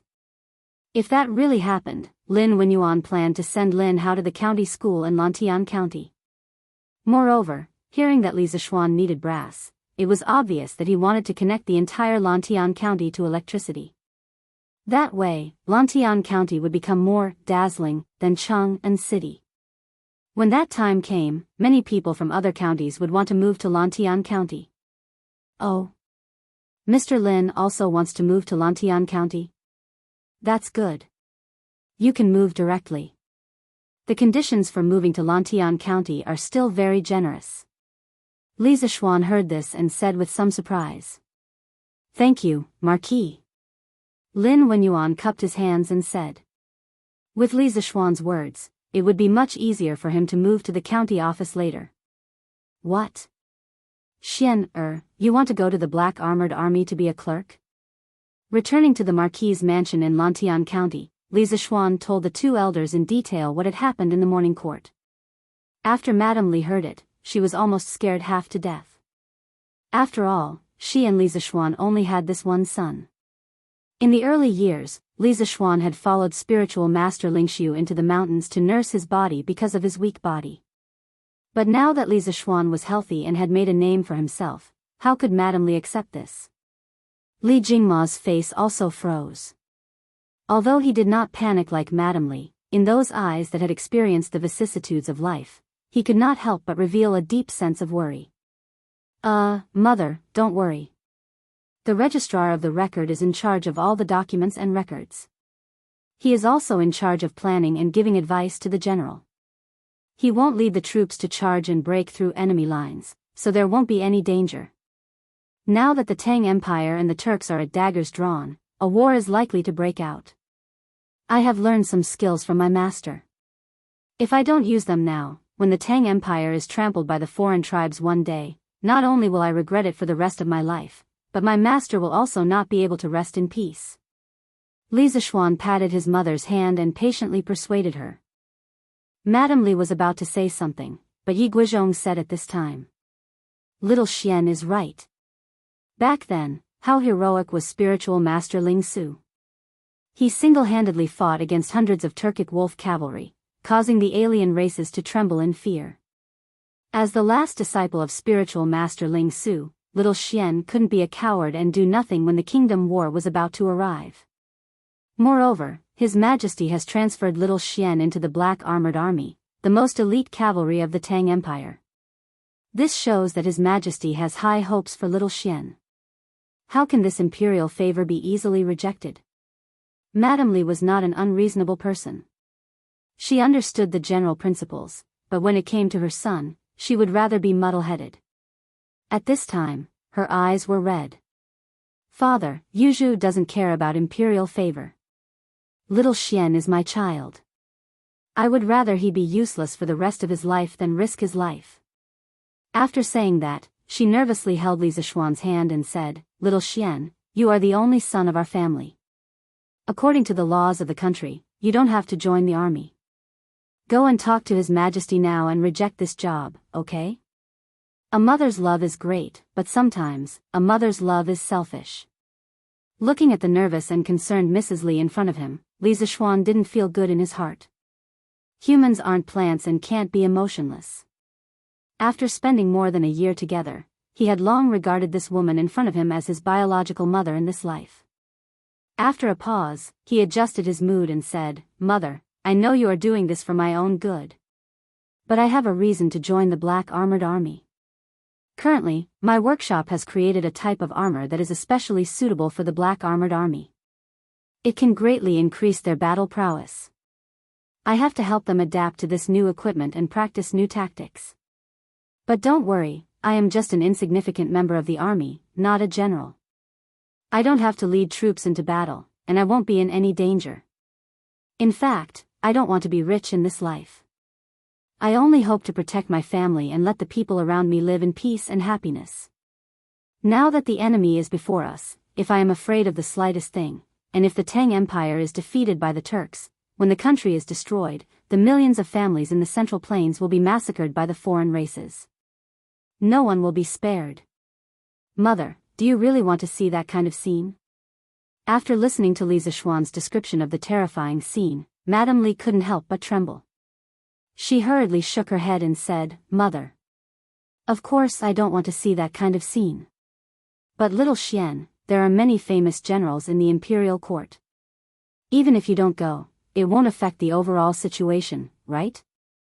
Li Zishuan replied, Mother. If a war breaks out between the Tang Empire and the Turks, the chances of victory will be 50-50. At this time, if we can increase the chances of victory by a little, we can change the outcome of the war. Yi Guizhong stroked his beard and nodded. Little Xian is right. Yuzhu, there is no small matter when it comes to the country. It is rare that little Xian is so capable, and His Majesty is willing to give him a chance to serve the country. As his mother, you should understand. Li Jingma knew that this matter was almost a foregone conclusion. He let out a long sigh and looked at his wife. He also comforted her, Madam, father-in-law is right. Little Xian has grown up. What path he wants to take is his own choice. As his parents, we can only silently support him from behind. We only hope that we don't cause him any trouble. Seeing that her husband and father were both comforting her, Madame Li knew that there was no turning back. She wiped away her tears and looked at Li Zishuan. Little Xian, then you have to promise me that you will never put yourself in danger at any time. Mother, don't worry. Li Zishuan naturally nodded in agreement. After such a commotion, Madame Li felt physically and mentally exhausted. She shook her head and returned to her room to rest. Li Jingma looked at Li Zishuan with a complicated expression. In the end, all the words he wanted to say turned into a sigh. Xian, you've already grown up. In the future, no matter when or where, before you make a decision, I hope you can think about your mother, your wife, and this family. After saying that, without waiting for Li Zishuan's response, Li Jingma left with his hands clasped behind his back. Han Yushi, who had been standing silently at the side, wrung her hands and silently left. Li Zishuan felt a little guilty, but when he made this decision, he had already expected his family to oppose it. At this time, he couldn't say anything. The next day, the second enrollment announcement for Yanhuang College's medical school was officially published by Datong Daily. After reading the contents of the new enrollment announcement, the public was completely stirred up. Yanhuang College's medical school is accepting students regardless of gender? What? Does that mean Yanhuang College is going to recruit female students? What kind of scandal is this? That's not it. Didn't you see that the medical school is allowed to recruit female students? Right now, Yanhuang College is divided into two major schools, the medical school and the engineering school. It is said that these two schools are separated by a high wall and are completely independent. The medical school is almost like the Imperial Medical Department. That's good. The female students recruited by the Imperial Medical Department will be sent to the palace to be female medical officers. The female students trained by Yanhuang College's medical school might be sent to Marquis' Great Tang Joint Medical Center in the future.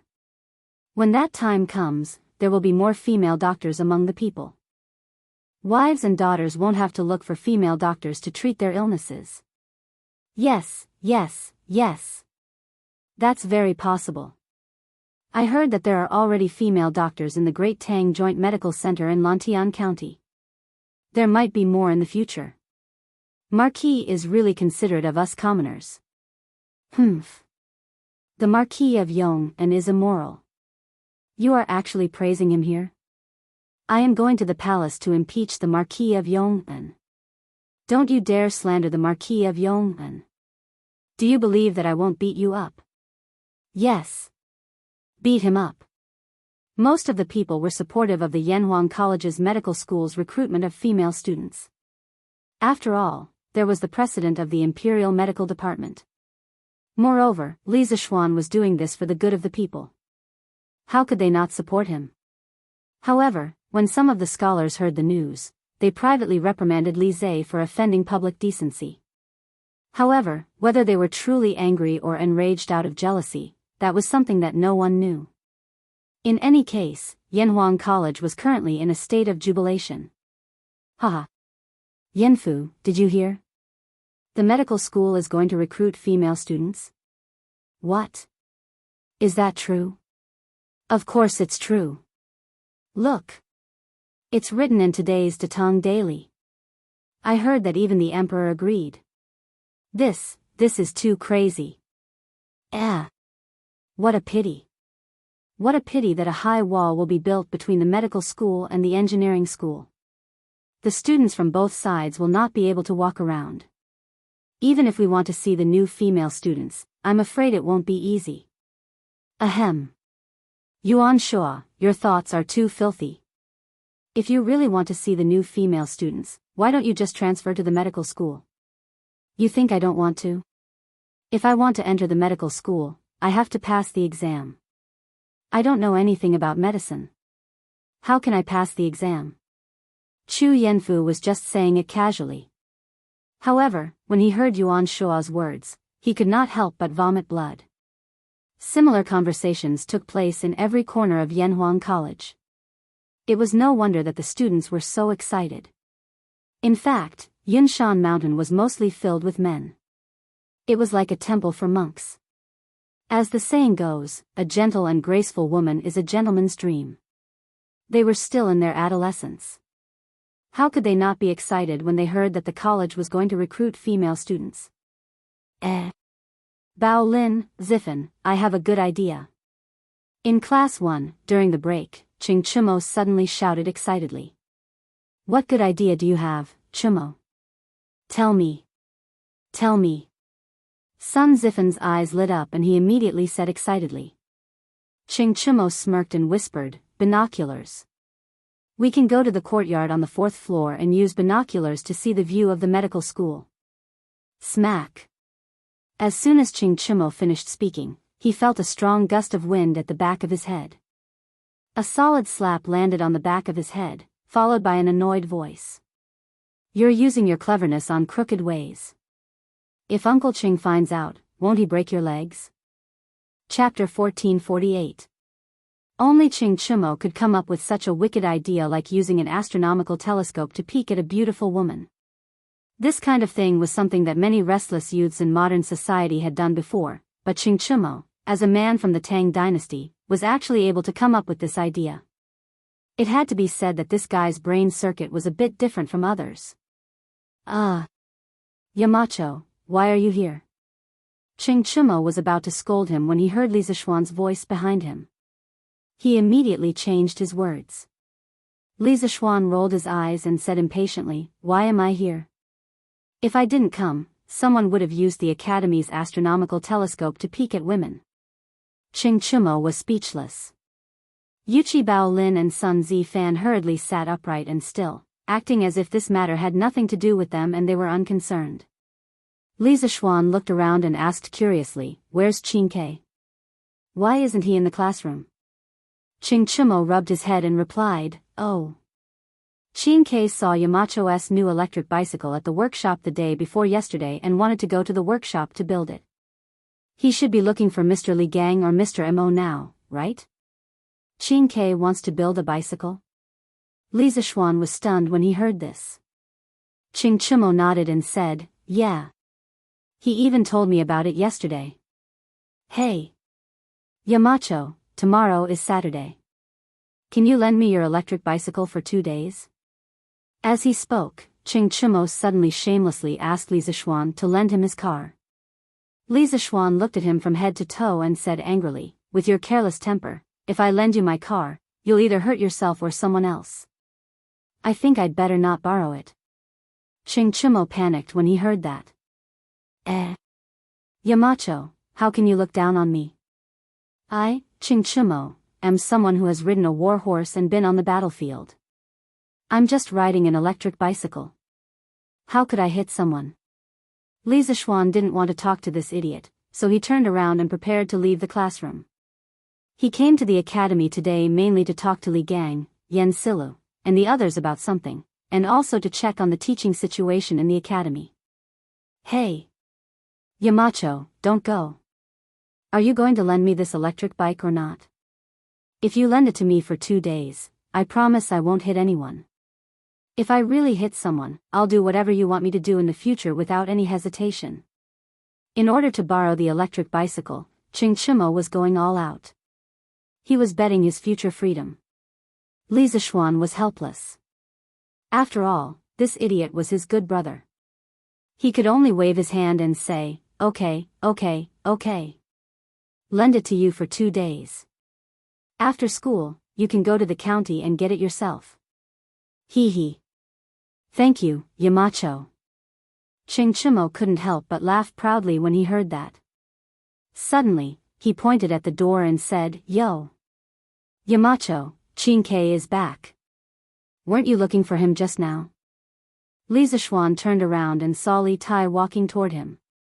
He took 2 steps forward and stopped in front of Li Tai. Li Tai saw Li Zishuan and hurriedly greeted him. Yamacho. Li Zishuan nodded and said, Chin-Kei, come with me. Okay. Li Tai hesitated for a moment, then followed Li Zishuan out of the classroom. Chin-Kei, I heard you wanted to go to the workshop to build a bike. How was it? Did you go to see Mr. Amo? Or Mr. Wenji? Downstairs, Li Zishuan looked at Li Tai and asked. Li Tai nodded and replied, yes. I just went to see Mr. Amo. He said that as long as Yamacho agrees, I can go to the workshop to study how to build a bike. In the future, I might be able to build a bike that's even better than an electric bike. Li Zishuan found it funny and said, Chin-Kei, why do you suddenly want to build a bike? Li Tai was silent for a moment and said, Yamacho, although the teachers in the academy have taught us a lot of engineering knowledge, Chin-Kei thinks that if this knowledge can't be used in practice, it's no different from Zhao Kuo's theory. Mr. Wang made sulfuric acid based on practice, Professor Amo made telescopes, electric motors, and generators through practice. Xiaoka is now practicing in the Yanhuang Bank to verify the economic knowledge he learned from Yamacho, and I also want to use practice to verify the knowledge I learned. The day before yesterday, when I saw the electric bicycle made by Professor Amo and Shan Zhan, I felt that only by personally participating in the practice could I deepen my knowledge. Only then would I be able to show the value of engineering. Only then would I be able to create such a magical and convenient tool like the electric bicycle. So, Yamacho, please let Chin-Kei go to the workshop to participate in the practice. Li Zishuan didn't expect Li Tai to say this to him. He couldn't help but look at Li Tai in surprise, then asked thoughtfully, Chin-Kei, are you trying to compete with Xiaoka? He was a little worried that the little fatty had been provoked by Li Ku, so he took the initiative to volunteer to practice in the workshop. This kind of competitive mentality was not good, especially between the princes. Li Tai heard this and shook his head without hesitation, saying, no. I just don't think I'm worse than anyone. Confidence. This little fatty has always been so confident. Li Zishuan paused, then smiled, that's fine. You can go to the workshop to practice, but you can't fall behind in your studies. I'm very pleased that you can understand so many principles. Li Tai was overjoyed when he heard this and quickly cupped his hands, saying, thank you, Yamacho. Oh, right, I heard from Mr. Mo that Professor Mo and Xiaoning are about to get married, so he hopes that I can take over Professor Mo's work as soon as possible. Yamacho, then I'll go to the workshop today. Li Zishuan was stunned and said, Ink Girl and Xiaoning are about to get married? Aren't they not engaged yet? Li Tai said strangely, they were engaged yesterday. Don't you know about Yamacho? Yesterday? Li Zishuan was busy attending the morning court and dispelling the worries of his family yesterday. How could he have the time to pay attention to Yunshan? However, if what the little fatty said was true, then Yan Xiaoning and Imo Lingwei's wedding date was very likely to be soon. Chin-Kei, do you know when they are getting married? Li Zishuan asked. Li Tai thought for a while and answered, Yamacho, I think I heard from Mr. Mo that they should be getting married at the end of this month. At the end of the month. No wonder Mo Huai wanted Mo Lingwei to hand over her work to Li Tai so quickly. It turned out that in half a month, Mo Lingwei would be getting married. It was indeed not suitable for her to be in public at this time. Li Zishuan thought of this and smiled, that's fine. I know all about it. Qin-Kei, if you have any problems or difficulties, feel free to look for me or Mr. Mo. Li Tai cupped his hands and said, thank you, sir. Li Zishuan nodded and then left the academy. He went down the mountain and walked towards the workshop. Chapter 1449. Brother Zhang, how's the progress of the new armor? How long will it take to make 5,000 sets? After descending the Cloud Mountain, Li Zishuan went to the temporary blacksmith workshop near the Ba River hydropower station. He asked someone to call Zhang Hongxing over and asked. Currently, the workshop wasn't lacking in iron. This was because Li Zishuan had his own iron ore and the Zhangsun clan had also given him their iron ore. Of course, the condition was that Li Zishuan had to give half of the iron he refined from the Zhangsun clan's iron ore to the Zhangsun clan. However, this time, Zhangsun Wuji had generously agreed to give Li Zishuan 200,000 jin of iron ore for free. Thus, he wasn't lacking in raw materials for producing weapons and armor. What he lacked was speed. Zhang Hongxing might have just come over from the forge as his forehead was covered in sweat. When he heard Li Zishuan's question, he wiped his sweat and replied, Marquis, vanadium steel horse lances, horse armor, and horseshoes are easy to make. However, plate armor isn't easy to make. When making it, we have to consider the coordination between the joints of the body and the plate armor. Although we have the hydraulic press now, we can only make 10 sets of plate armor in a day. If we want to make all 5,000 sets of plate armor, it will take about 500 days. 500 days? Li Zishuan couldn't help but frown. He couldn't even wait 100 days, let alone 500 days. After pondering for a moment, Li Zishuan asked, if we add a few more hydraulic presses, can we increase the speed of making plate armor? Zhang Hongxing scratched his head and thought for a moment before replying, Marquis, this can be done. However, other than the hydraulic presses, I think our workshop needs to recruit a group of blacksmiths. Otherwise, the speed won't increase much. Li Zishuan nodded and said, that's true. I'll ask Faubert to recruit a group of blacksmiths as soon as possible. If you know any blacksmiths, you can introduce them to us. Zhang Hongxing chuckled and said, hey.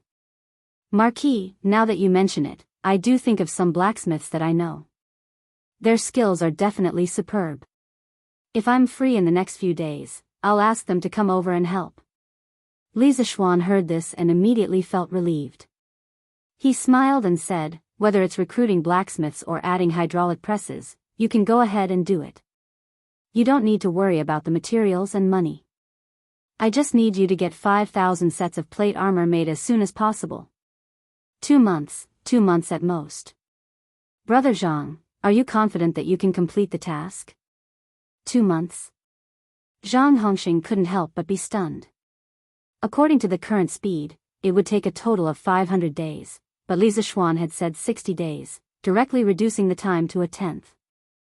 Zhang Hongxing subconsciously wanted to directly say that it couldn't be completed, but seeing the urgency in Li Zishuan's eyes, it was obvious that Li Zishuan wanted to create 5,000 sets of plate armor as quickly as possible, regardless of the cost. Was the Tang Empire about to go to war? Zhang Hongxing suddenly had such a conjecture in his mind. He was so scared that he broke out in a cold sweat. Marquis. I can't promise you this, but I will do my best. I hope that when the time comes, I won't disappoint Marquis. Zhang Hongxing clenched his teeth and cupped his fists. Li Zishuan didn't make things difficult for Zhang Hongxing. Instead, he smiled and said, okay. Then I'll look forward to your good news. If you need anything, don't hesitate to ask Faubert or me.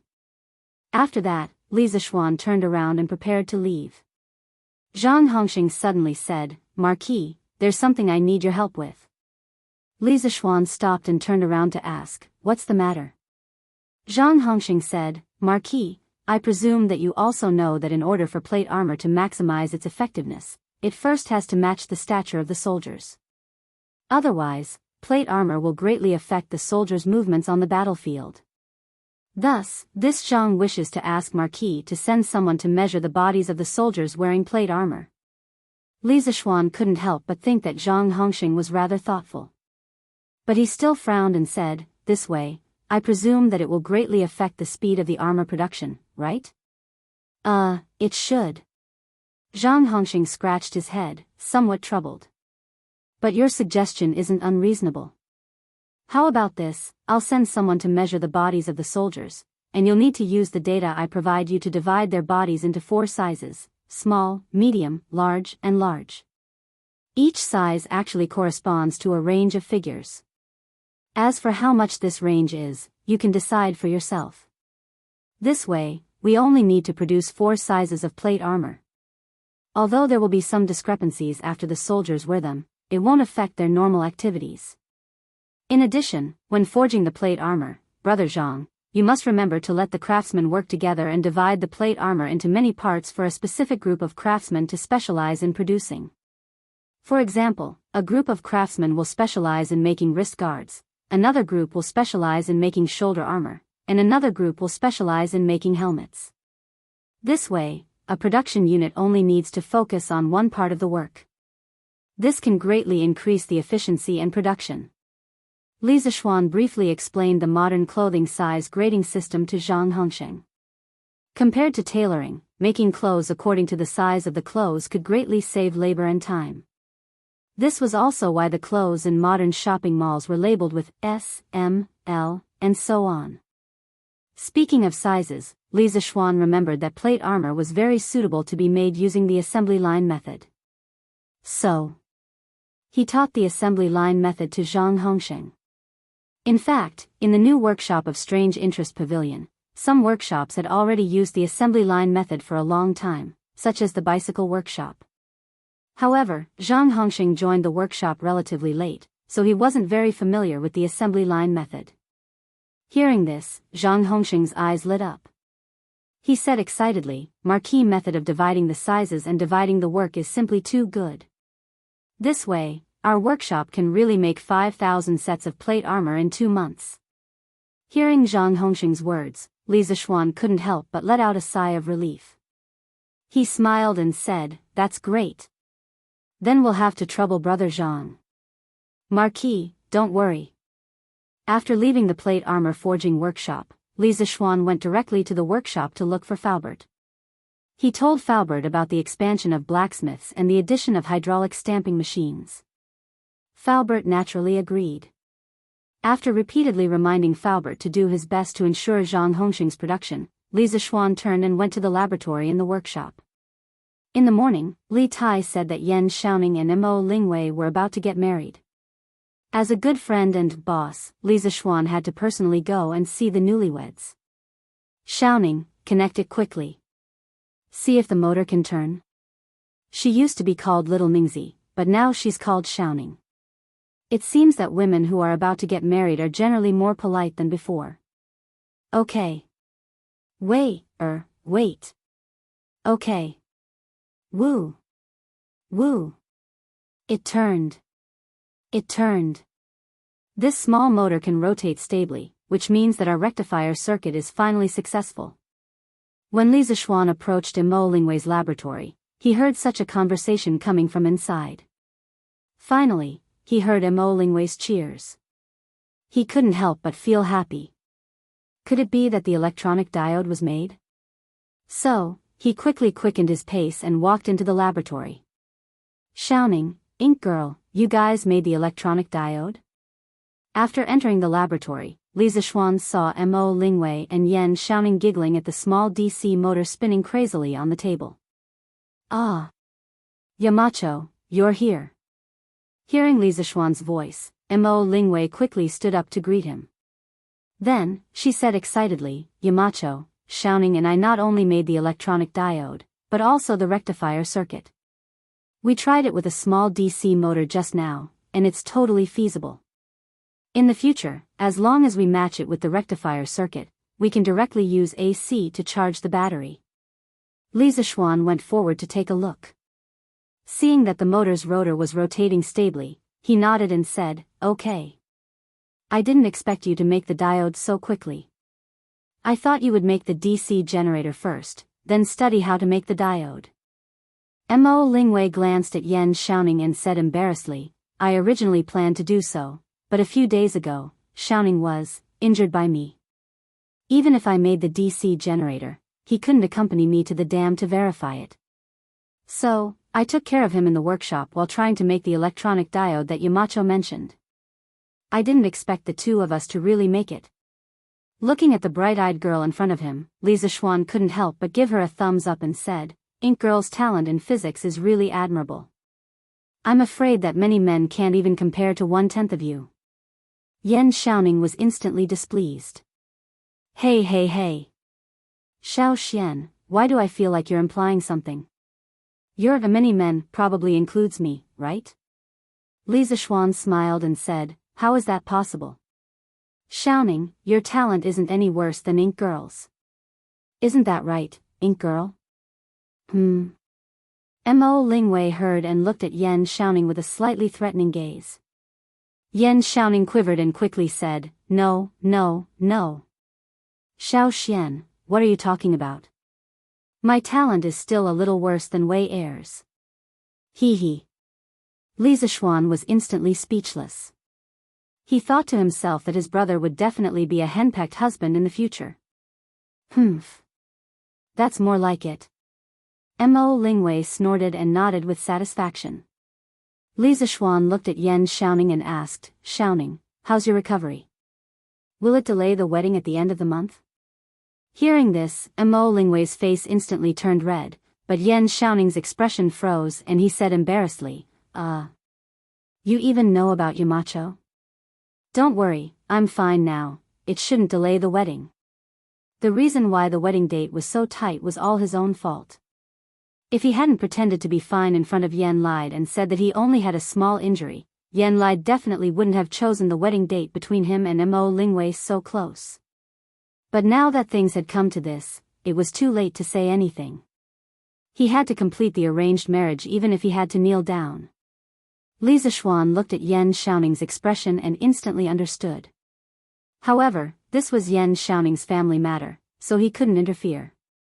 After all, even an upright official would find it difficult to settle a family matter. After thinking for a moment, he said, "I will ask Priest's son to do more acupuncture and massage for you these few days. With the help of medicinal wine, it should be able to speed up the recovery of your waist and back. However, you have to be careful not to do any strenuous exercise to avoid adding more injuries to your injury." Today was the 4th of June, and there were only slightly more than 20 days until the end of June. However, generally speaking, it would take 100 days for bones and tendons to recover. In this special period, they could only use special methods. Yan Xiaoning didn't refuse. He nodded and said, "Thank you very much."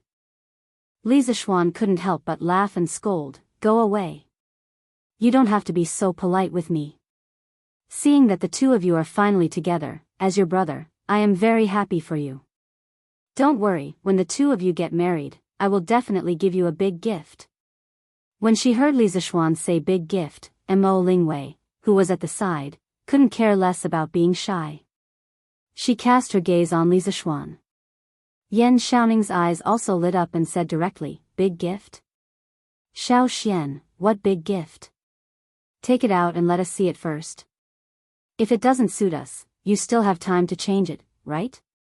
Li Zishuan glared at this shameless guy and said, "Scram. Do you want it or not?"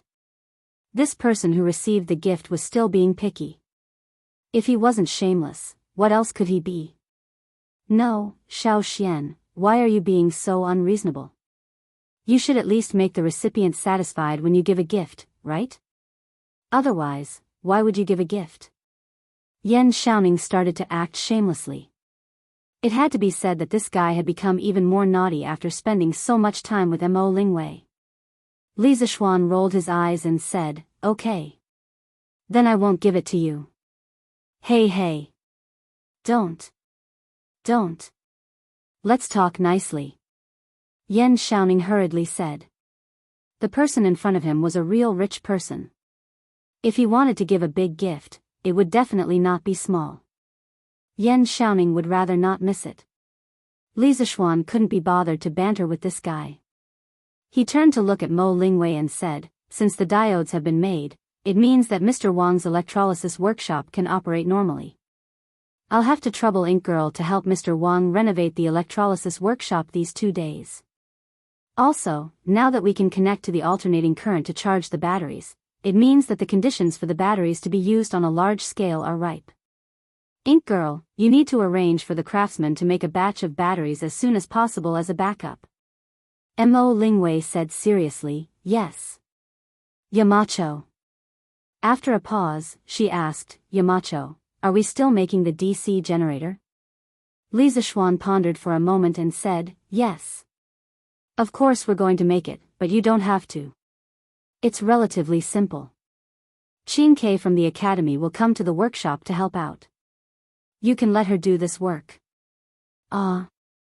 His Highness King Wei is coming to the workshop. Mo Lingwei immediately exclaimed when she heard this. Although the Mo family had lived in a remote place for a long time and did not care about worldly affairs, and would not care about the royal power, but after entering the secular world last year, the Mo family slowly began to fear the royal power. Hearing Li Zishuan's intention to let Li Tai come over to be her student, how could Mo Lingwei accept it in such a short time? Chapter 1450. Qin Ke is very interested in electricity and car making, but this knowledge can't be fully grasped by reading books. Only by experiencing it personally can one have a deep impression of it.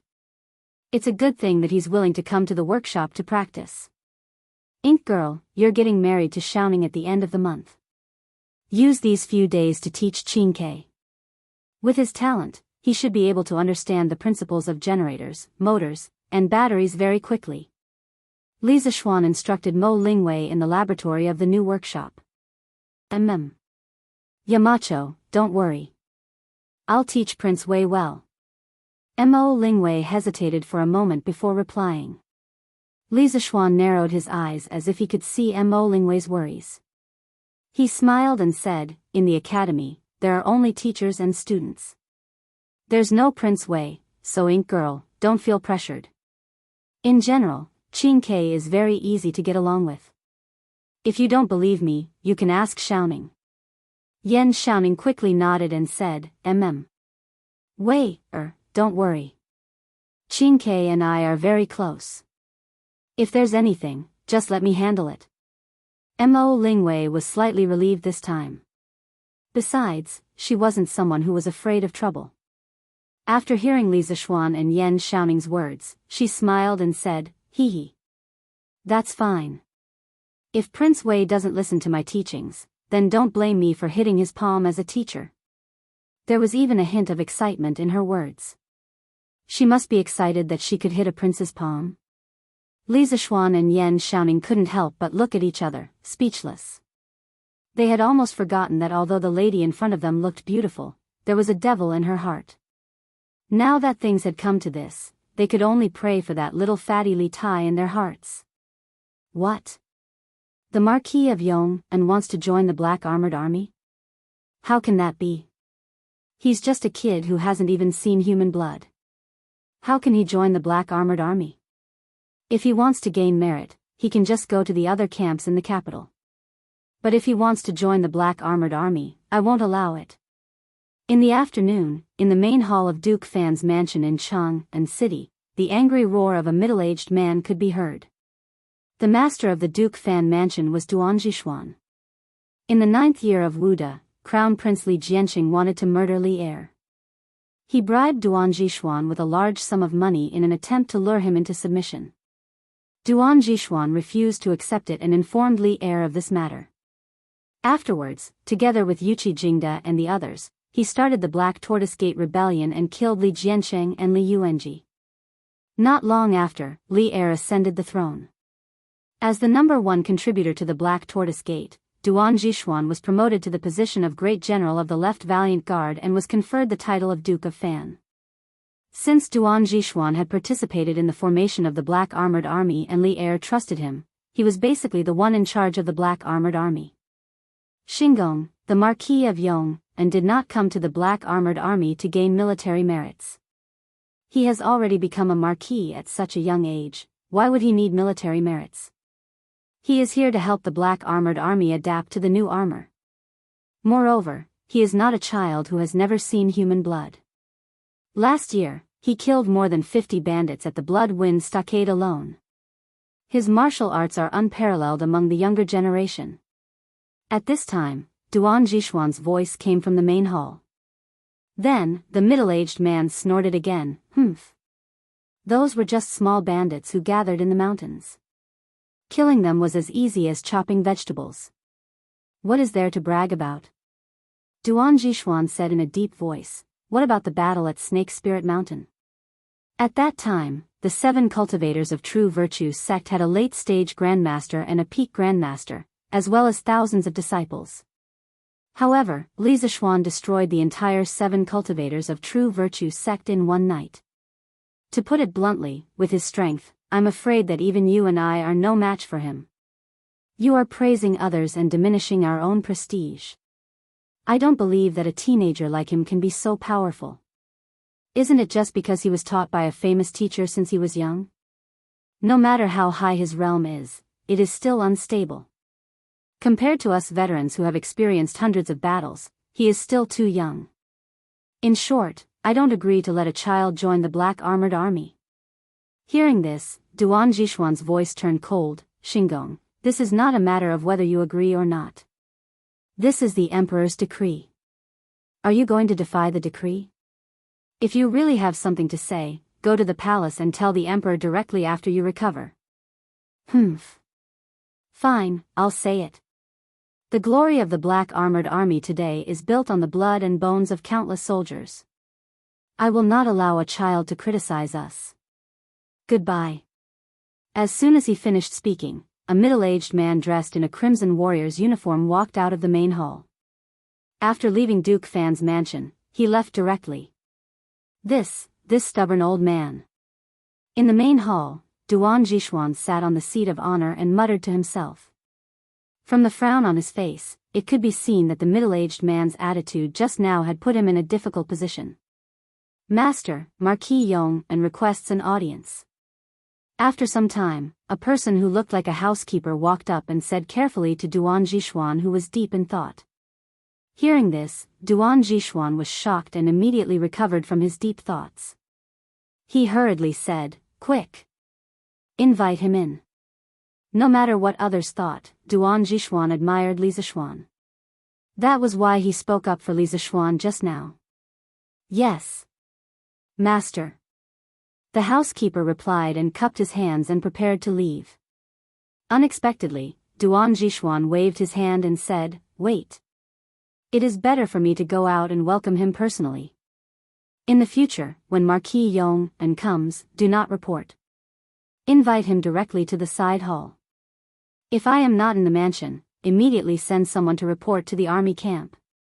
"I understand."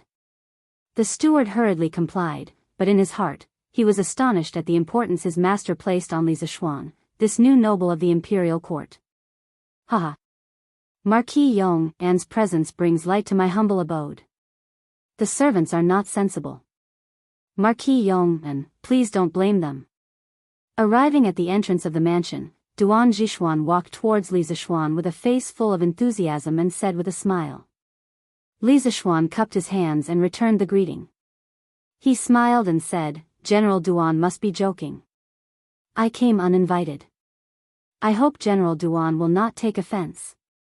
Speaking of which, before this, he did not know where Duan Jishuan lived. This was only when he went to the academy to ask Ching Chumo in the afternoon. This could not be blamed on him. The main reason was that he was not in the imperial court for many years. He only knew the names of many officials. As for where they lived, he most likely did not know. This Duke Fan mansion was not big, let alone grand. It looked about the same as Li Zishuan's mansion in Yongla district. However, This also showed that Duan Jishuan was a low-key person who did not like to be extravagant. At this moment, Duan Jishuan waved his hand and said, "Haha. Marquis Yongman, what are you saying? Before long, you and I will be colleagues. Aren't you treating me as an outsider? Come, come, come. Let's talk inside. Housekeeper, quickly get someone to serve tea." Under Duan Jishuan's beckoning, Li Zishuan came to the front hall of the Duan mansion. It was also the place where Duan Jishuan and the other middle-aged man had an argument. After a brief exchange of greetings, the servants of the Duan mansion brought a pot of hot tea. After pouring a cup for Li Zishuan and Duan Jishuan, they left. "Oh. This is divine tea." Li Zishuan was not interested in other people's tea. However, after smelling the tea fragrance in the air, he could not help but exclaim, "Haha. This is something that I asked someone to buy from Lantian County." Speaking of this Duan has to say that Marquis Yong and is too stingy. You actually only sell the good stuff in Lantian County. Chang and City either doesn't have it, or the supply is very small. You've almost driven the high officials and dignitaries of Chang and City crazy. Duan Jishuan said half-jokingly. Li Zishuan cupped his hands and said, "General Duan is right. This junior will take note in the future. However, this junior has something to ask of General Duan today." Duan Jishuan perked up and said, "Please speak, Marquis Yong'an." Li Zishuan replied, "Here's the thing. The workshop at Chitsu Pavilion is currently working hard to create armor for the Black Armored Army. However, in order to maximize the effectiveness of the new armor, it has to fit the soldiers' bodies. Therefore, I would like to send some tailors to the Black Armored Army's camp to measure the soldiers' bodies. I hope that General Duan can accommodate us." Duan Jishuan could not help but narrow his eyes. After a moment of silence, he said, "So that's the case. However, the Black Armored Army camp is a restricted area. Ordinary people are not allowed to enter. How about this? I will instruct the generals of each camp to measure the height and weight of the soldiers and pass the results to you. How about that?" Li Zishuan did not suspect anything when he heard that. He nodded and said, "Sure. I will write down the measurements on a piece of paper. General Duan, you can ask the soldiers to fill in the data when the time comes." No problem." Duan Jishuan nodded and ordered someone to get a pen and paper. After a while, Li Zishuan picked up the pen and a line of small words appeared on the paper. Duan Jishuan took a closer look and could not help but exclaim, "Height, weight, shoulder width, waist circumference, waist circumference, waist circumference, this needs to be measured for so many things." Li Zishuan smiled and said, "That's natural. This is also to ensure that the plate armor made will fit the soldiers' bodies better. Otherwise, the plate armor will affect the soldiers' movements on the battlefield." Duan Jishuan nodded thoughtfully. After a while, he frowned and asked, "Although this makes sense, won't this affect the speed of your workshop's craftsmen?" Li Zishuan shook his head. "There will definitely be an impact. However, it's not impossible to overcome it. Don't worry, General Duan. The interesting pavilion workshop is already producing the armor at full capacity. It is estimated that within 2 months, they will be able to produce 5,000 sets of armor, vanadium steel horse lances, vanadium steel horse armor, and horseshoes. 2 months? So fast? When Duan Jishuan heard this, he couldn't help but exclaim, "Although this Duan has never forged armor before, I have heard people say that a skilled craftsman would need at least 3 days to forge a set of radiant armor. The structure of the armor is more complicated than the Mingguang armor. It is amazing that your workshop can make 5,000 sets in 2 months." Li Zishuan heaved a sigh of relief when he heard Duan Jishuan say, "So fast, and not so slow."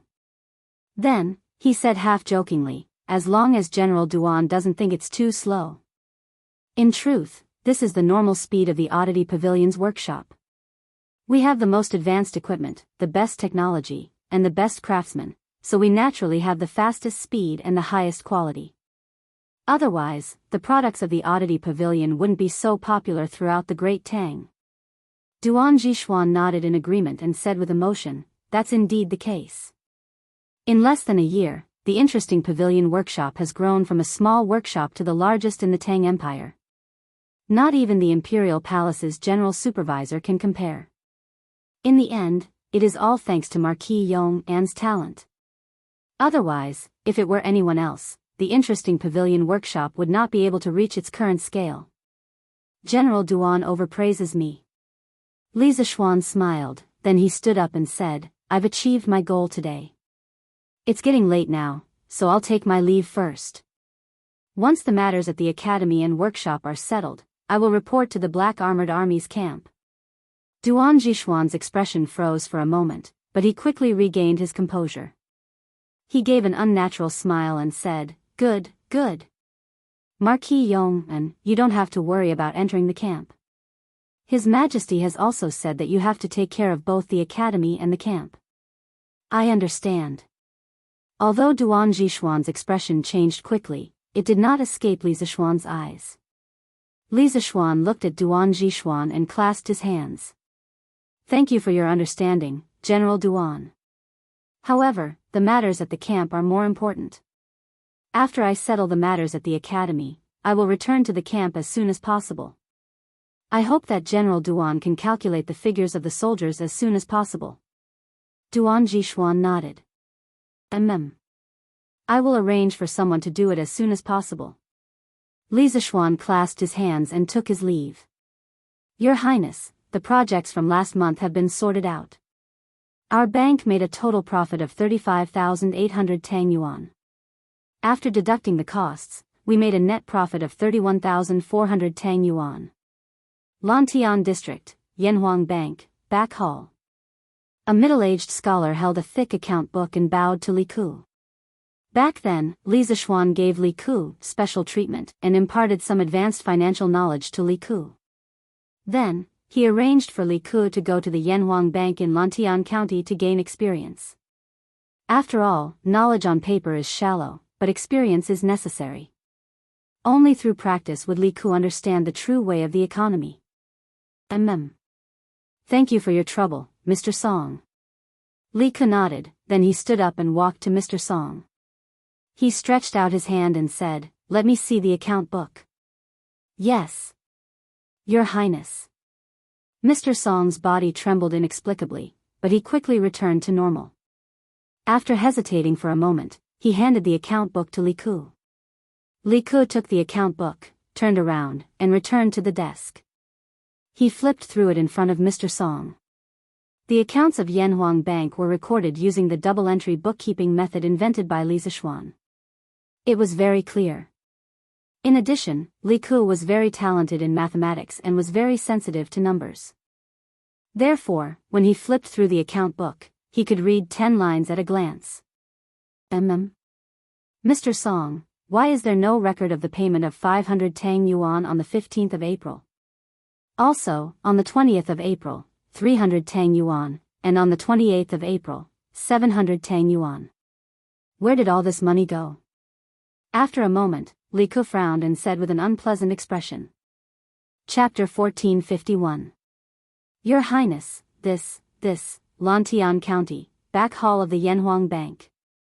Faced with Li Ku's questioning, Mr. Song's face turned red. He wanted to explain, but in the end, he swallowed the words that were about to come out of his mouth. His surname was Song, and his name was Siming. He could be considered as Li Ku's #1 accountant. Seeing this, Li Ku walked in front of Song Siming and said with a gloomy face, "Mr. Song, you should know better than anyone that this Yanhuang Bank does not belong to me, Li Ku. It belongs to my father, the Marquis of Yong'an, and the other nobles.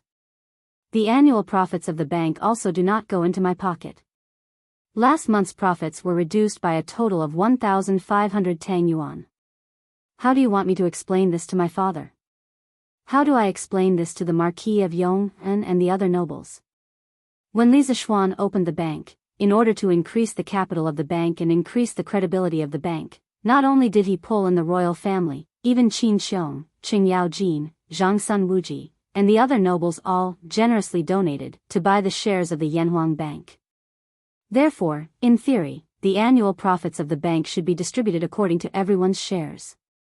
Although Li Ku was now in charge of the management rights of the Lantian County Bank, he did not have the right to distribute the profits of the bank. The atmosphere in the room suddenly became oppressive. A layer of sweat gradually appeared on Song Siming's forehead, but even so, he did not say anything to explain himself. He just lowered his head, as if he had done something wrong, and stood quietly in front of Li Ku. Facing such a stubborn old man, Li Ku was a little angry. If it was another person in a higher position, they would probably directly lock this old man up for corruption and interrogate him severely. However, Li Ku knew the character of the old man in front of him. He knew that the other party would definitely not ruin his reputation for such a small amount of money. After a moment of silence, Li Ku opened his mouth again and said, "Mr. Song, this is not a small matter. You should not think of taking responsibility for it yourself. I, Li Ku, do not wrongly accuse a good person, but also will not let a bad person go. Mr. Song, please tell me who exactly used the 1,500 Tang Yuan. Otherwise, when this prince investigates thoroughly, no matter who it is, it won't look good for anyone's face." Hearing Li Ku's words, Song Siming's body trembled. After a moment of hesitation, he finally opened his mouth and said, "Your Highness, this matter must not be made public because the person who embezzled the money is the sixth prince." Li Ku's expression changed. His originally gloomy little face suddenly became like the sky before a storm. Dark clouds gathered. "You mean Xiao Xiao? How dare he?" After taking a deep breath, Li Ku said in disbelief. The so-called sixth prince was Li Er's sixth son. His name was Li Kuei and he was born from Yang Fei. He was Li Ku's younger brother from the same mother. Because Li Kuei was not yet 10 years old and had a mischievous personality and was ignorant and incompetent, he was not favored by Li Er. Thus, he did not have an official title. According to the normal course of history, Li Kuei would only be conferred the title of King Liang in the 5th year of Zhengguan's reign. Right now, this troublesome brat was doing his best to cause trouble for the imperial family. In official history, Li Er had once reprimanded Li Kuei like this: "Beasts can be tamed after being trained, iron and stone can be smelted and sculpted to be made into tools. People like Li Kuei are worse than beasts and iron and stone." From this, it could be seen how much Li Er loathed this child. At this time, Song Siming said with a bitter face, "Your Highness, last month, the sixth prince and His Highness King Lu came to this Song many times, saying that they needed to withdraw a sum of money urgently. This old man also knew that the money in this bank could not be used, so I flatly refused. However, the sixth prince threatened this old man, saying that Your Highness was in charge of the entire bank and that he was Your Highness's younger brother, so it was no big deal for him to withdraw a bit of money. He also said that if this old man did not give him the money, he would sell this old man's little granddaughter to 100 Flowers Tower. The sixth prince's past misdeeds were all over the place, so how could this old man dare to risk my granddaughter? Your Highness, this old man's granddaughter is only 10 years old." At this point, Song Siming's old face was filled with shame and fear. Bastard! Bastard! Xiao Gui actually dares to commit such atrocities. When Li Ku heard this, even though the other party was his younger brother from the same mother, he could not help but curse angrily. After cursing, he looked at Song Siming and said, "Why didn't Mr. Song tell me about this earlier?" Song Siming smiled bitterly and said, "Your Highness, the sixth prince also said that if this old man told you about this matter, not only would he sell my granddaughter, he would also break the legs of my entire family. This old man will resign today, Your Highness, and bring my entire family to another place to avoid disaster before the sky turns dark." Seeing that his loyal subordinate had been forced to resign and leave, Li Ku could no longer hold it in and said in a deep voice, "Brotherly, don't worry. Mr. Song, you can't go anywhere.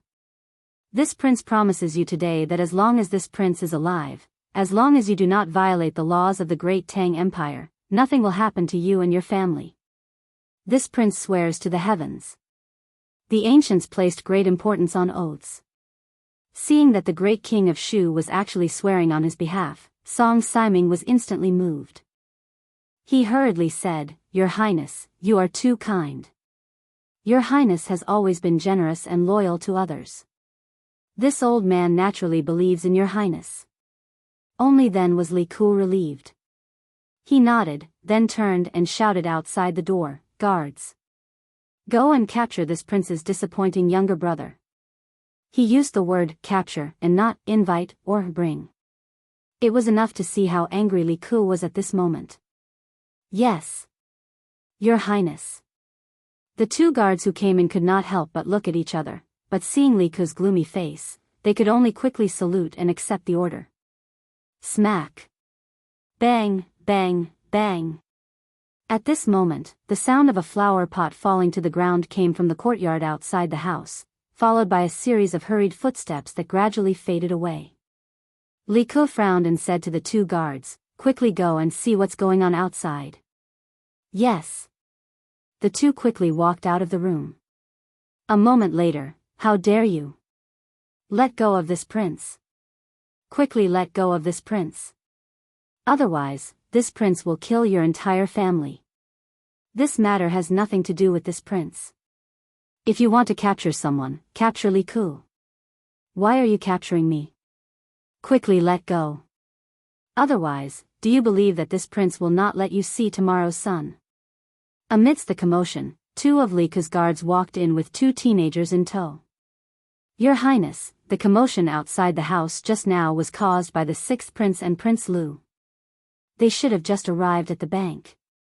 One of the guards put down Li Ku and saluted Li Ku. Speaking of which, these two children were unlucky.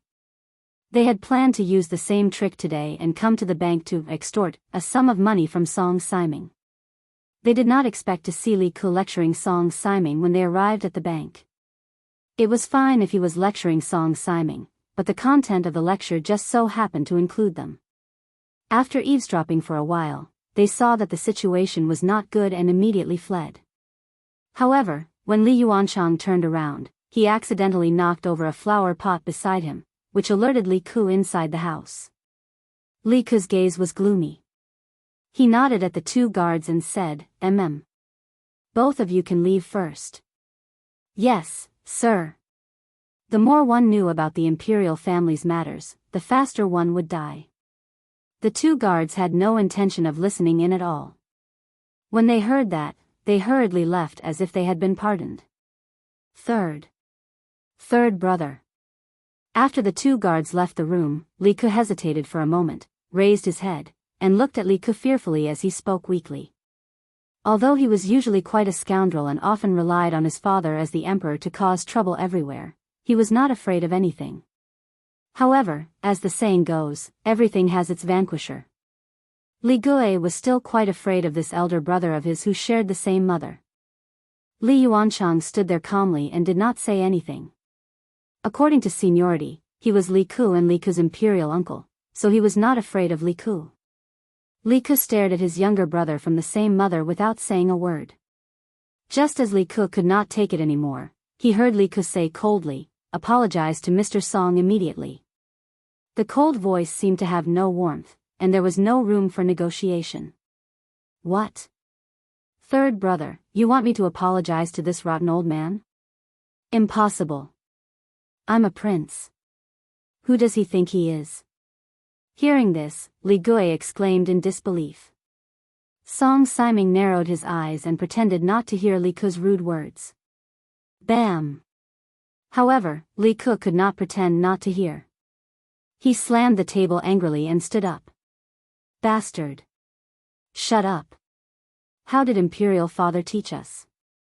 He taught us to be benevolent, humble, kind, and gentle. Look at you now. How are you any different from those hooligans on the streets? Hurry up and apologize to Mr. Song, or I will return to the palace today and report everything you did to Father. We'll see how Father will punish you then." "Hey! Don't. Third brother, please don't tell Father." "Apologize, I will apologize to Mr. Song right now." When Li Gue heard this, he immediately panicked and said hurriedly. The person he feared the most in this world, other than Li Ku, was Li Er. Li Er was an emperor on horseback. He had been on the battlefield and killed people before. If Li Ku made a mistake, Li Er did not even need to lift a finger.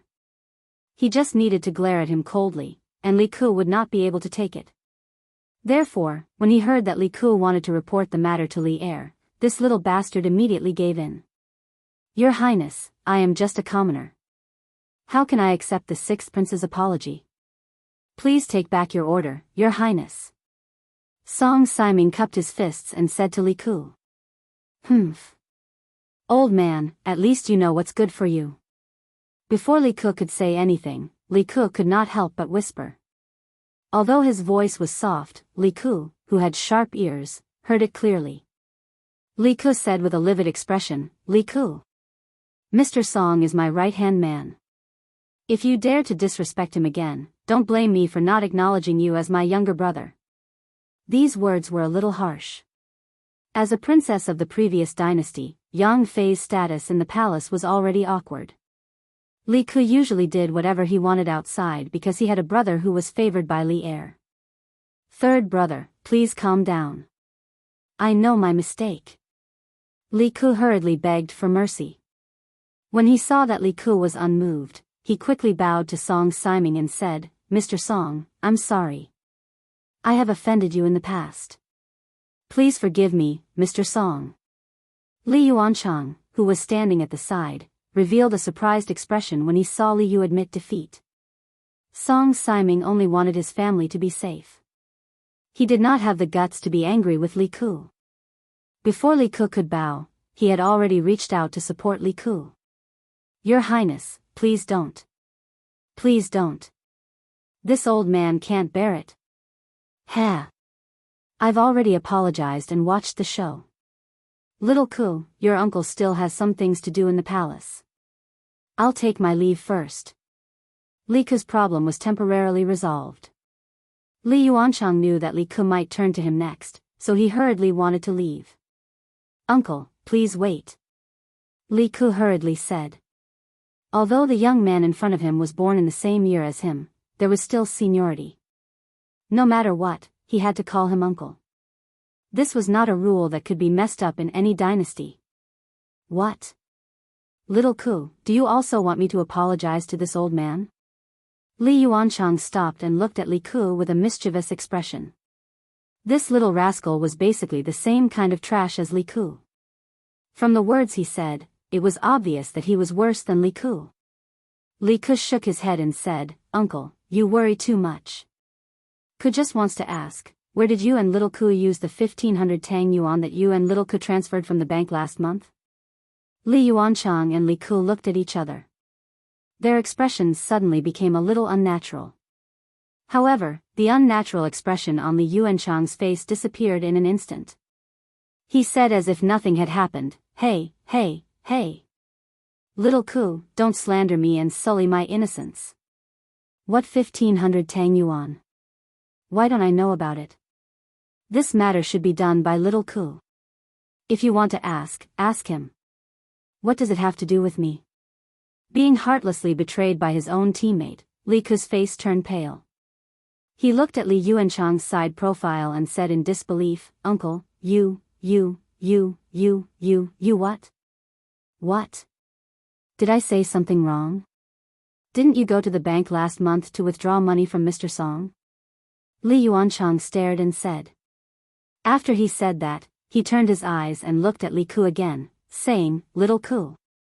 Maybe Little Ku is a little tight on money recently, so he wanted to borrow some money from Mr. Song. It's not like he won't return it. Why do you have to be so serious?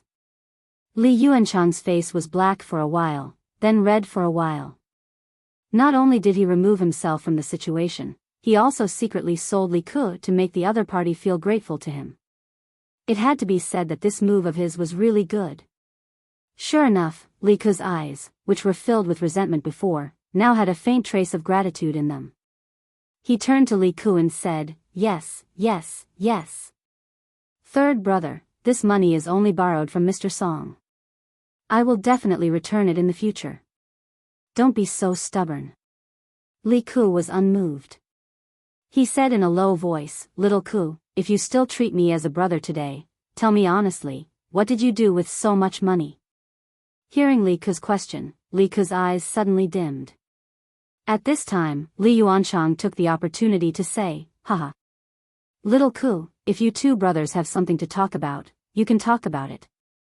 Uncle, I really have something to do, so I'll take my leave first. After that, he lifted his feet and was about to leave.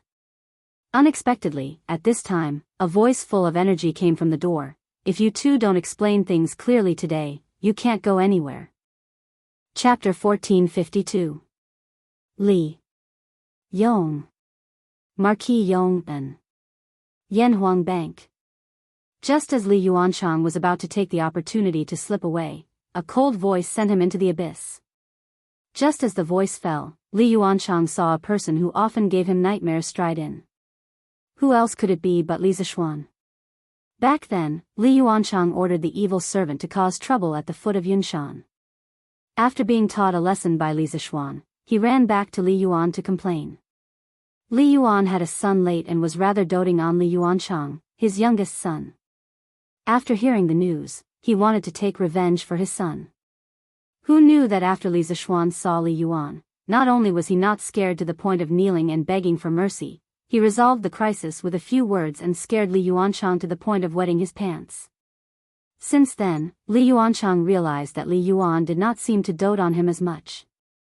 In the past, he could easily get money and people from Li Yuan, but now it was very difficult to get them. This made Li Yuanchang very confused and fearful. Of course, towards the man who caused all this, Li Zishuan, Li Yuanchang's heart was filled with resentment and fear. After several months, seeing Li Zishuan again, the shadow of fear in Li Yuanchang's heart did not fade. Instead, it grew stronger, to the point that he stuttered when speaking. Yamacho. Seeing Li Zishuan arrive, Li Ku hurriedly went forward to greet him and heaved a sigh of relief in his heart. Li Zishuan nodded, then looked at Li Yuanchang lightly and said, Your Highness King Lu, it's really been a long time. I didn't expect that the great King Lu would be interested in a mere 1,500 strings of coins. After returning from Chang'an City, he passed by Yanhuang Bank in Lantian County. His heart moved and he wanted to come in and see how Li Ku was doing in the bank. Before he went to the Black Armored Army, he wanted to straighten out all the errands on him, such as the workshop and Yanhuang Bank. Once Li Zishuan went to the barracks, he would have less time to do these chores. That was why Li Zishuan had been busy running around for the past few days. However, he did not expect that there would be a case of someone embezzling public funds in Yanhuang Bank. Moreover, the person who embezzled public funds was that little bastard Li Yuanchang. Li Ku could handle Li Gu, but because of the difference in seniority, he couldn't handle Li Zishuan. Therefore, Li Zishuan stepped in. Yanhuang Bank was basically equivalent to a modern bank, or even a central bank. It would never allow anyone to embezzle public funds. This was because not only would it be irresponsible to the shareholders of the bank, it would also be irresponsible to the people who deposited their money in the bank. Apart from that, it would also be a blow to Tang Yuan's credibility in the entire Tang dynasty. Li Zishuan would never allow such a thing to happen. Wah! What 1,500 strings of cash? Marquis Yong, and what are you saying? I don't understand. Li Yuanchang's face paled as he tried to defend himself. This was really being stubborn even in the face of death. Li Zishuan's eyes narrowed as he said in a deep voice, Your Highness King Lu, don't pretend to be confused. Today, I will say these words. If you don't clearly explain the 1,500 strings of cash, no one can leave. When the time comes, I will find His Majesty or the retired emperor to judge. Or you can think about it. Will those nobles who invested in Yanhuang Bank let you off? As he finished speaking, Li Zishuan's voice gradually turned cold. Li Yuanchang and Li Gu couldn't help but shiver. After his expression changed, Li Yuanchang opened his mouth and said, Isn't it just 1,500 strings of cash? I will send someone to return it to you when I return. This money was originally borrowed from Mr. Song. Today, I will return it all to you. In the future, don't bother us anymore. He had thought it through. Rather than completely falling out with Li Zishuan and causing a huge ruckus, he might as well grit his teeth and return the money. He was clear in his heart that even if this matter reached his father, Li Yuan, it would not end well. After all, he was not in the right. Moreover, the shareholders of the Yanhuang Chamber of Commerce were all nobles of the imperial court. He had affected the interests of so many people, Li Er would not let him off. Li Zishuan nodded and said, "It is only right to repay debts. The money that Your Highness King Lu owes should naturally be returned.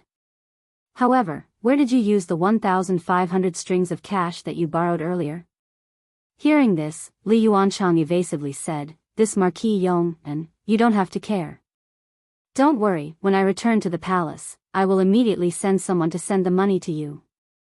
Li Zishuan lightly said, "Why can't I care? I have to confirm whether the 1,500 strings of cash are still there or not.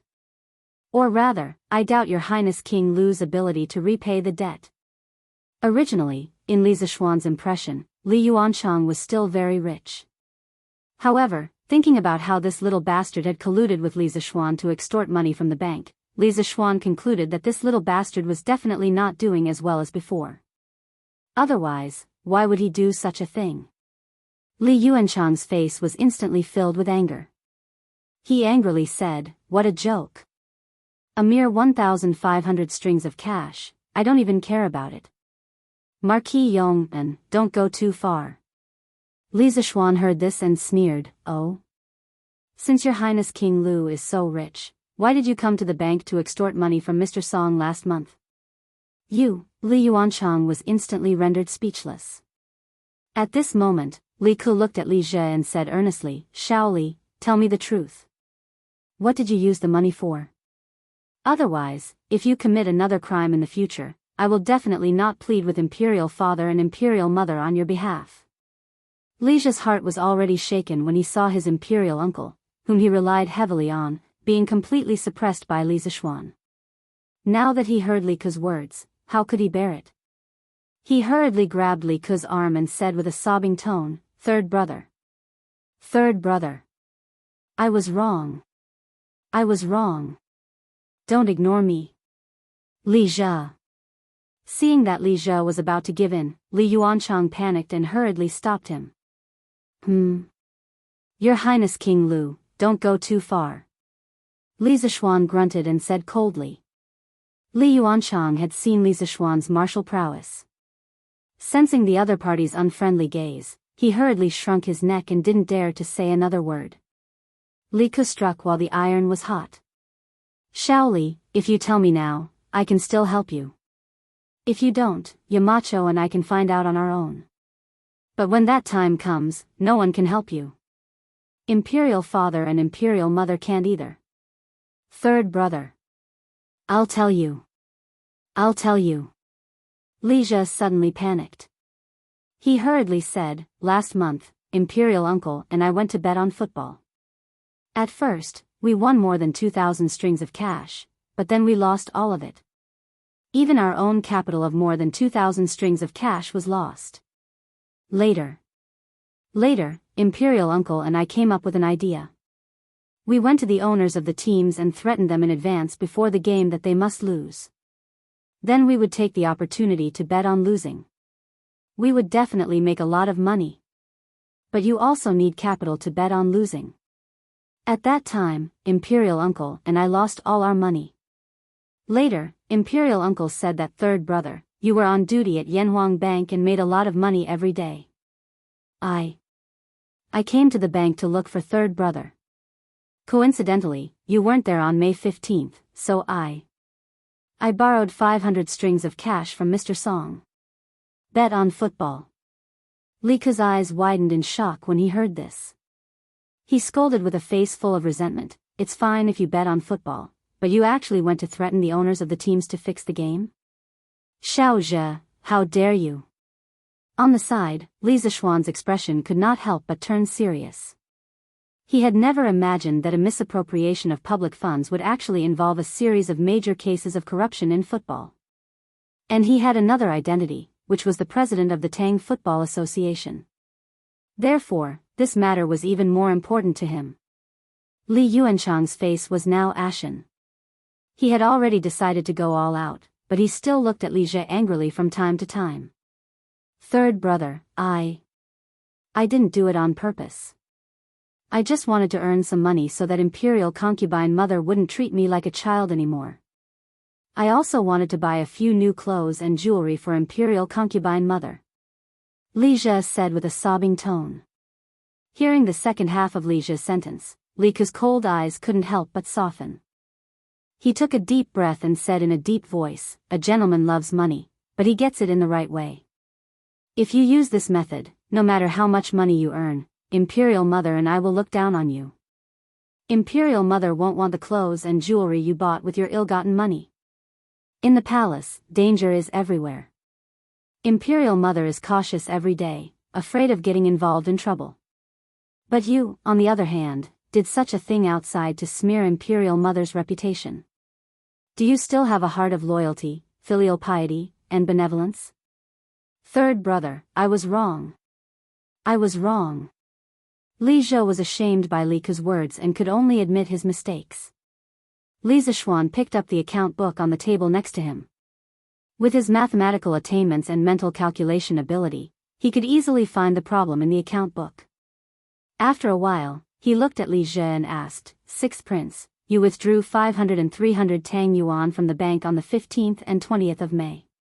According to what you said just now, you should be able to make a lot of money by threatening the owners of the teams to fix the game. But why did you withdraw 700 Tang Yuan from the bank on the 28th of May? Were you still short of money at that time?"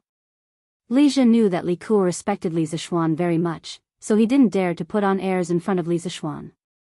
Hearing this, he thought for a while and replied, "Of course, it's very profitable to get people to fake matches, but the teams we found earlier weren't very strong. There weren't many people who thought that they would win, so the gambling house set very low odds for them to lose. All in all, Royal Uncle and I didn't make much money. At the end of the month, Imperial Uncle and I decided to do something big. We found the super strong team that was in the limelight this year, the Wind Thunder team. Their young master is called Jing Qianjun. Imperial Uncle and I revealed our identities and threatened him to deliberately lose the game against the Fire Wolves team the next day.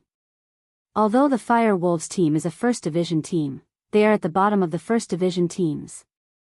They are no match for the Wind Thunder team. So there will be a lot of people who bet on the Wind Thunder team winning, and we bet on the Wind Thunder team losing, so we can make a fortune in one fell swoop. Do you mean that Jing Qianjun agreed to fix the game for you?" Li Zixuan's face darkened. He interrupted Li Ke and asked. Li Zixuan valued Jing Qianjun. The Wind Thunder team's current achievements were not 80% due to Jing Qianjun, but at least 60%. So Li Zixuan arranged for him to be the tactical coach of the national team. But if he really agreed to fix the game for Li Ke and Li Yuanchang, Li Zixuan had to do things according to the law, no matter how much he thought highly of Jing Qianjun. Li Ke nodded and said, "At that time, the young master of the Wind Thunder team did agree that we would deliberately lose to the Fire Wolves team. In order to win more money, Imperial Uncle and I went to the bank to ask Mr. Song for more money. Under the threat of Imperial Uncle and I, Mr. Song had no choice but to give us 700 strings of cash." Li Zixuan's heart suddenly sank. He said with an ugly face, "How much did you win in this game?" Li Ke said with a sad face, "We didn't win a single penny. We lost everything. That kid surnamed Zheng is not a good person. The day before, he clearly promised us that he would deliberately lose the game.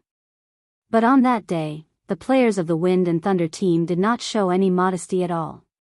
They kicked the Fire Wolves team to 3-0. The more than 2,000 strings of money that we bet were all lost." Li Zixuan was stunned, but there was a glimmer of hope in his heart. He asked again, "You mean that Jing Qianjun agreed to fix the game for you, but he didn't instruct the players to deliberately lose the game?" Li Ke said gloomily, "Yes." Seeing the boy's aggrieved face, Li Zixuan held back his laughter and said, "Then you didn't take revenge on him in private?" Li Ke said angrily, "Why didn't we take revenge? After the game, Uncle and I took a few guards to the Zheng family's house to find that bastard Jing Qianjun. But the door of the Zheng family's house was closed. No one opened the door. The door of the Zheng family's house was so strong that it couldn't be opened even if we hit it with a piece of wood. In broad daylight, we couldn't make a big deal out of it, so we could only send people to guard outside the Jing family's house. But after so many days, we didn't catch Jing Qianjun. Li Zishuan nodded satisfactorily and said, well, you should be glad that you didn't catch Jing Qianjun. Otherwise, if you caught him and tortured him, you and Prince Lu wouldn't be able to escape. Then he looked at Li Ku and said, little Ku, they not only misappropriated public funds, but also secretly bribed the team to fix the game. This seriously violates the Tang Empire's principle of fairness and justice. According to the rules, they should be handed over to the Supreme Court. What do you think? Marquis Yong and, you dare. My father won't forgive you. Hearing this, Li Yuanchang immediately panicked. Li Ku said with fear, third brother. Third brother. Save me. I don't want to go to the Supreme Court. My father will kill me if he knows. Li Ku hesitated for a moment and looked at Li Zishuan and said, Yamacho, little Ku and uncle are in the wrong. But if this matter is brought to the Supreme Court, my father. Can you hand them over to me? I will report to my father and punish them by grounding them in the palace to reflect on themselves. Li Zishuan pondered for a moment and nodded, okay. I will give you face today. But first, they have to pay for the money they misappropriated from the bank. Second, they have to give me the list of the teams that fixed the game. Third, they are forbidden to watch any game held by the Tang Empire's Football Association in the future. Chapter 1453. As early as when he promoted football, Li Zishuan expected that football betting would slowly rise along with football. Later, things did indeed develop in the direction he expected. Although he knew that football betting would harm people, it was a matter of mutual consent. He couldn't control it. To put it nicely, it was called a quiz. To put it bluntly, it was called gambling. However, although he couldn't control the people's football betting, he could control the teams that fixed the matches. When the Tang Football Association was first established, Li Zishuan said that any team or individual involved in fixing matches would forever be included in the Tang Football Association's blacklist. Players could no longer play football, team owners could no longer form teams, and people who bribed teams to fix matches would be banned from watching any football matches held by the Football Association. Serious cases would be directly handed over to the Supreme Court to deal with. Considering that Li Ku and Li Yuanchang didn't earn too much money because of this, instead, they lost everything, and that Li Ku was pleading for mercy. If this matter was brought to the Supreme Court, it would be very embarrassing for Li Er. Therefore, Li Zishuan finally handed these two little bastards over to Li Ku to deal with. Correspondingly, Li Ku also handed over the list of teams that were coerced by them to fix matches. Originally, there were a total of 4 teams. However, because the Wind and Thunder team put Li Ku and Li Yuanchang together, there were 3 teams that fixed matches: the Raging Bull team, the Cool Breeze team, and the Fire Phoenix team. Li Ku and Li Yuanchang were sent back to the palace. Now that things had developed to this point, it was impossible for Li Ku to help his brother hide it. Li Ku originally wanted to immediately enter the palace and report this matter to Li Zishuan, but Li Zishuan asked him to stay alone. Little Ku, you should have been in the bank for 3 months, right? How do you feel? Did you encounter any problems? Yanhuang Bank, back hall. At this time, only Li Zishuan and Li Ku were left. After the two of them sat down, Li Zishuan asked. Li Ku thought for a moment and replied, I have been here for exactly 3 months. In the beginning, I was not familiar with many things in the bank. When I did things, I always felt that there were a lot of restrictions. After a period of time, I sorted out the affairs of the bank and did things much more smoothly. However, it's not that there are no problems. Oh. Tell me about it first. Li Zishuan said with a smile. Li Ku organized his words and opened his mouth.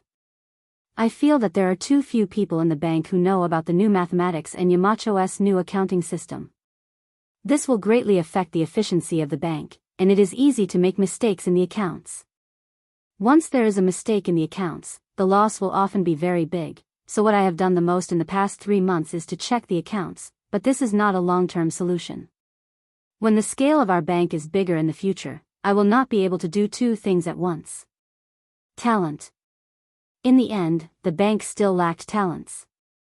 Li Zishuan's new mathematics had only been introduced for less than a year.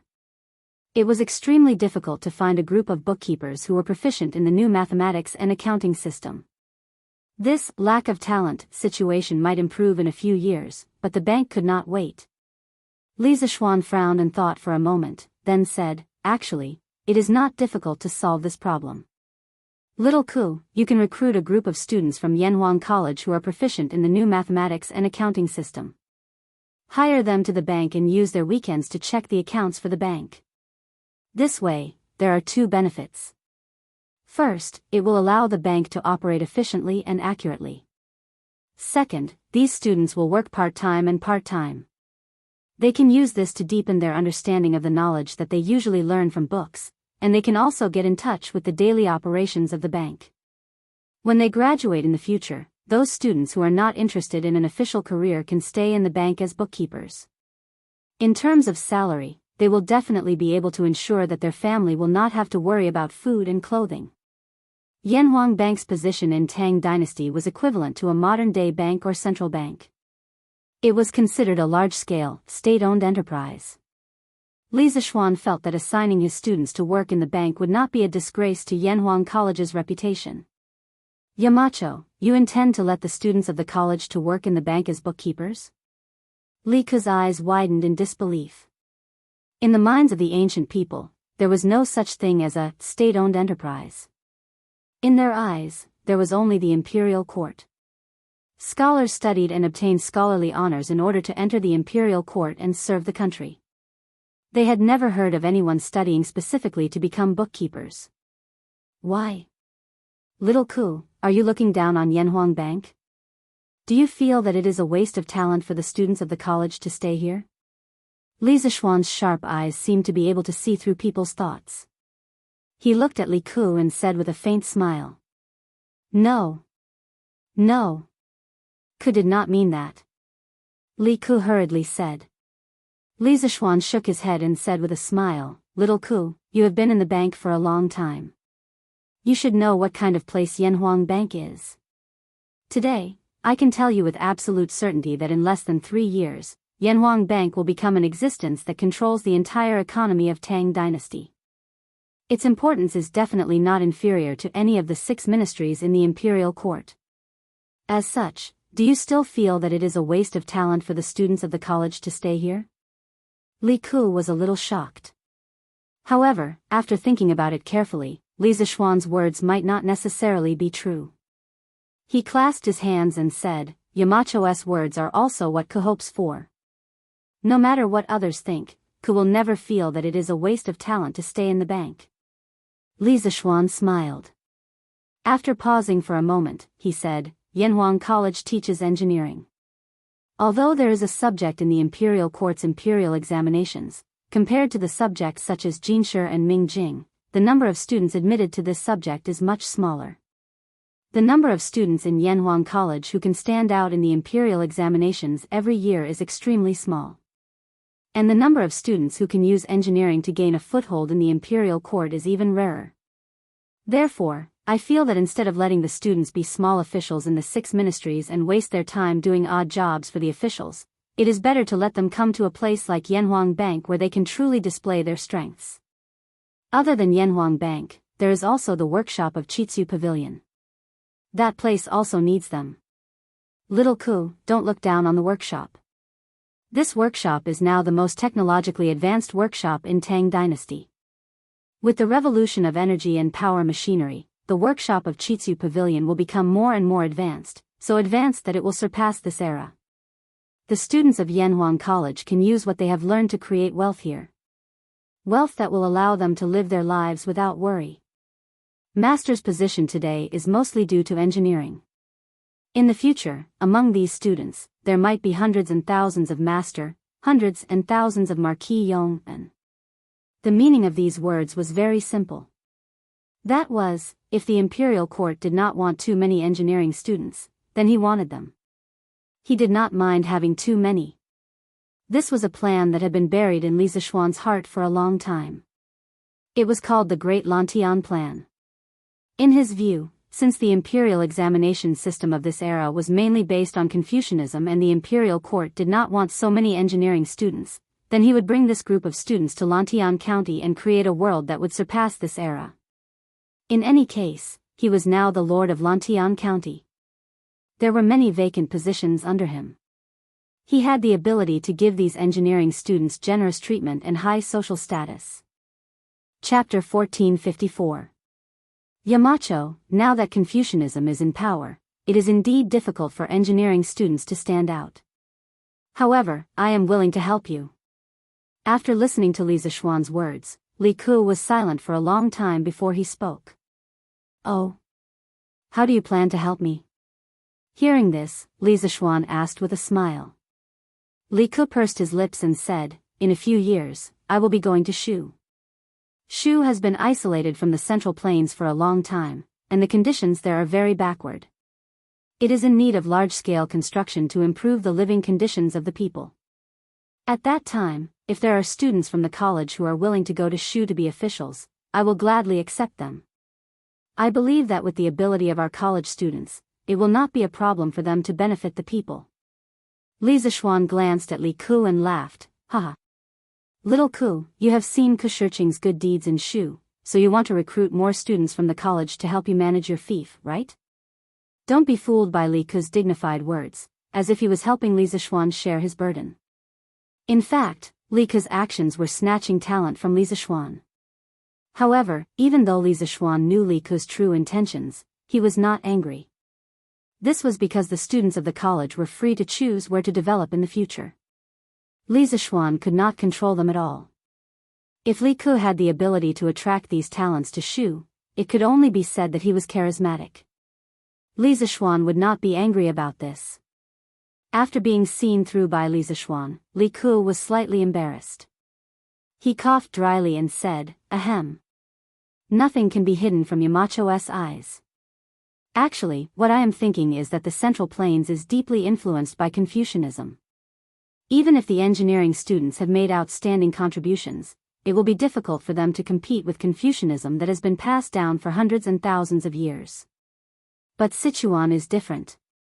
Since the Qin and Han dynasties, it has been isolated from the Central Plains and is less influenced by Confucianism. As long as Ku can lead the students of the academy and make Sichuan a prosperous place, engineering will be able to gain a foothold there. Maybe Ku can even open a school similar to Yanhuang College there. I hope Yamacho will agree. Li Zixuan couldn't help but laugh and said, Little Ku, you're helping me spread the seeds and leaves.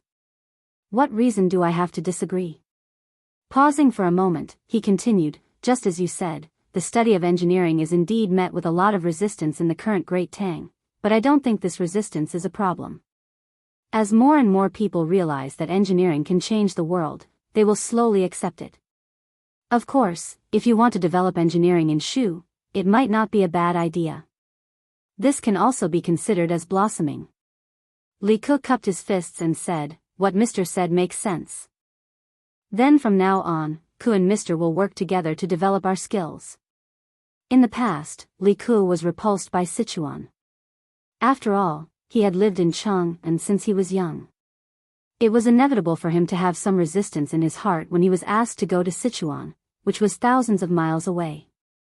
However, after talking with Li Zixuan, Li Ku even faintly looked forward to going to Sichuan as soon as possible. Because leaving Chang'an was like a fish entering the sea.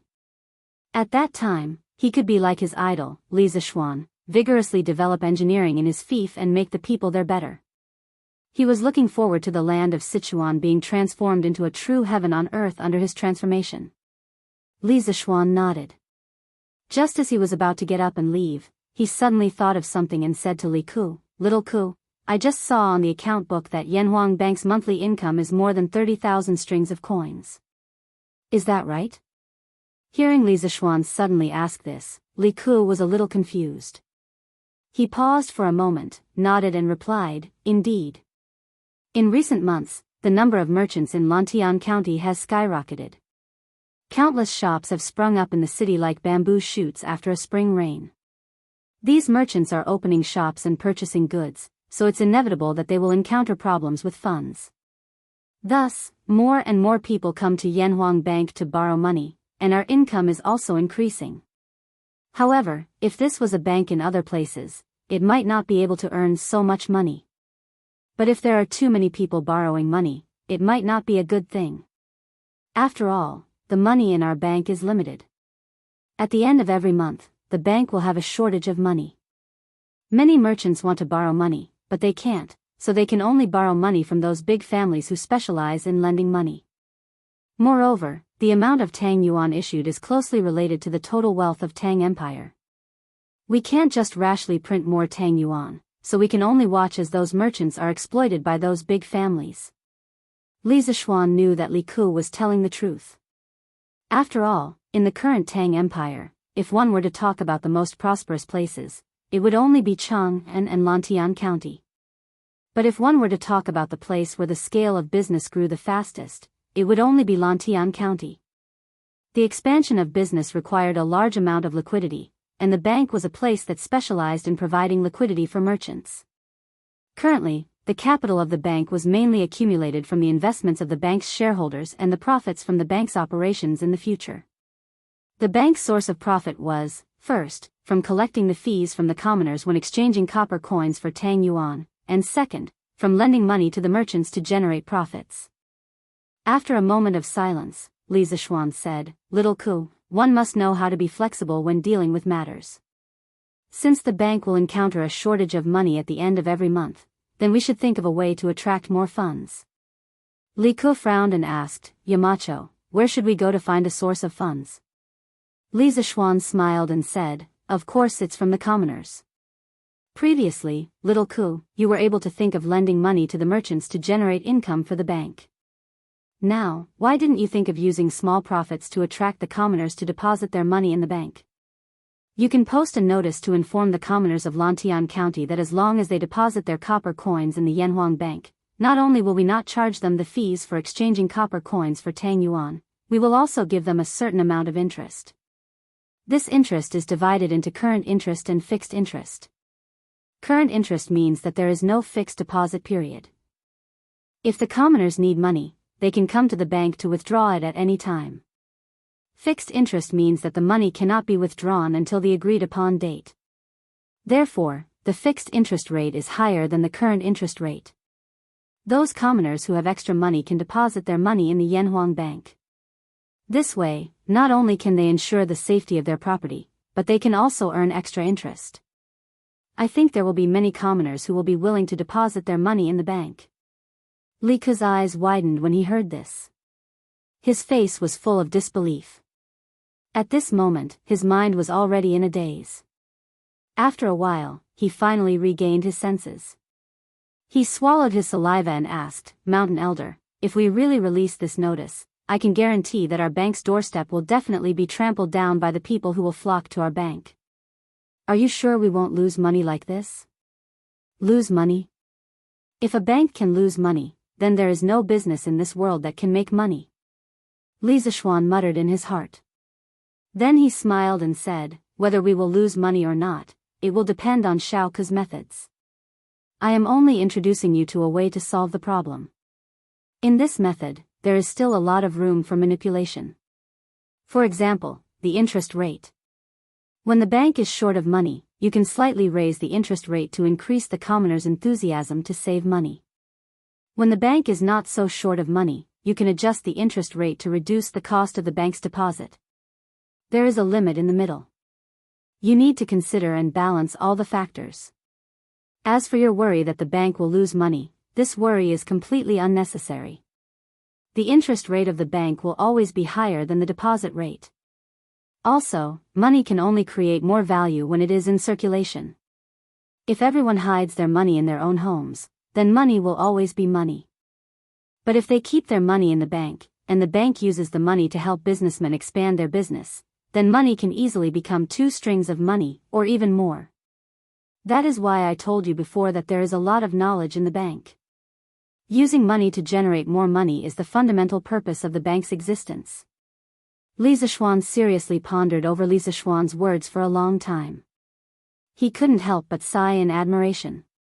Listening to Yamacho's words is better than reading books for 10 years. The knowledge contained in the way of the economy is really mysterious and endless. Thank you, Yamacho, for your teachings today. Li Zishuan waved his hand and said, actually, Xiao Ku, you have already done very well. When everything here is stable, I hope that you can return to the headquarters of the Yanhuang Bank in Cheng and City and shoulder more responsibilities. Our Yanhuang Bank is under the name of the Ministry of Revenue. But most of the officials in the Ministry of Revenue are old-fashioned. If we rely on them to manage the bank, I am afraid that in less than half a year, the bank will not be able to operate anymore. Therefore, the heavy responsibility of bringing the bank to greater heights still falls on your shoulders. There was nothing wrong with these words on the surface, but Li Ke felt that it sounded a little strange. After a moment of silence, he frowned and asked, Yamacho, what about you? Don't tell me that you intend to leave the bank alone? At this moment, he finally realized that something was wrong. Li Zishuan spoke too much today, as if he couldn't wait to impart all the knowledge in his mind to him. Li Ke suddenly had a bad premonition in his heart, and his whole body suddenly became nervous. Li Zishuan was silent for a long time, then sighed and said, Master has more important things to do. But if the bank encounters any problems in the future, Xiao Ku, you can still come to me. Li Ke didn't ask Li Zishuan what the more important things were, because he knew that if Li Zishuan wanted to talk about it, he would have told him directly. Since he didn't say anything, it meant that Li Zishuan didn't want to talk about it. Li Ke naturally wouldn't force him. Haha. Let's not talk about this anymore. Seeing that the atmosphere was a little stagnant, Li Zishuan laughed and broke the silence. The reform measures that I told you about earlier must be tested in Lantian County, because the demand for money here is large enough. In addition, not only can the bank lend money to merchants, but it can also lend money to the commoners. Now that the commoners in Lantian County are living well, some of the smarter commoners will want to make a living. The bank can lower the interest rate and lend them some money to create more wealth. Li Ke was puzzled. Merchants can use their shops as collateral to borrow money, but what can the commoners use as collateral to borrow money? Li Zishuan thought for a while and said, they can use land deeds. But when the amount borrowed is small, they don't have to use collateral. They are all from the same county, so even if they want to take the money and go far away, they can't go far. In ancient times, most of the commoners were more honest. Farmers were more conservative, and they didn't like to owe money to others. If they did, they would pay it back as soon as they had the money. If they delayed it for another day, they wouldn't be able to eat or sleep well. Therefore, Li Zishuan wasn't worried that the commoners would renege on their debts. Li Ke nodded and said, Yamacho's words make sense. In the future, if the commoners of Lantian County need anything, the bank will definitely lend them money. After leaving the bank, Li Zishuan went straight home. Firstly, it was getting late, and it was time to go home for dinner. Secondly, he was going to the Black Armored Army's camp soon. Before he went, he had to spend some time with his family. He was comfortably going home to spend time with his family, but there were some people who weren't feeling well. One was Li Tai, and the other was Ching Chimo. Around noon, Li Tai went to the workshop to look for Mo Lingwei to learn some technology. Mo Lingwei used the force-feeding method to teach Li Tai the principles of the workshop's newest products, such as DC motors, batteries, and diodes. Li Tai was busy wandering around the workshop, trying to understand everything that Mo Lingwei explained to him. He worked all the way until night time. Poor Wei Wang, he had to work overtime in the workshop at night. If word got out, no one would believe it. Now, he and Li Ke were brothers in the same boat. One was fighting in the bank, and the other was researching new technology in the workshop. Although it was hard work, the two brothers were willing to endure it. Hey! This electric bike is so fun to ride. It's so much better than riding a horse. No. I can't return the bike to Shaoxian so soon. I have to ride it for 2 more days. In the evening, Ching Chimo rode the electric bike that he borrowed from Li Zishuan. He was like a young man, attracting the attention of all the passers-by. He couldn't help but mutter to himself on the bike. F *CK. So majestic. At this moment, Ching Chumo saw a woman riding a bicycle towards him. Of course, that wasn't the main point. The main point was that the woman had a particularly spectacular body part. As the bicycle bumped along the road, Ching Chumo's eyes widened. Bam! As the saying goes, extreme joy begets sorrow. All happiness is destined to have a price to pay. Ching Chumo was so focused on looking at the beautiful woman that he forgot to look at the road. With a bang, he and his car crashed into a newly erected electric pole on the side of the road. Ouch! Help, help! Soon, Ching Chumo's painful howls came from under the electric pole. That sound was really miserable. Chapter 1455. Ouch! Softer, softer. It hurts so much. Night fell, but in a ward of Lantian County's Tang Tang Joint Medical Center, there was a faint light.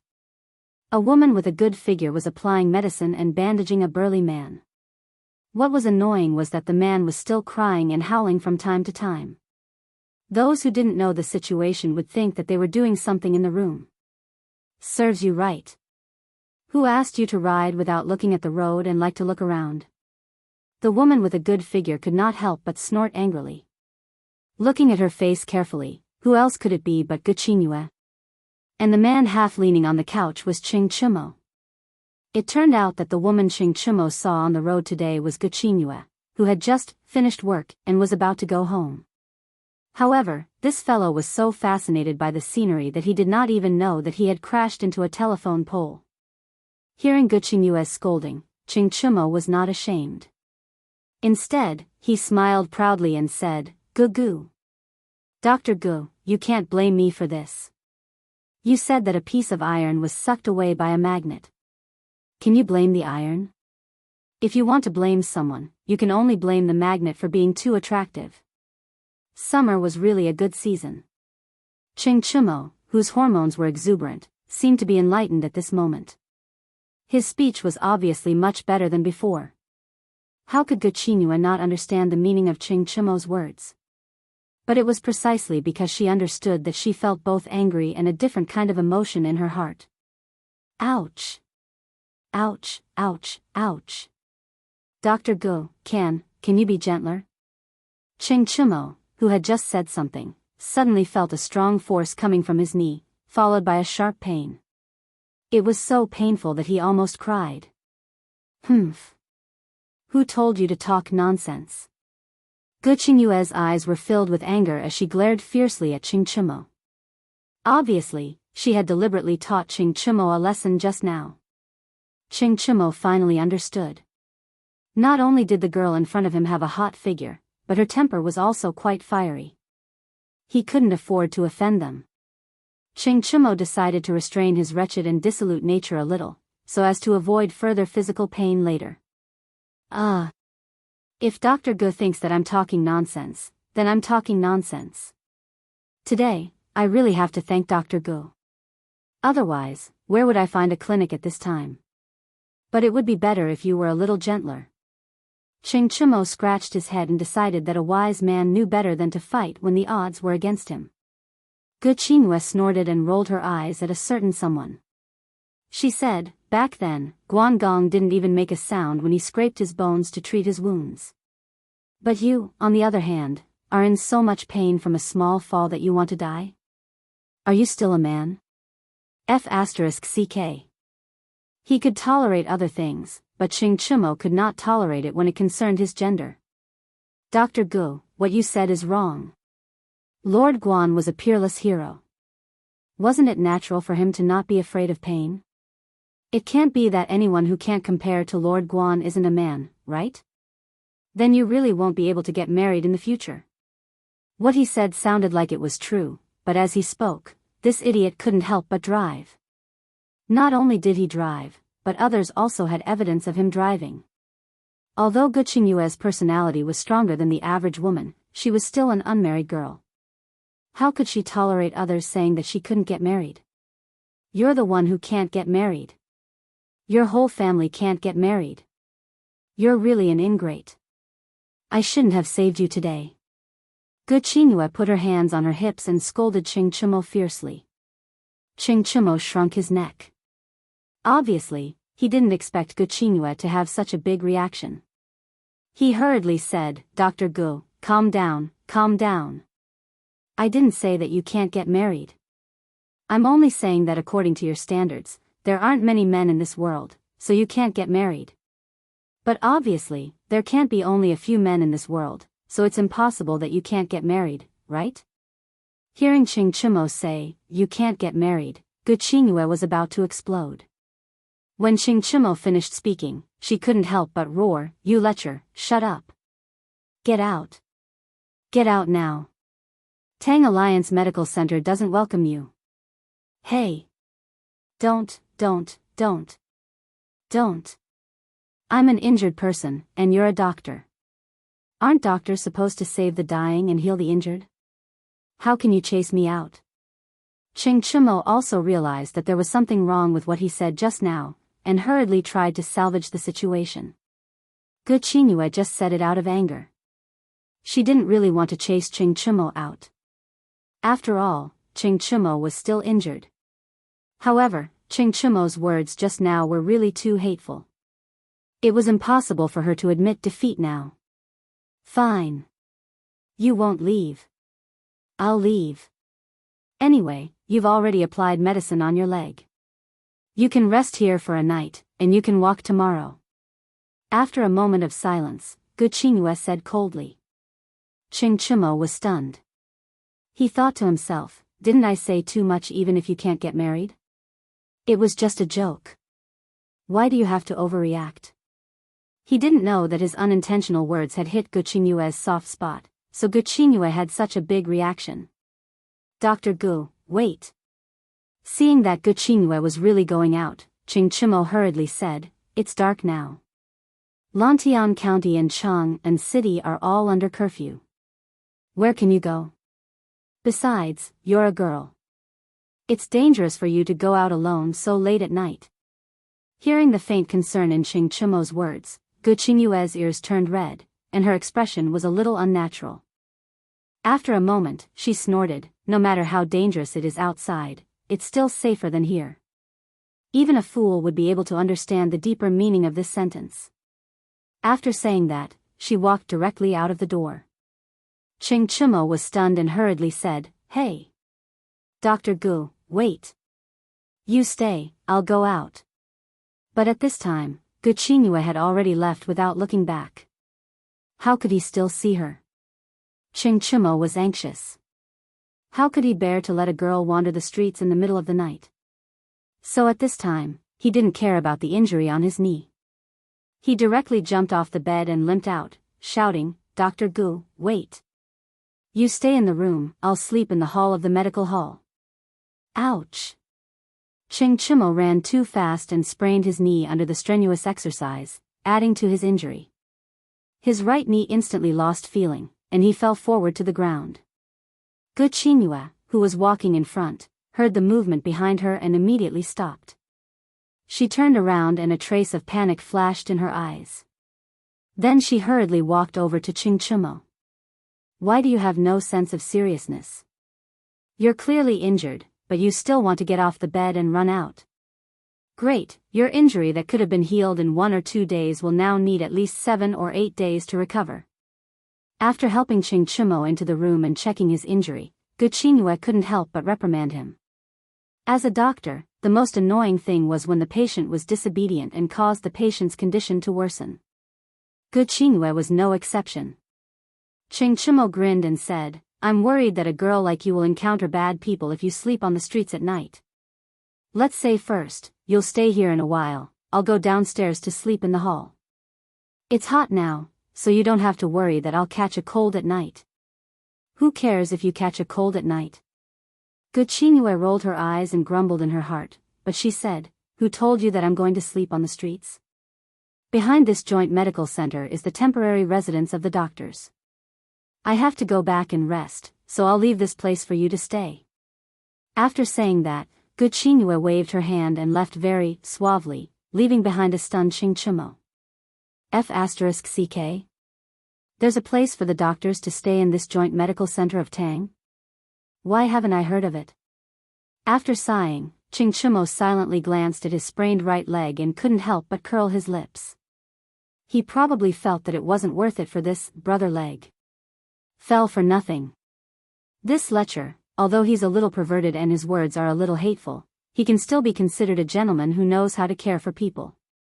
After talking for so long, I actually forgot to ask for his name. Pay. No.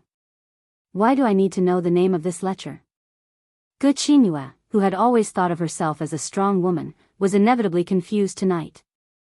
The main reason was that Ching Chumo was different from the men that the matchmaker introduced to her in the past. She felt that Ching Chumo seemed to be more real. Whatever he was thinking in his heart, he would show it on his face.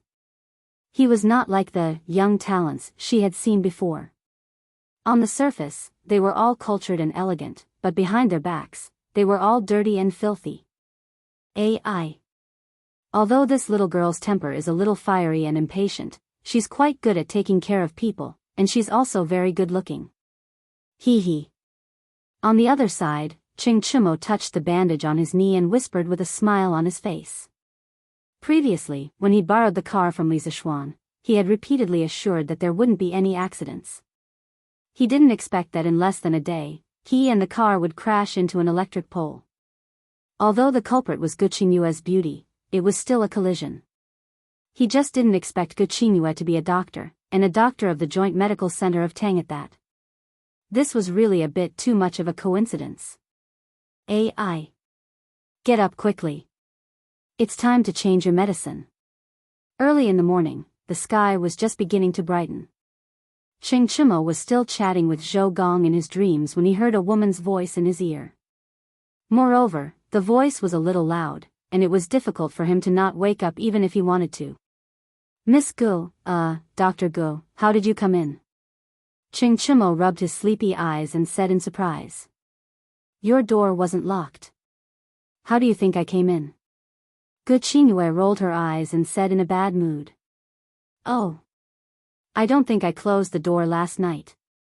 Ching Chumo scratched his head and thought for a while before saying. His knee was injured last night. After Gu Qingyue left, he didn't have the strength to get out of bed and close the door, so he fell asleep directly on the bed. Sit tight. I'll help you change your medicine. In a while, the clinic will start accepting patients, and I won't have time to take care of you then. Gu Qingyue put down the medicine box on her shoulder and said to Ching Chumo as she took out the medicine from it. Oh. Ching Chumo sat up obediently and rolled up his trousers, revealing the injured area on his knee. This time, Ching Chumo learned his lesson. When Gu Qingyue was changing his medicine, he didn't take the initiative to say a word, not even a humph. It seemed like he wanted to learn from Guan Yu and be a tough guy. Just like that, Gu Qingyue quietly changed his medicine, and Ching Chumo raised his head and stared at her without saying a word. Although the scene looked a little funny, it was more heartwarming. Gu Qingyue was now squatting. If Ching Chumo lowered his head and looked, he should be able to see some scenery, but the people of the old Qing family were all walking and sitting upright. Gu Qingyue was now helping him change his medicine. If he did something like that, how was he different from a beast? It's really strange. Why aren't you in pain today? After changing the medicine, Gu Qingyue stood up and asked curiously. Ching Chumo said smugly, I used to be on the battlefield with my father. I don't care about such a small injury. Besides, I'm a man who wants to be Guan Yu. Why would I make a fuss over a small injury? Gu Qingyue couldn't help but burst into laughter and said, keep bragging. Who was the one crying for his parents last night? Then, she felt that laughing like this might make people think that it was unladylike, so she quickly stopped smiling and shifted her gaze elsewhere. But after waiting for a long time, she didn't hear Ching Chumo's voice. She couldn't help but turn her head to look at Ching Chumo. At this time, Ching Chumo was completely stunned. If one were to use 8 words to describe it, it would be that his face was dull and his eyes were shining. Because in Ching Chumo's eyes, Gu Qingyue's smile just now was simply too beautiful. Did I look good? Gu Qingyue's emotionless voice inexplicably came from the air. Yes. Ching Chumo replied subconsciously. To describe his current state of mind in one sentence, it was, "I've confirmed with my eyes that I've met the right person." Lecher. Shameless. Gu Qingyue glared fiercely at Qing Chimo, then stomped her foot and left in a fit of anger. She didn't even want the medicine box. Ouch. In the ward, Qing Chimo's wails and howls sounded again. It was Gu Qingyue's angry kick just now that happened to land on Qing Chimo's foot. F***CK. Women's minds are really strange. If I said it didn't look good just now, would I have been trampled even more miserably?